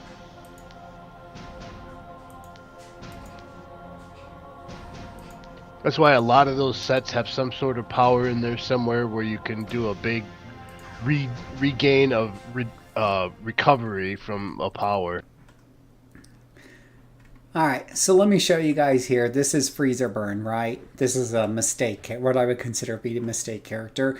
I made him off my comics, so it's okay. But let me show you what happens when you play a Fire Blaster in content. Look so nasty.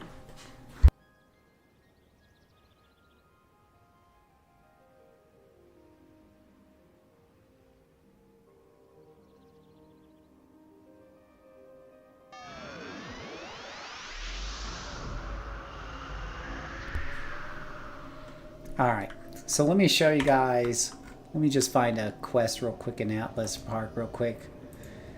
So, most of my blasters at 40, like my gun blasters, my range blasters, can handle ×3 no problem. I've set this one at ×2 because ×3 was too much for him. Why? I'll show you why. I'll go ahead and put this back to ×3 and we can just kind of see what the problem is, right? Alright, let's find a mission.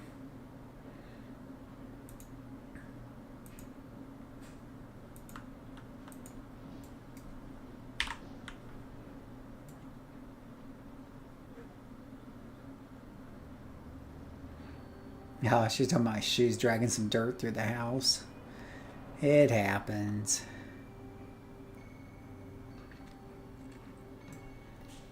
Alright, so let's go over here. Let's show you guys what we're talking about, okay? This is why, if you're playing like Fire Blast, I'm going to show you why this is so much better on a Sentinel. So your big power here is Inferno, right? Inferno is your big nuclear bomb. And unfortunately for you, it's point blank. So you literally have to go up into the group of enemies to use it. Now you've got a choice. You know, and how do you want to open this fight? You know, now there's only a few enemies here. So for this fight, I would probably use like a sniper attack or something like that. And then try to kill the rest through, you know, regular hits or whatever.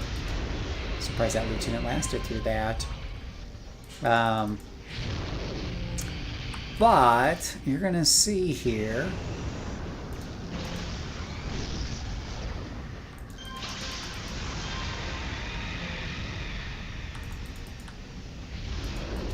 Let's go ahead and just kill these guys up here real quick.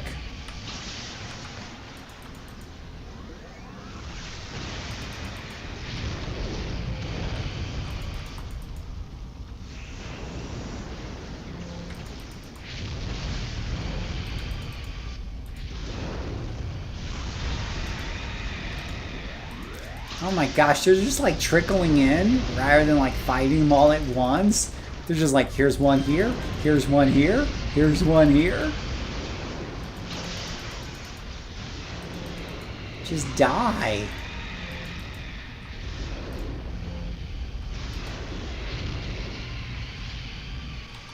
Alright. Oh gosh, there's another one over here. And of course we miss it. We're going to use our freezing powers to chill that one up.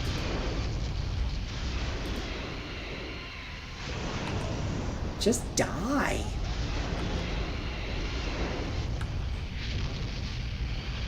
Goodness gracious. Okay. Right. Okay. So you want to be able to use your tier 9 because that's how you're going to get through some of these packs even faster or whatever have you. The problem is, like, how are you going to do that here, right? Without getting your head decapitated because you're a squishy blaster or whatnot. So, yeah, you can run in here. You can definitely Leroy Jenkins, do that big damage thing. And I killed most of them, but whatever survives still gets their shots at me. Now, thankfully, because this is small groups, I don't know why. Because normally at times 3 I would get bigger groups than this. But I didn't get much of a retaliatory attack. But what's happened in other missions I've done is that retaliation's brutal because some lieutenants survive and they absolutely kick my ass. So that's where I would prefer playing this on a Sentinel. Because you've seen Firebug. Firebug runs right in there. Does the Leroy Jenkins, she doesn't care. Because she's a Sentinel. She's got the defenses to put up with it, right? She's got the defenses to handle it. So I think for a blaster, it just pays to really have ranged attacks on them. But that's just me. You know, there's a lot of people who love playing their blasters in close range. I mean, that's why blappers are so popular. Yippee-ki-yay. Who doesn't love a good blapper build?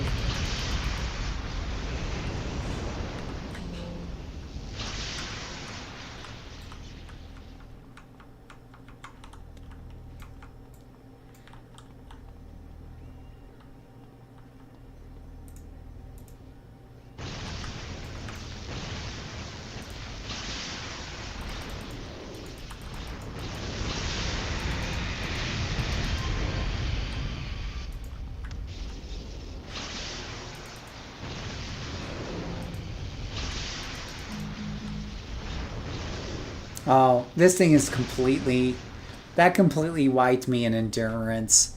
This is why I don't understand people who love blappers. Like, the closer you get to enemies, the more dangerous they are. Yeah, but this blaster dies a lot faster.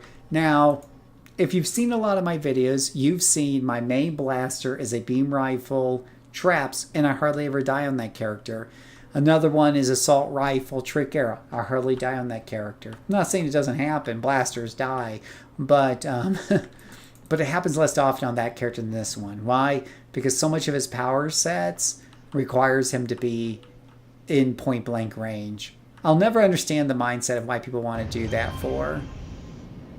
And the only thing I can think of is that later on with sets and set bonuses and stuff, because the game is kind of unbalanced, and with incarnates and stuff, you're just so tanky you don't really care, you know, because you get enough smashing and lethal or whatever that you just don't care.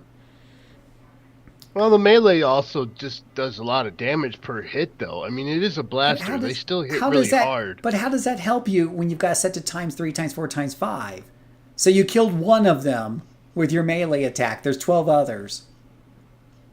That's what I don't understand. I get that if I was just soloing times 1 all the time, but when everybody has these conversations, they're always gonna be under the understanding of higher enemies at once, because that's where the money's at. If you're just going to play the entire game at times 1, sure. But even solo, if someone runs into your face instead of sitting there blasting at them from point blank, you just smack them. I get that, but my point being is that if you're playing at level 50, almost everyone plays it at the bare minimum times 3, if not times 5, 6, and 7, right? So as a blaster, why would I want to blast? Plus 4. Plus 5 is becoming more prominent. There's really not many people. Times. We're talking times. Oh, times 6, 7, 8, yeah. Right, times, right? Most people are playing times 4, 6, 7, 8, whatever, right? So how does the fact that I can punch one guy really hard help me when I'm being surrounded by 12 people at once as a blaster? That's what I don't understand. If blapping was all about doing like tremendous AoE around your character, like AoE damage, then I would understand it better for higher end play.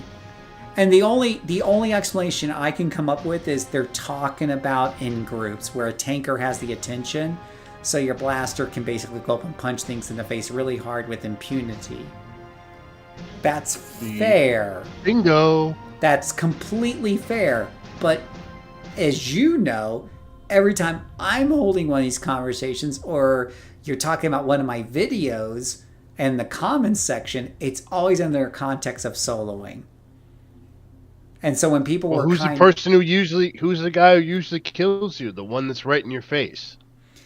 It's not usually just one dude in my face that kills me. It's usually being surrounded that kills me. If it's one dude in my face, then yeah, sure, blapping can save you, but so can ice and freezing the enemy can save you, right? You don't have to be Yeah, and I'm okay with like, oh, Phil, instead of freezing them, I kick their ass when it's just one guy in front of my face. Sure. But the whole idea, the term blapper didn't come into being because it's one way to deal with a single enemy that's in front of your face.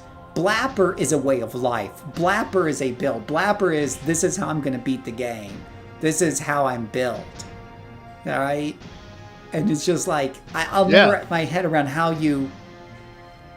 And you pick something like energy. Energy is really good because if you hit somebody, it's got a stun at the end of it. So you might not be... That's big damage mitigation. So if there's a bunch of people in your face, you hit those stuns, and sometimes it's an AoE stun. That gives you some time. Yeah. There's lots of different ways that you can do it, man. Just don't poo-poo it because you don't like it. No, it's just a different way of playing. I'm saying I'm trying to understand how that's a valid solo approach. Because again, when I talk, I'm not saying it's not valid. So a lot of playstyles are valid in a team, like archery empathy. I'm poo-pooing on it. But understand, why am I poo-pooing on it?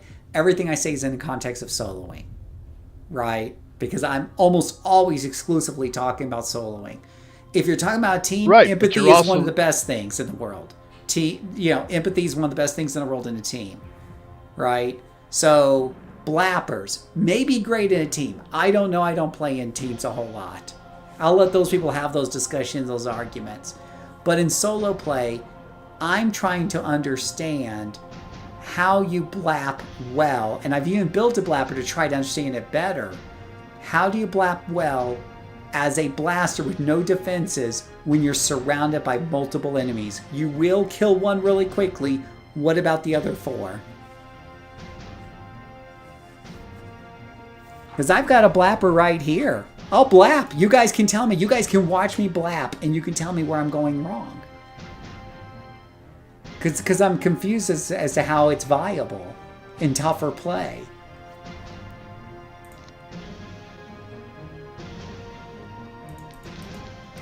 I'm not trying to poo-poo like, oh, you like blappers, you suck donkey balls. I'm trying to understand, how does this work well in solo?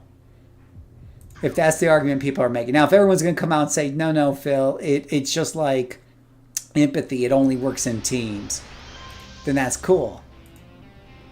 But that's not the impression I've gotten in discussing with people. So here's a blapper I've made.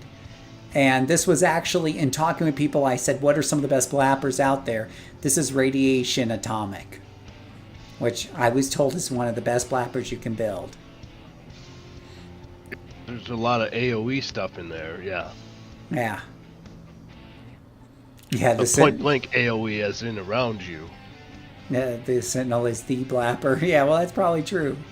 That's true.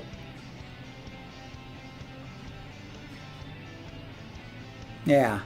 Now, I think some of it is, don't get me wrong, I think some of it is, if you can get this guy to, let's say, whatever levels needed to get defenses online, which is, I don't know exactly what for blasters. You can start getting, what, toughness and weave and all that jazz pretty early on, and then you got to get, like, your epic power pulls to get more defenses around your online. 20s, you start to put those in there, yeah. Yeah. And so I think what ends up happening is there's a little bit of let's see here. So yeah, can I level up this? Oh, it's just 2 more slots. I got 2 more slots. See, I gotta level this guy up.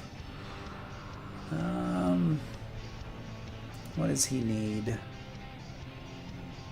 Metabolic acceleration.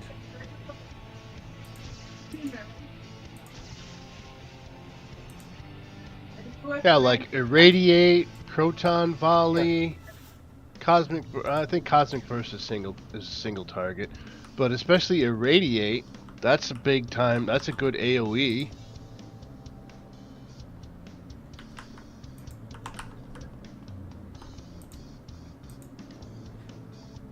Let's see, red, and probably heal on that one.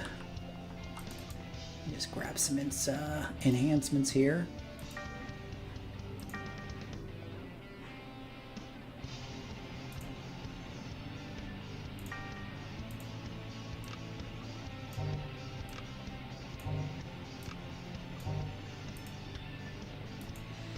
All right. Oh, let's see. Missions, tips.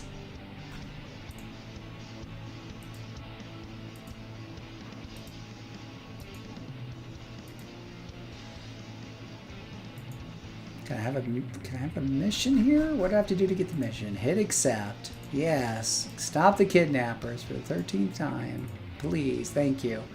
All right. Set the difficulty at ×2. All right. So by level 20, I'm usually doing ×2 with most characters.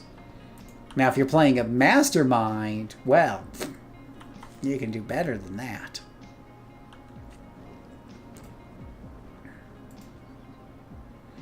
So we have beta decay, which is an aura around him that makes it harder for enemies to hit him. So that helps make him a little bit more tanky. Plus, it's got the the targeted or point blank AOE defensive stuff that kind of buffs you up as it saps the bad guys. Those are the big. That's the big power. I don't even know which one that is right offhand, but I know I've got a couple. I've got a rat assaulter or something like that that's got a bunch of stuff like that.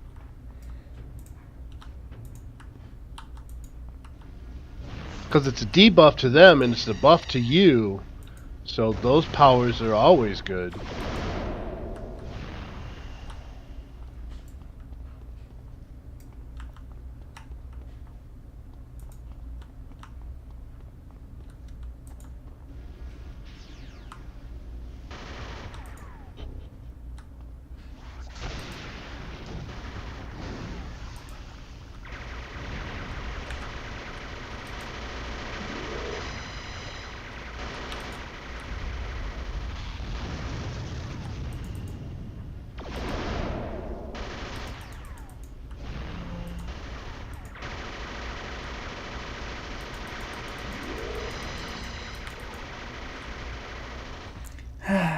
Yeah, see, I don't know. I feel like I'm missing something here. I'm already dead. Cause it's like, wait a minute, you're a blapper. You should be trying to punch them. So I try to go up there and do my punches and stuff. I'm dead. And it's clearly there's some nuance to this that I'm missing, or it's or what.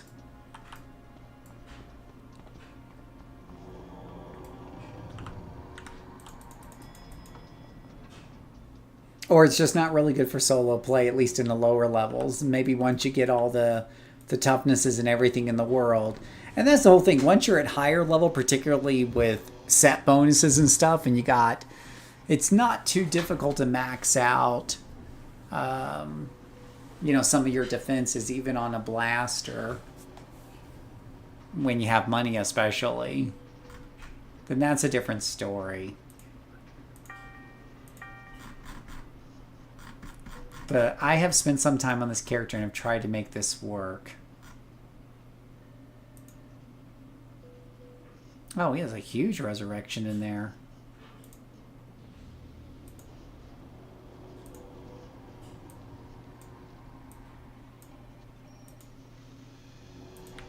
I mean, if someone's in melee range, he does significant damage. It's great. But I just don't survive it more than because there's other guys backing up the guy I'm punching is the problem. Hey, thanks, Moose. How are you doing today? Oh, we got a really cool character. I'll show you to you in a few minutes after I try this blapper some more and grouse about him some more. And you guys tell me what I'm doing wrong on this blapper here.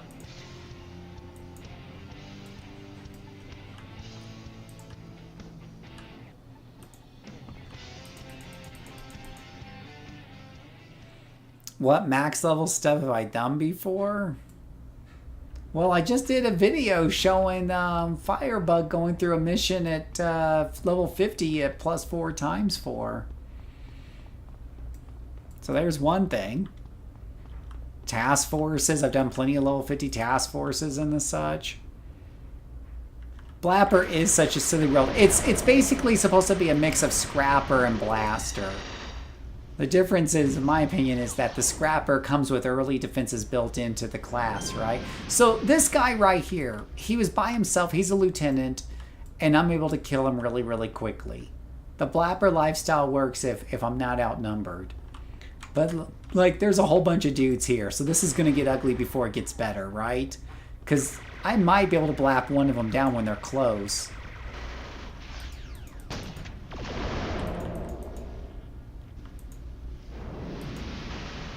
But when the rest... The funny thing is the way I want to manage this situation is by staying away and kiting and stuff.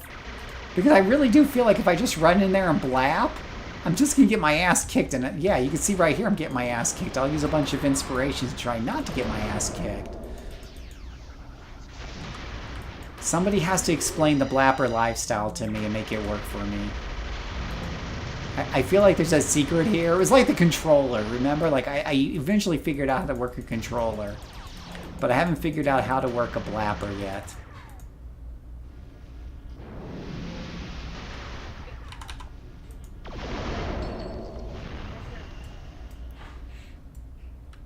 Do I do PvP? No, never. Never. I don't even like the idea of PvP. Okay, I did get through that, though. I did get through that one. So is blapper, if you're like soloing a blapper, I like to talk to a blapper expert. Because is the idea that your blapping is your fallback plan, or is it your go-to plan?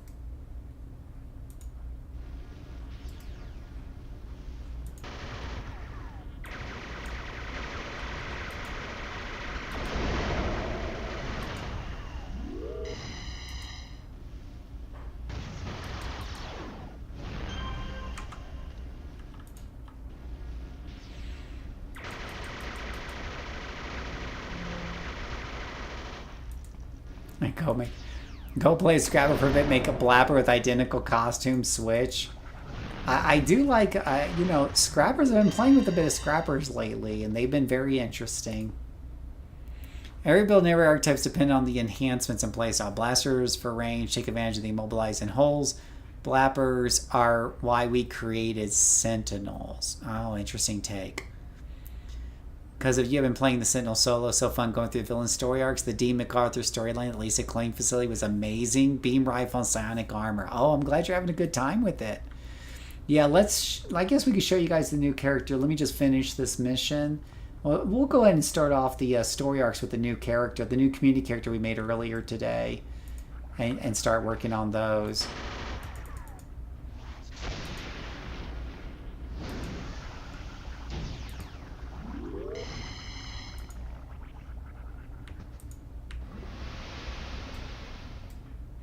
During lives, grow into it and be their scrapper's brain with a build to support it.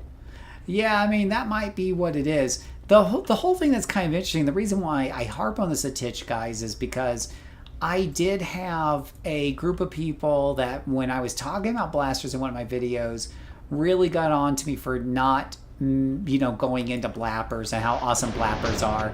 They pointed out to me that most of the secondaries on blasters have at least half of their attacks are melee. In other words, the argument is that the blaster's meant for you to blap, right? You're supposed to be blapping, and for a content creator to talk about blasters and not talk about the wonders of blapping, that's just a huge oversight. Next thing you know, he's going to talk about tankers and not tanking or something. I don't know. See, now later in that build, when you get like radioactive cloud, which is a point blank AoE hold, that you lock down everybody around you and then you just beat the snot out of them.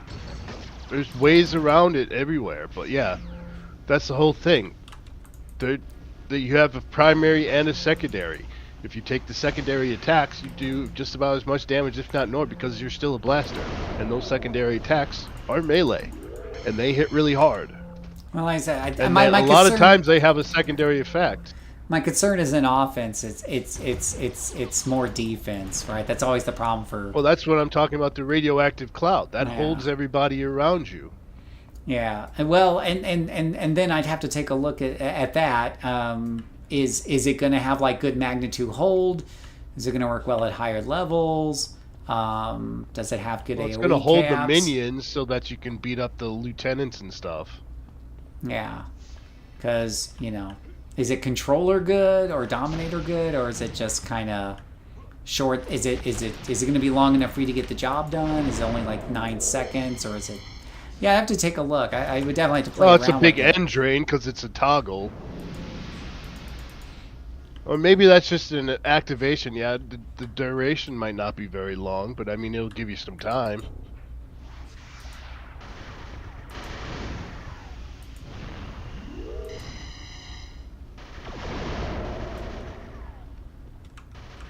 I feel like something shoots. Son of a gun, he's up here shooting me. Rude son of a biscuit eater. And you staying up there attacking me. That's even ruder. Yeah. Efficient. No, masterminds. Without pets, they do it. Yeah, I guess that's true. Off to have a good night. Thanks, SL. Thanks for hanging out.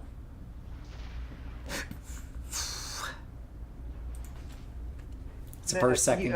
I know Phil said he doesn't have any experience with dual pistols. Have you got any experience with that? Oh, I do. I mean, I played it on the test server. I want to say I have no experience. I don't play much. Yeah, I've got this great character concept for dual pistols, but the dual pistol sentinel is not working out for me. It just doesn't. I feel like dual pistols, like Phil feels about archery. It just doesn't seem to do any damage. Yeah, it doesn't do as much damage. There's no question about that. It's a little bit lower. But it has faster recharges, plus it has the secondary benefits of using the different types of ammo. Other than that, yeah, There's not that much difference. They're a little bit slower because they don't do quite as much damage. Yeah, it sounds like the problem with the Inventor and Pathfinder too, which is they made this thing that's overly complicated that you have to jump through all these hoops, and if you jump through them all properly, now you're about as good as like a ranger, which is a mediocre class. But if you don't do all those steps properly, then you're a pretty damn weak class.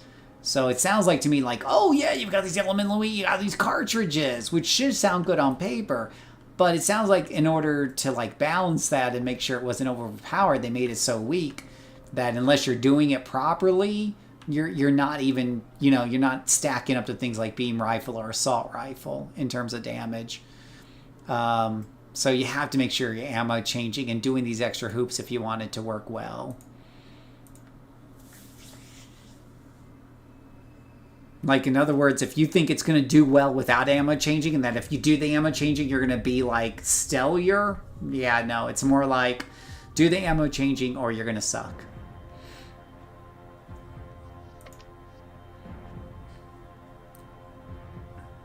Yeah. So, what we're going to do? Oh, we're going to do the new character, right? They are outclassed by every other power set on raw power and on debuffing. Fun to play, but desperately underpowered. You'll depend on procs for a majority of the impact in your battles, according to Real Monkey. And dual pistols. And that when I played it on the test server, I couldn't get away from the impression that it just felt pretty weak.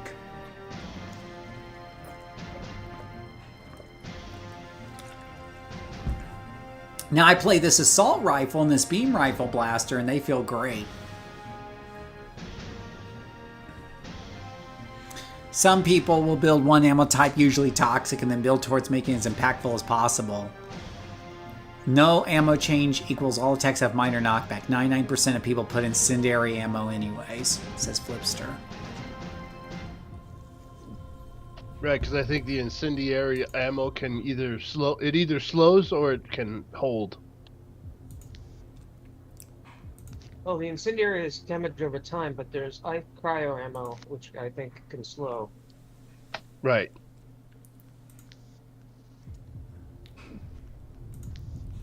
Alright, so here's the character we made for those of you who missed the stream earlier. This was the character, the community corruptor that everyone made, called Fallout Queen.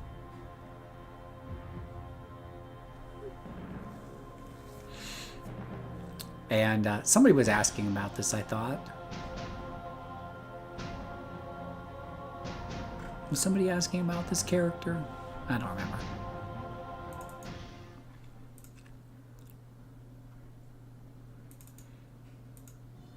Yeah, and we even have artwork already made up for her, by the way. Right here. Can blow this up so you can see the character. Yeah. I can even start making like the first video here if you guys don't mind listening to my intro. Yeah, you missed. So this is the character we came up with. So she is a Stormblast radiation emission corruptor. And Stormblast is getting a significant change. I think it's a buff. I feel like it's a buff. I played on the test server. And that's coming up hopefully in the next few months, along with the Sentinel crits. Buff? What kind of buff? So the storm cell, rather than being something you kind of like put down, and then it like you have to keep summoning it every fight when you're with the go group, it's gonna follow. So that when I played it, at first I was like a little iffy on it, but it felt like it was smoother gameplay for me. Now, again, that's as a solo player. I don't know if it's going to be fast enough to keep up with the go group.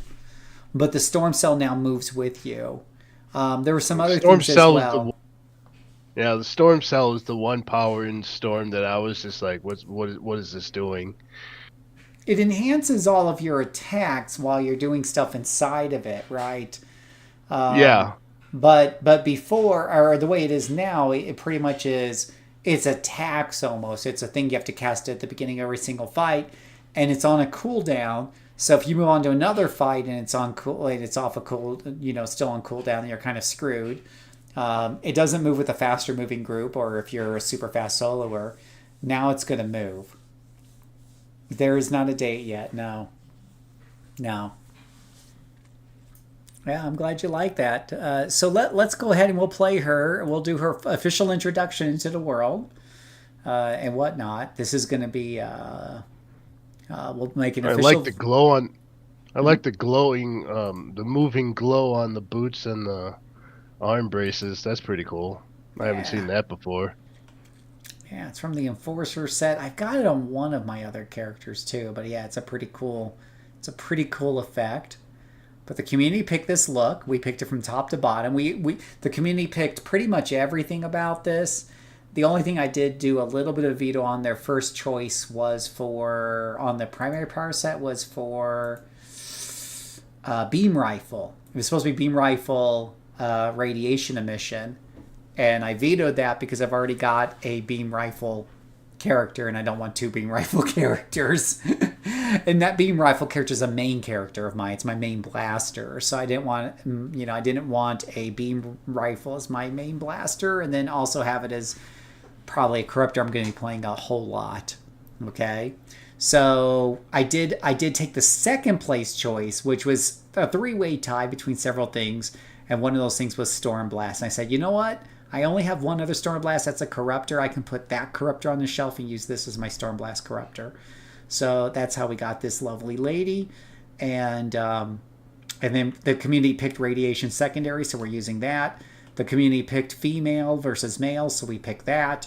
And then during the stream, the community picked everything from the skin color to the hair to everything else. So this is in this outfit, we did that all through, and you can watch the if you really want to see me. Basically said, do you guys want this or this? I was like an optician. Do you want slide A or slide B? Then you can watch the live stream recording afterwards. Let's go ahead and start the recording of this. Salutations, my name is Phil, aka JCServant, and welcome to the very first exciting episode of... Uh-oh. Hold on, stop recording. Take two. Hold on. I just had a brain freeze. What's her name again? We came up with a good name. We even came up with a name. But I'm not... Fallout Queen. Fallout Queen. She does look like she's from the Fallout game. Isn't that the color scheme they use? Yellow and blue in Fallout? I swear they do. Alright, let me just fix my UI real quick.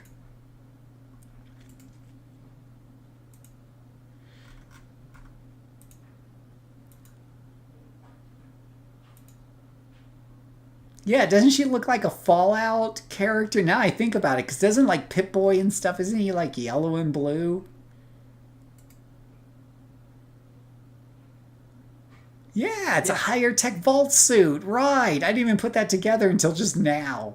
I'm a little slow on the uptake.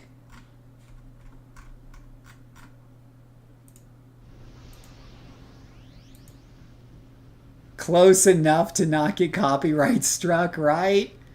Yeah, but she's Fallout Queen. I was surprised the name was available. You know what? The red gem in the belt will keep us from copyright issues. Totally. So, all right. That is funny. You guys keep me entertained. Let's start the video. Let me just put that there. All right. Salutations, my name is Phil, aka JCServant, and welcome to another exciting City of Heroes video. This is the first of a series of videos for a new story arc character, solo self-funded character, I should say, called Fallout Queen. This is a community-created character. The community voted on the class, the power sets. We had a live stream where we picked her looks and everything like that. So this character is very, very community driven. Even the name Fallout Queen came from the community. Now, what does solo self-funded mean? It means that that she will be all solo from level 1 through 50. She will not be receiving money from my other characters or from auction house shenanigans in terms of like doing any sort of flipping or sitting on farms. She can earn money through merit rewards and using salvage on the auction house and stuff that normal players would have access to and whatnot. She also will not be using double XP. We will be leveling her properly from level 1 to 50 with normal XP. But she can buy smart vendor items if necessary. I don't think we'll be using a ton of smart vendor. We will be using the quality of life ones. Let me rephrase that. Quality of life ones such as teleportation, absolutely on the table, and whatever have you. But for black wands, mood strikes, and stuff like that, I'm not sure it's really going to be needed with her because it's a corruptor, and they usually do pretty good damage. I don't necessarily need to rely too much on that to get started.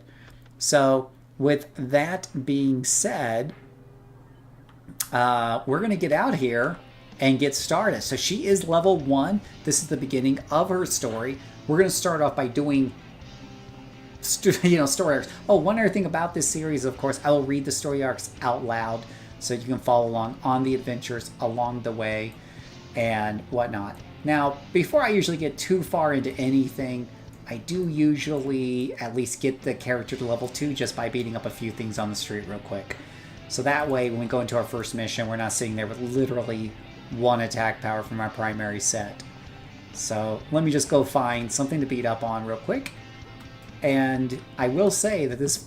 the yellow and blue suit you guys have picked... Whoa, that's a lot of high-level stuff. Oh, let's go for this guy.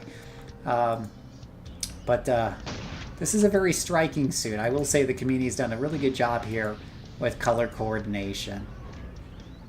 Alright, so storm summoning, we're getting like some sort of gust here and whatever have you. And then we're gonna go ahead and punch him in the face a few times with brawl or whatnot. I do have radiant aura for healing if I absolutely need it. Hopefully at level 1 we don't need it too quickly. Punch him in the nose. Maybe go punch you in the nose too.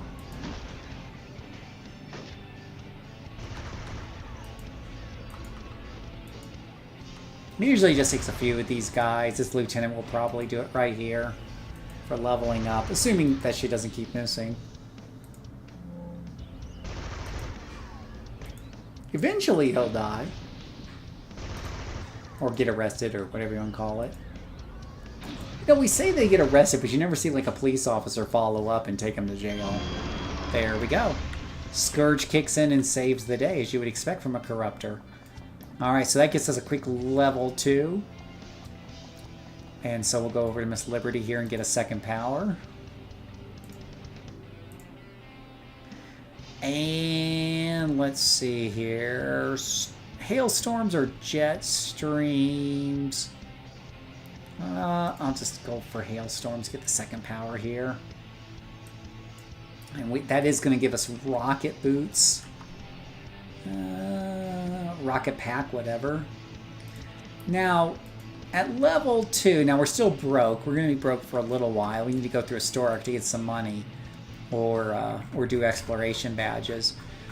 But you can come over here to the start vendor if you want to. I don't think this is super necessary. I've skipped this step quite a bit.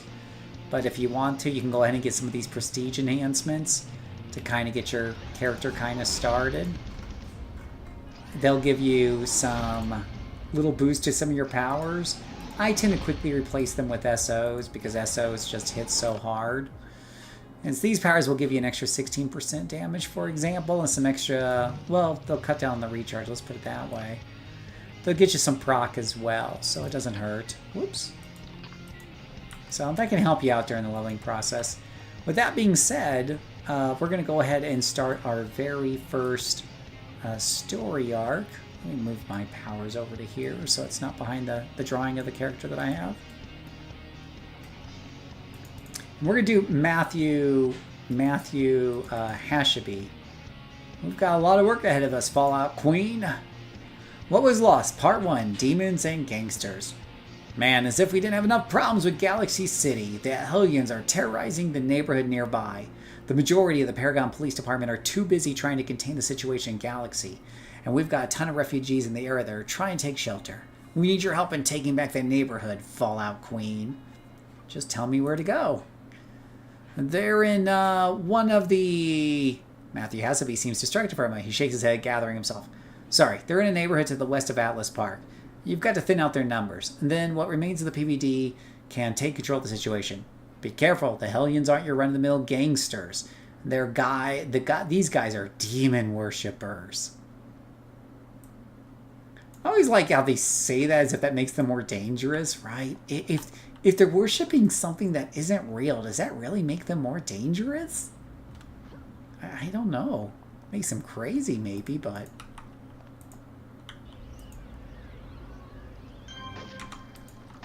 Well, he died pretty quickly.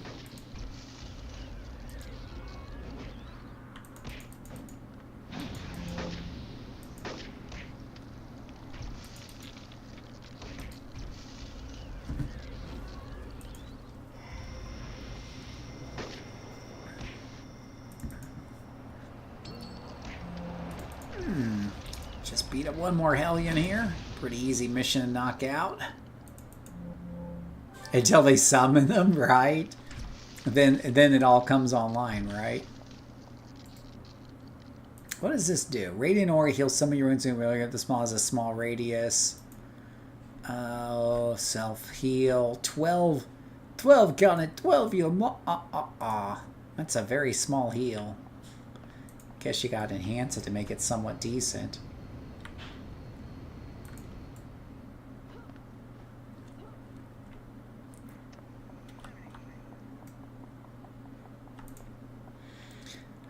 Thanks, Fallout Queen. The PBD are on the scene now and handling the situation. The Hellion said something about Atlas Park being next to fall? Seriously?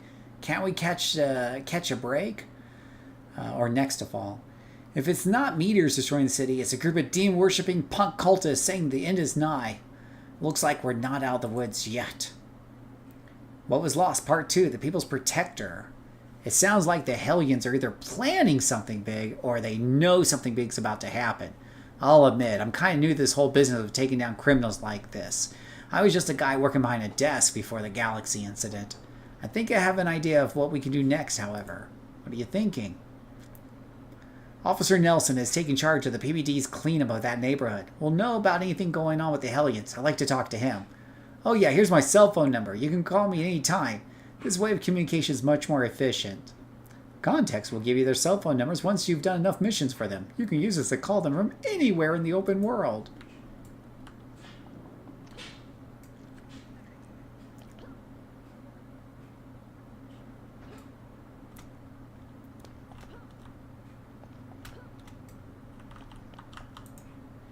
Fallout Queen, right? I heard you're responsible for helping us take back the area. We all appreciate it. You and Matt are already doing a lot of good for the city. He can set an example for those lazier heroes. It's a shame that his wife, Dana, died in Galaxy.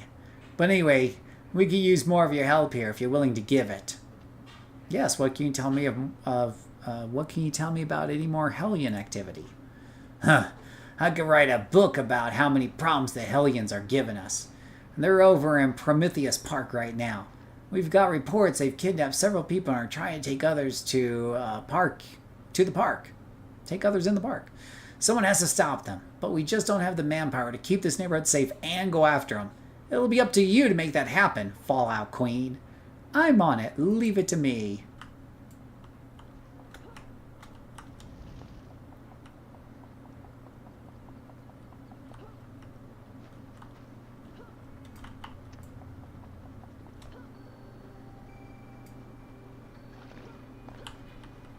Alright, just gotta kill a bunch of these here, guys.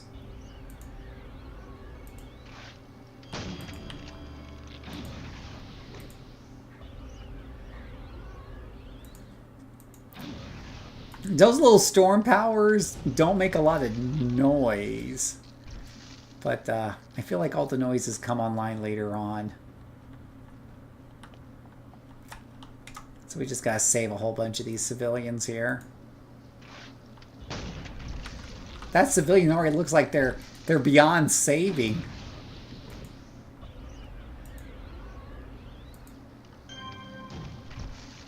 Scourge saving the day there.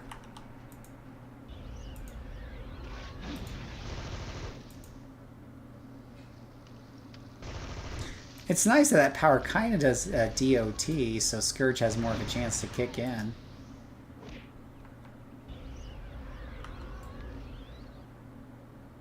Yeah, you're right. I need to install the mod to make the sound better because this sounds like a wet noodle. We have somebody in our chat here. If you're watching this on a YouTube video after the fact, I'm streaming this while recording it, and you mentioned I should get the mod because that kind of sounds kind of weak. Let's we'll pop in the mod in between here. All right, so now I need to go underground. Let me go and check the mod real quick. I'll pause the recording here, and we'll check old mod city here. I probably have to log out of the game probably for the mods to take effect. I would imagine I do.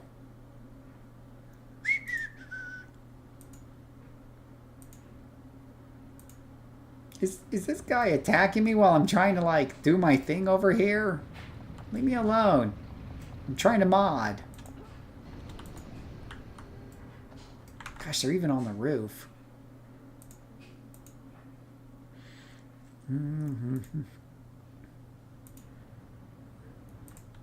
Alright, stand by on that one for a second while I look up my mods. D drive. City of Heroes mods. Modding tool. I can't believe I don't have the Storm sound pack. I got like every other sound pack available. You think I would have gotten Storm. Storm, storm, storm, storm, storm. Storm. Story arc HUD icon recolor. Okay, well that's interesting. Sound effects. I don't see Storm. Huh. Super speed. Swamp Brick Town ambient. Let's go for audio. Atlas Park Banshee beam rifle. Freedom login. Claws out. Sound effects modifier. Well, that sounds kind of fun, actually. Cold Dominator. Oh. Oh, okay. Well, that sounds kind of fun, too. Complete Strike. Crumbly. Daft Punk Dunka D. Dark Astoria. Original music. Demon Kitties. Changes the sound files for demon summoning to humorous kitten sounds. Oh, no. Oh, Dual Pistols Kata Edition. I like Dual Pistols, but I always want a deeper resonant sound. Oh, that's interesting. Oh. Powerful Electricity. Okay, Powerful Electricity. Powerful Electricity, Electric Control. Well, now that sounds pretty good for my...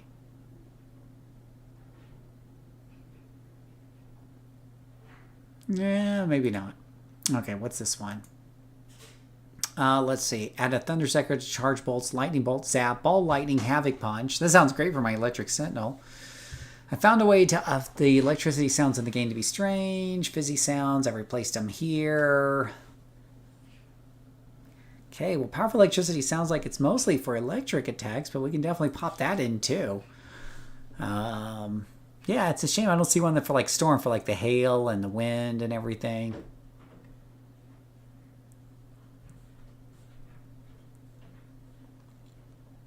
Oh, staff fighting. Ooh, that sounds good. Do I have staff? I already have staff. Okay.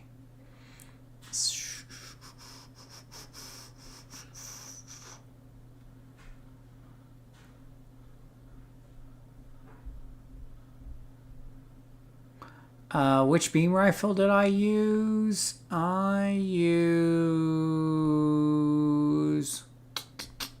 Star Wars beam rifle. Star Wars beam rifle. I do get compliments on it.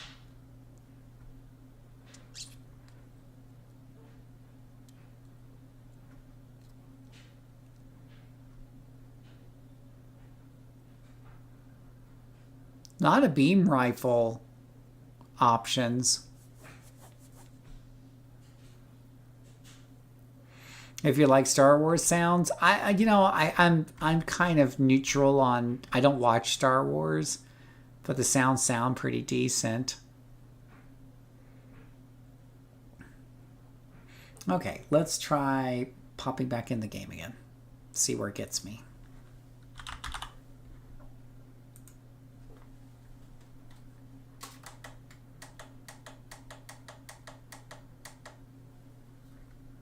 Have a good night, y'all. Peace.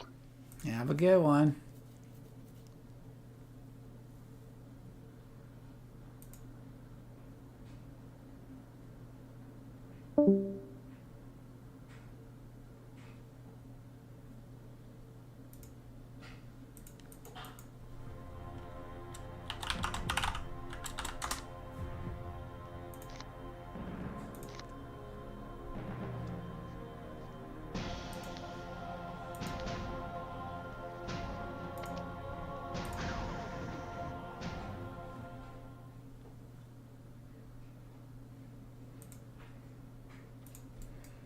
All right.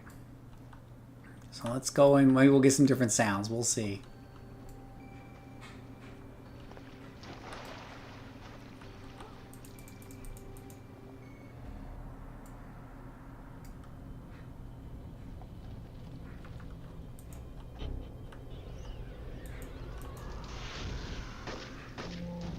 Yeah, I don't think those sounds are any different at the moment, sadly.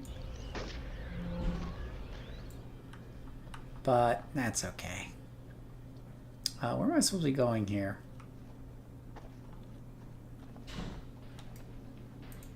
Oh, this guy's having so much fun over here. He's just beating away here.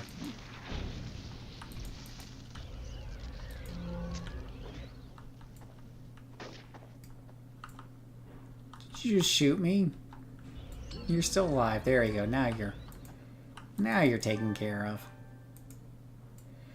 Alright, so now we gotta call Matthew. I usually like to get out of here before I call him, just in case they respawn.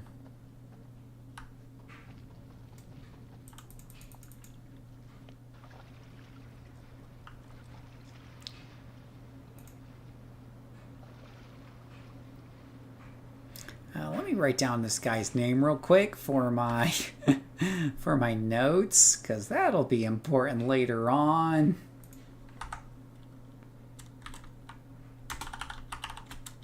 Abashi. Okay. Matthew here. Oh, Fallout Queen, good to hear from you. What's going on with the Hellion situation? I found an artifact they had. It looks like it belonged to Magi. Great. I meant that to be sarcastic, by the way. The Magi Vault in Galaxy City was destroyed during the incident. There's probably hundreds of dangerous artifacts floating around Paragon now. At least we've got one of them. We're getting reports, however, of more missing people. Probably the Hellions' work. That's not a good sign. You're right on that, Fallout Queen. We need to find out where the Hellions are keeping all these people. Did you find out anything else? Not at all. What's next? Well, I think I have an idea of what we could do next. It's a little crazy, but I think it just might work. What do you have in mind? What Was Lost, Part 3, Incognito. We need to find one of the Hellions' bases and get information on what they're planning and where they're holding these hostages without them knowing about it, which means you'll need to get yourself some information and a disguise. You've got an idea of where to get both? I just might. We're getting reports about Hellions loitering around one of the tunnels nearby. An eyewitness said that it looked like they might be guarding a possible supply cache. If you take down Hellion informants, you can find out where their cache is. After that, you can disguise yourself as an informant to get there and find some information. If we go incognito, we might be able to catch them off guard. And by we, I mean you. Sorry. Those Hellions are always causing problems. That's exactly what they do. They are problem causers, not problem solvers.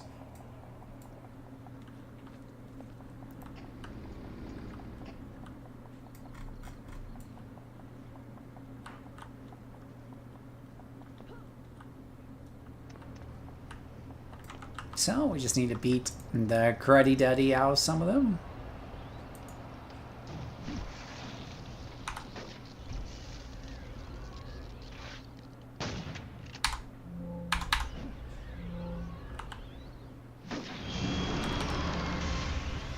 There's level 3 for our Fallout Queen. Alright, we got our information. We'll go in here and get to the warehouse. Wow, we just put on this outfit real lickety-split.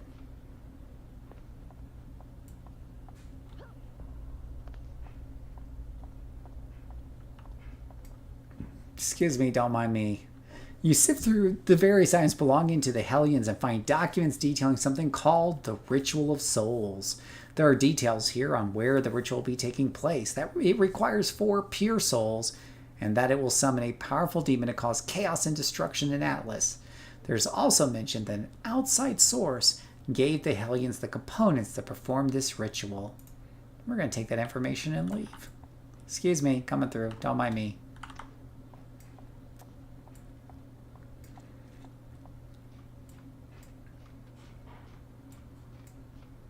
Like running at 1.5 miles an hour here.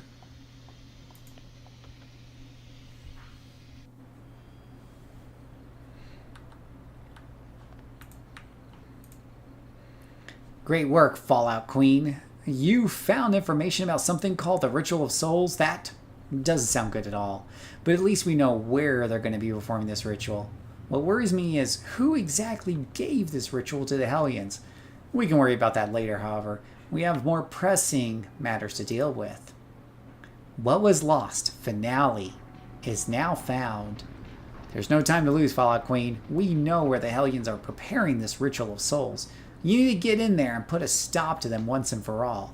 The most important thing is to stop that ritual and rescue the citizens who were kidnapped. There's one other thing I'd like you to look into. What is it? I'd like you to see if you can find out who gave them the ritual. If someone's supplying the Hellions with something this dangerous, who knows who else they could be helping.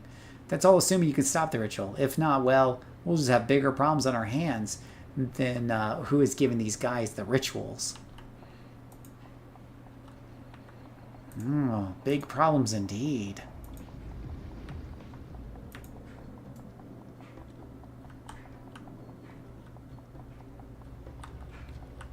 Those Hellions always causing the problems. This looks like the Hall of Justice from like the 1980s Justice League. Or maybe it's the Legion of Doom's headquarters, that big dome shape. Wow.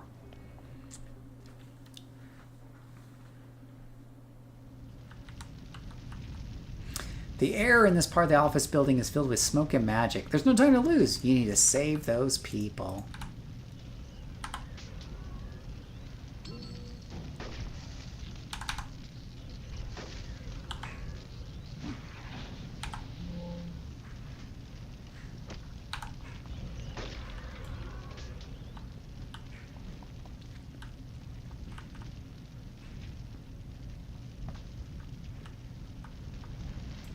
So many people. So little time.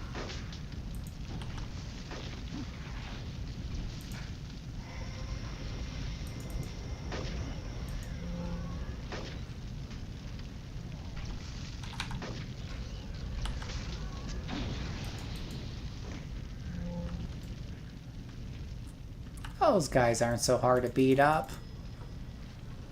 Am I right? I'm right. Yeah, if you're watching this, I don't know, sometime in the future, whatever have you, we'd have our big 1,000 sub celebration. That's why that's on the screen. I'll turn that off, but we did have a big celebration tonight because we did hit the big number. Oh, we're going up against Cinderburn. Isn't he a wacky follower?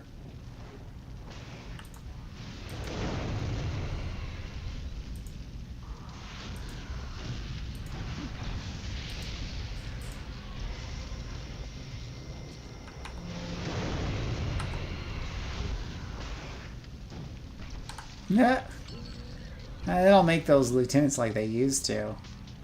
Thank you, I thought I was going to die. There's someone trying to call in from that computer nearby. Is anyone there? Please, I don't have much time. They're going to find me at any moment. I'm here with the other survivors. Please, someone needs to hear this. Hi, my name is Fallout Queen. Who is this? Fallout Queen. Oh, it's good to hear somebody else. My name is Dana Habenschi. Oh, that's Matthew's wife. Matthew, he's safe? He got out of Galaxy City? He is. Hold on, let me get him on the communicator. You get your communicator and radio in Matthew Hashaby. Listen. Oh, is that it? Matthew, is that really you? Dana, you're alive, you're alive. Matthew, I don't have much time to talk. I'm being held prisoner by Arachnos. What? Where? I'm coming to get you. You and Fallout Queen need to hear this. Arachnos has captured survivors of Galaxy City, and they're funding gangs in Atlas Park to destabilize it. They're the ones who helped the Hellions. You need to stop them or else. Bam, bam, bam, bam, bam. Matthew, there she is. Take her back in. Dana, I'm gonna find you, I promise. Oh, that's interesting. Didn't realize his wife was still alive. That's what I get for never reading these things.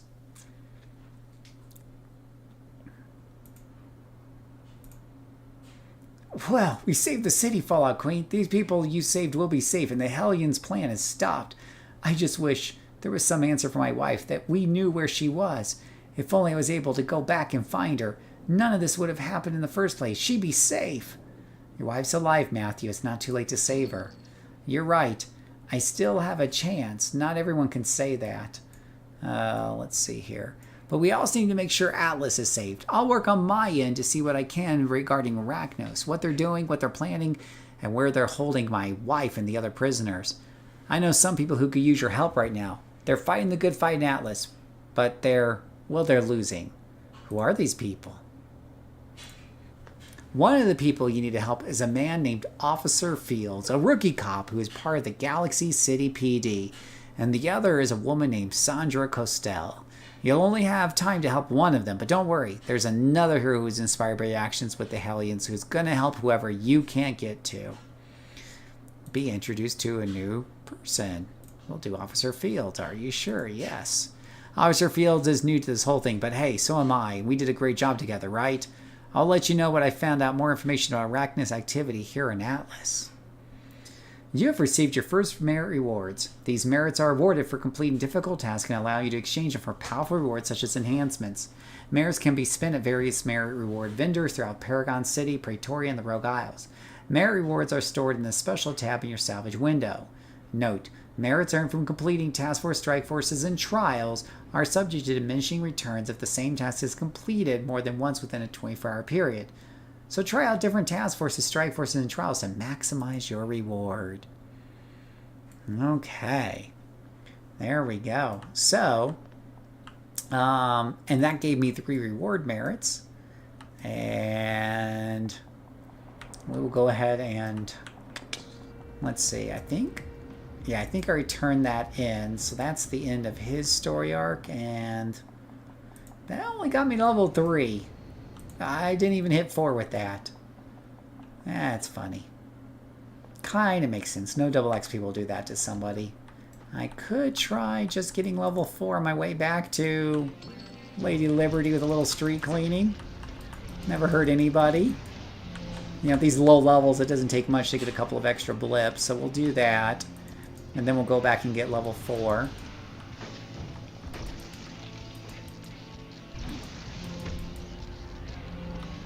Just beat up on a few guys along the way. Let me turn on my map real quick here and see where I'm at in the city because I've lost track. Oh, I'm way over here. Let's go ahead and save a few people on the way.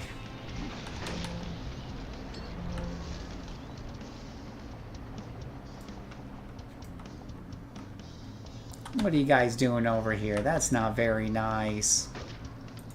Crime doesn't pay. Fallout Queen might give you cancer. Really, I gotta question the wisdom of a hero who uses radiation powers.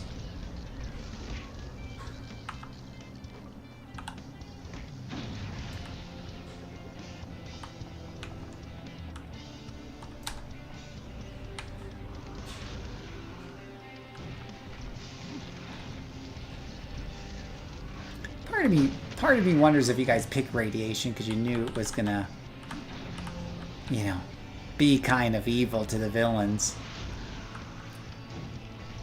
Oh, so close. You received a tip. These are special single mission contacts. You can find them in the context section of your nav bar underneath the tips tab. Some tips will provide a guide you to exploration badges around the city, and others will lead you to various special missions. And those exploration badges, boys and girls, are very useful. And usually when you get one of those exploration badges, it'll lead you to another and another. And if you get all 8 in the city, in any particular zone, then you will get 5 reward merits, which is worth a pretty penny. It's worth about 750,000, give or take. So we're gonna go over to Lady Liberty here. We gain a couple levels doing those. So go ahead and train up. We'll put our extra slots into our attack powers, go up to another level. I usually focus on more attack powers this early on. Okay. Now, before I log out of this story arc, I did get 3 reward merits. So I'm going to convert that into some quick cash for my character so that she can buy Essos, particularly since we're not using double XP. We're spending more time in these lower levels than normal. So I want to make sure that I'm as efficient as possible. So we're going to use those 3 reward merits to buy... Oh, did I just buy Unslaughtered? Son of a gun. I should have bought converters. Alright. Well, Unslaughters sell pretty good, but they sell slower. They're not quite as in demand. I'm going to sell some of these enhancements that I picked up that I'm not going to use to give me some starting cash so I can post the Unslaughters on the auction house. Can tell I'm a little tired. Alright, so if I sell one, I'm only going to get 60,000, which it's kind of sad, I think. Yeah, you can, let me see how much I get for that one, 60,000. That's okay, I just need some starting money. For the rest of these, what you can do is you can sell these. They're selling for 90,000 each up here. You can sell them for 90 to 100,000. I've got 100,000 for them, no problem. So I would post them for a bunch, but you need money to put down in order to be able to post them for more than, you know, a little bit. So I'm going to post these for like 89,000 each. They'll sell, they won't sell right away, but they should be sold, you know, within the next day or two, and that'll get me a really good starting money on this character. So we'll see next time I log in, right? That's the beauty of this. I did this on the other character where I showed you guys, okay, I logged out, and then I start off the recording always in the, you know, the same place I left off, and we were able to go and log those in and see how much we made. But that's all we have for this particular video. This was the Matthew, I believe it was the Matthew Hashabi story arc there, and that got me up to level 4. So we'll do another one soon, and they'll all be in the same playlist, and we'll voice act them all the way through and keep knocking these out along with the villain side with the Mirage Monarch. So thank you guys so much for those of you who are watching the YouTube playlist. Just keep watching. Thank you so much for watching, and may God bless you. What is the level it's worth to stop taking the double up and getting the money instead? 50. 50. Because you really don't get that much money from mobs. But you can see, like, here, doing that one mission that took, like, 15 minutes, I've already got, like, that's probably almost $500,000 worth, right? When you're, like, level 50, you get enough influence to where it starts to compete. It competes with story arc rewards. But even at 40, it doesn't really compete. Yeah, it doesn't really compete. So, yeah.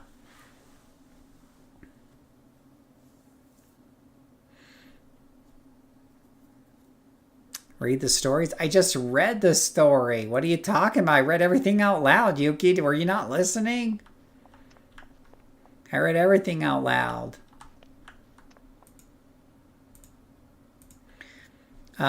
Where is the vendor? The vendor for the double XC is the start vendor. I'll show you here.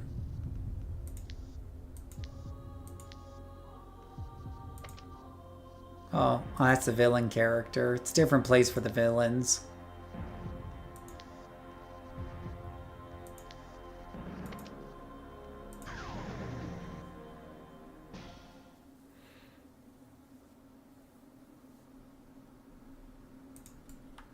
So...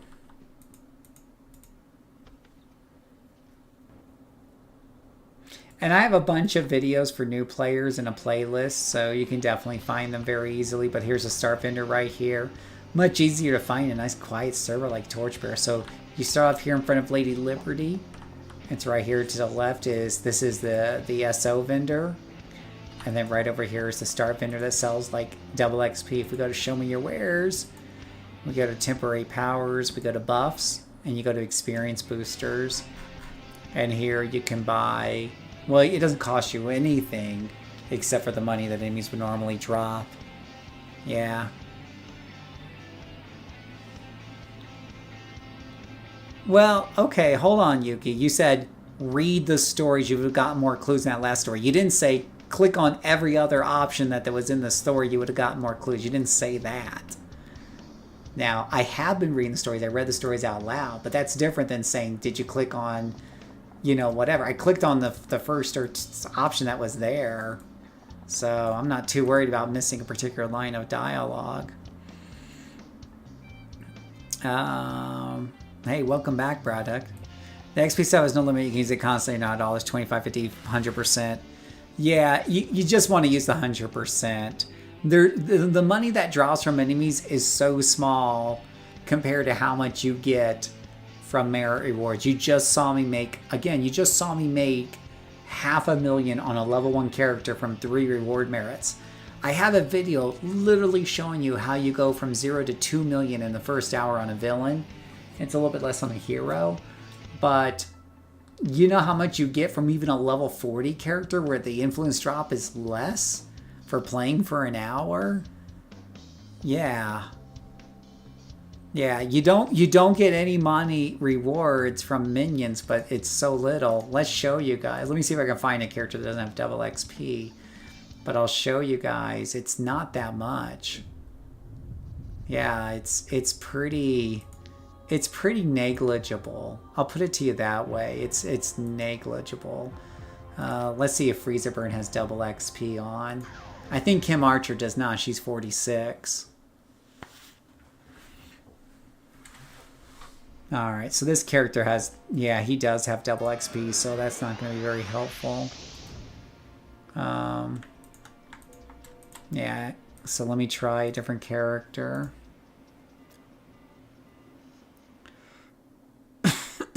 Well, I appreciate that, Cross. I gotta get going to bed here soon. It's getting a little late, isn't it? Oh my gosh, yeah, I have to get up early tomorrow.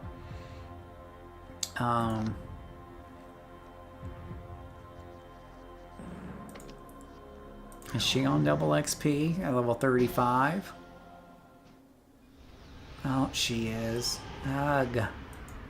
Can I find somebody who's not addicted to the double XP sauce? Because I usually let it drop off, but I've only started doing that in the last few months, and some of these characters haven't played enough since then to qualify. Cinderflare. Is she on double XP?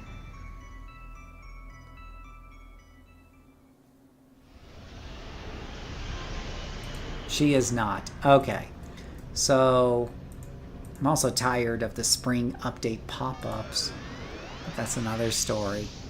So let's show you guys just a little bit of what we're talking about when we talk about, even at level 35, right?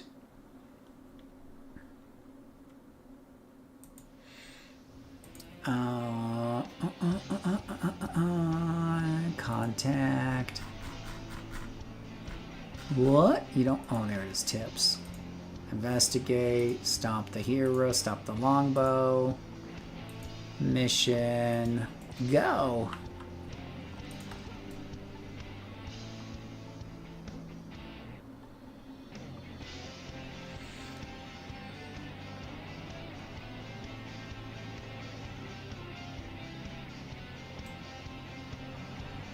Alright. Do we have influence pulled up on this character? We do not. All right, so we have 29.47 million influence. There's a calculator here. 2947.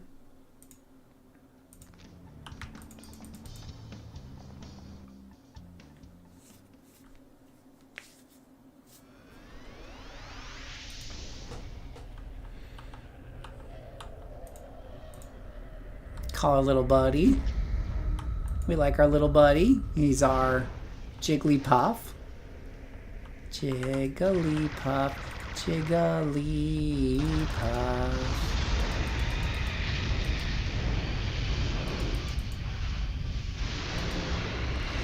Now, you're going to see here, what is she getting per kill? She's getting 330 influence per kill. That's 1,000 for 3 of these guys, right? Woo-hoo. 1,000. Now, how many guys do you think? Let's just say there's 3 of those. How many of those guys are we going to kill in a single mission, guys? Like in a single mission like this, how many do you think we're going to kill?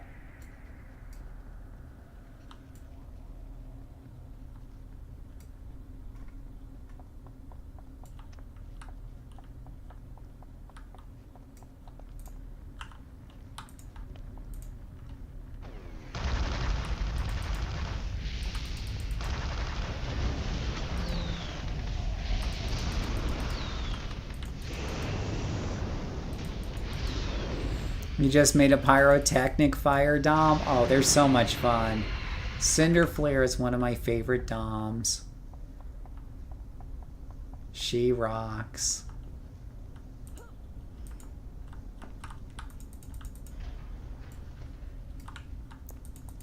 Each of those were 330. Lieutenants will be more if we ever find a lieutenant around here.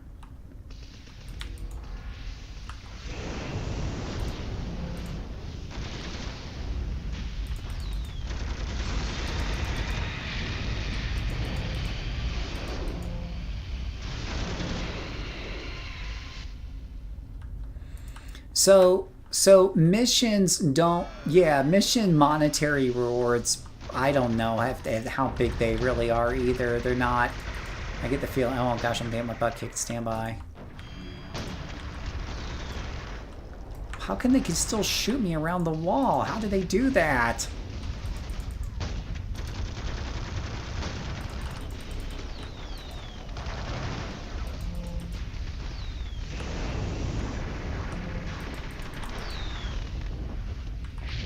Once I got to focus to get control of the situation. So there was a lieutenant worth like 1,800 influence. Yeah, that was a little messy there. Oh yeah, you get the pretty effects and everything. Oh gosh.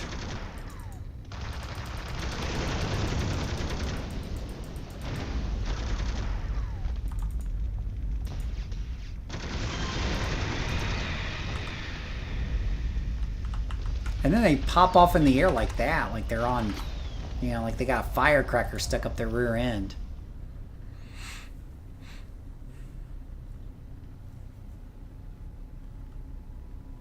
Let me just get my health back up. Yeah, if I get my ass kicked in this mission here, it's not a knock on the character build. It's me being a little tired here, so my brain is not functioning 100% here.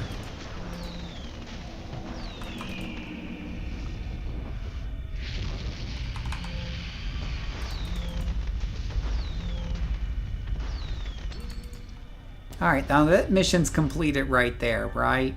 Now, let's see how much money I've made, right? So I take a look at my influence again.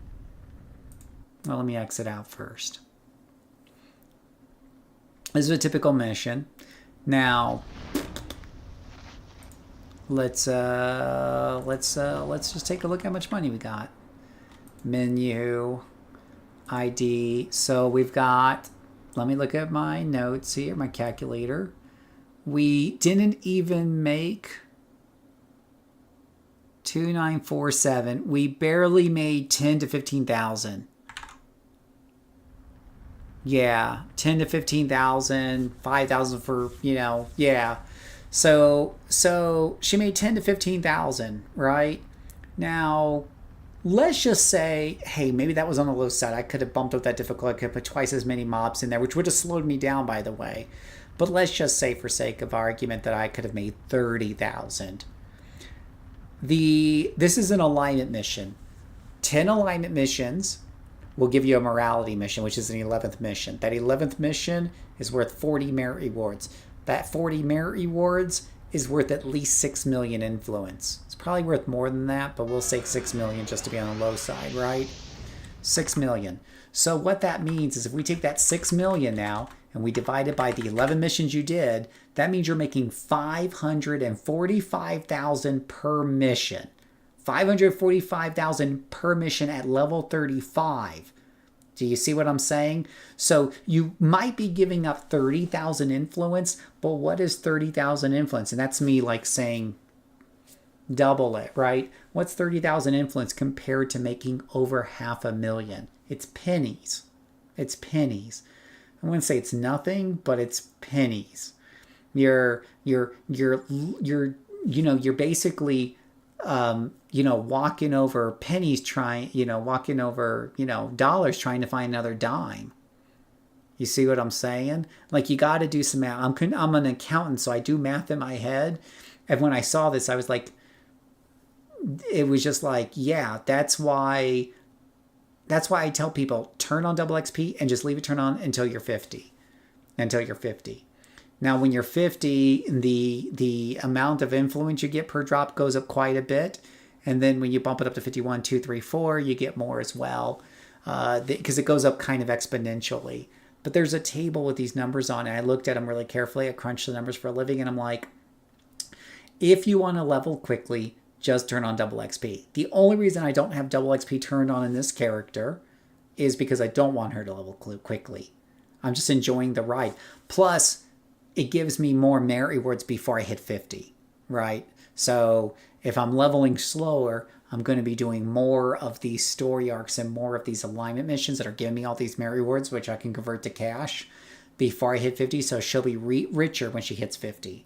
I'm just enjoying the ride.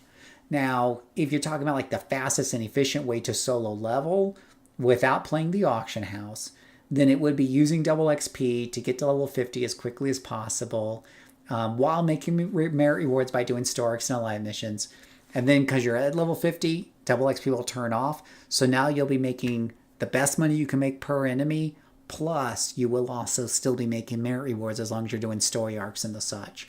So when you get to 50, you are getting the best of both worlds, and you're making the most. You will make more money per hour at level 50 on the average than you will at level, obviously at level 10 or 15.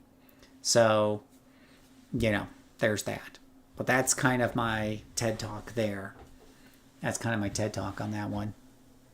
Yeah, it's just all about number crunching and just, how do you want to enjoy the game, of course. Obviously, as we've said before, there's always faster way to make money than level up in terms of like sitting on a fire farm or running your own fire farm are both faster for making money and earning XP per minute.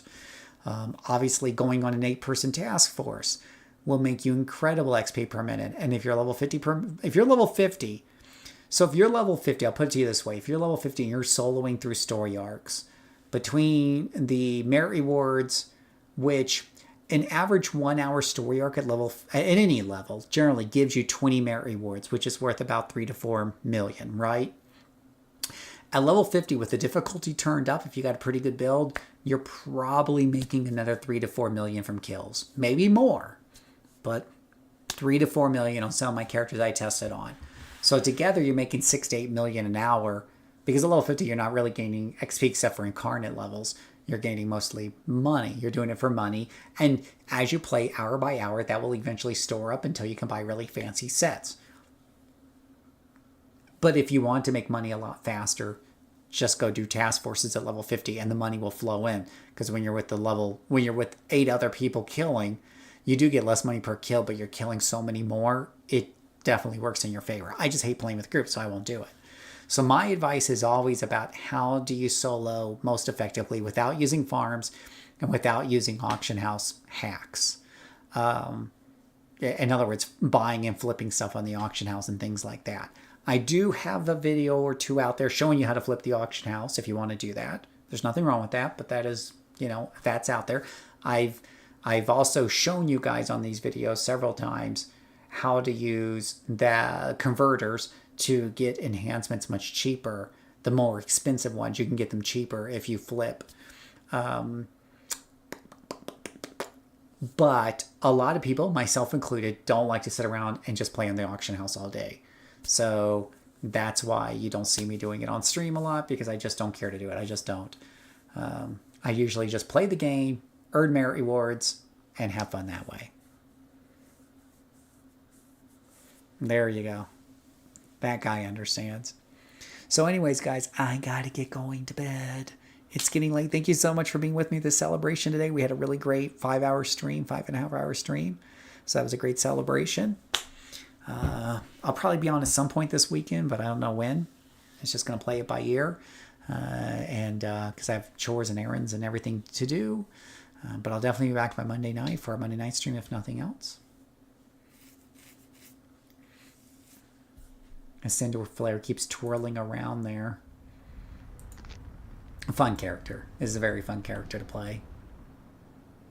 Yeah, thank you guys so much.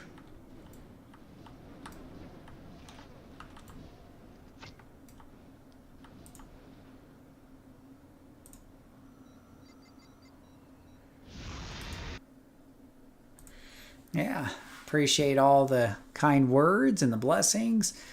You guys all have a very great day. May God bless you. Have a good night. Sleep tight. And all that other fun jazz.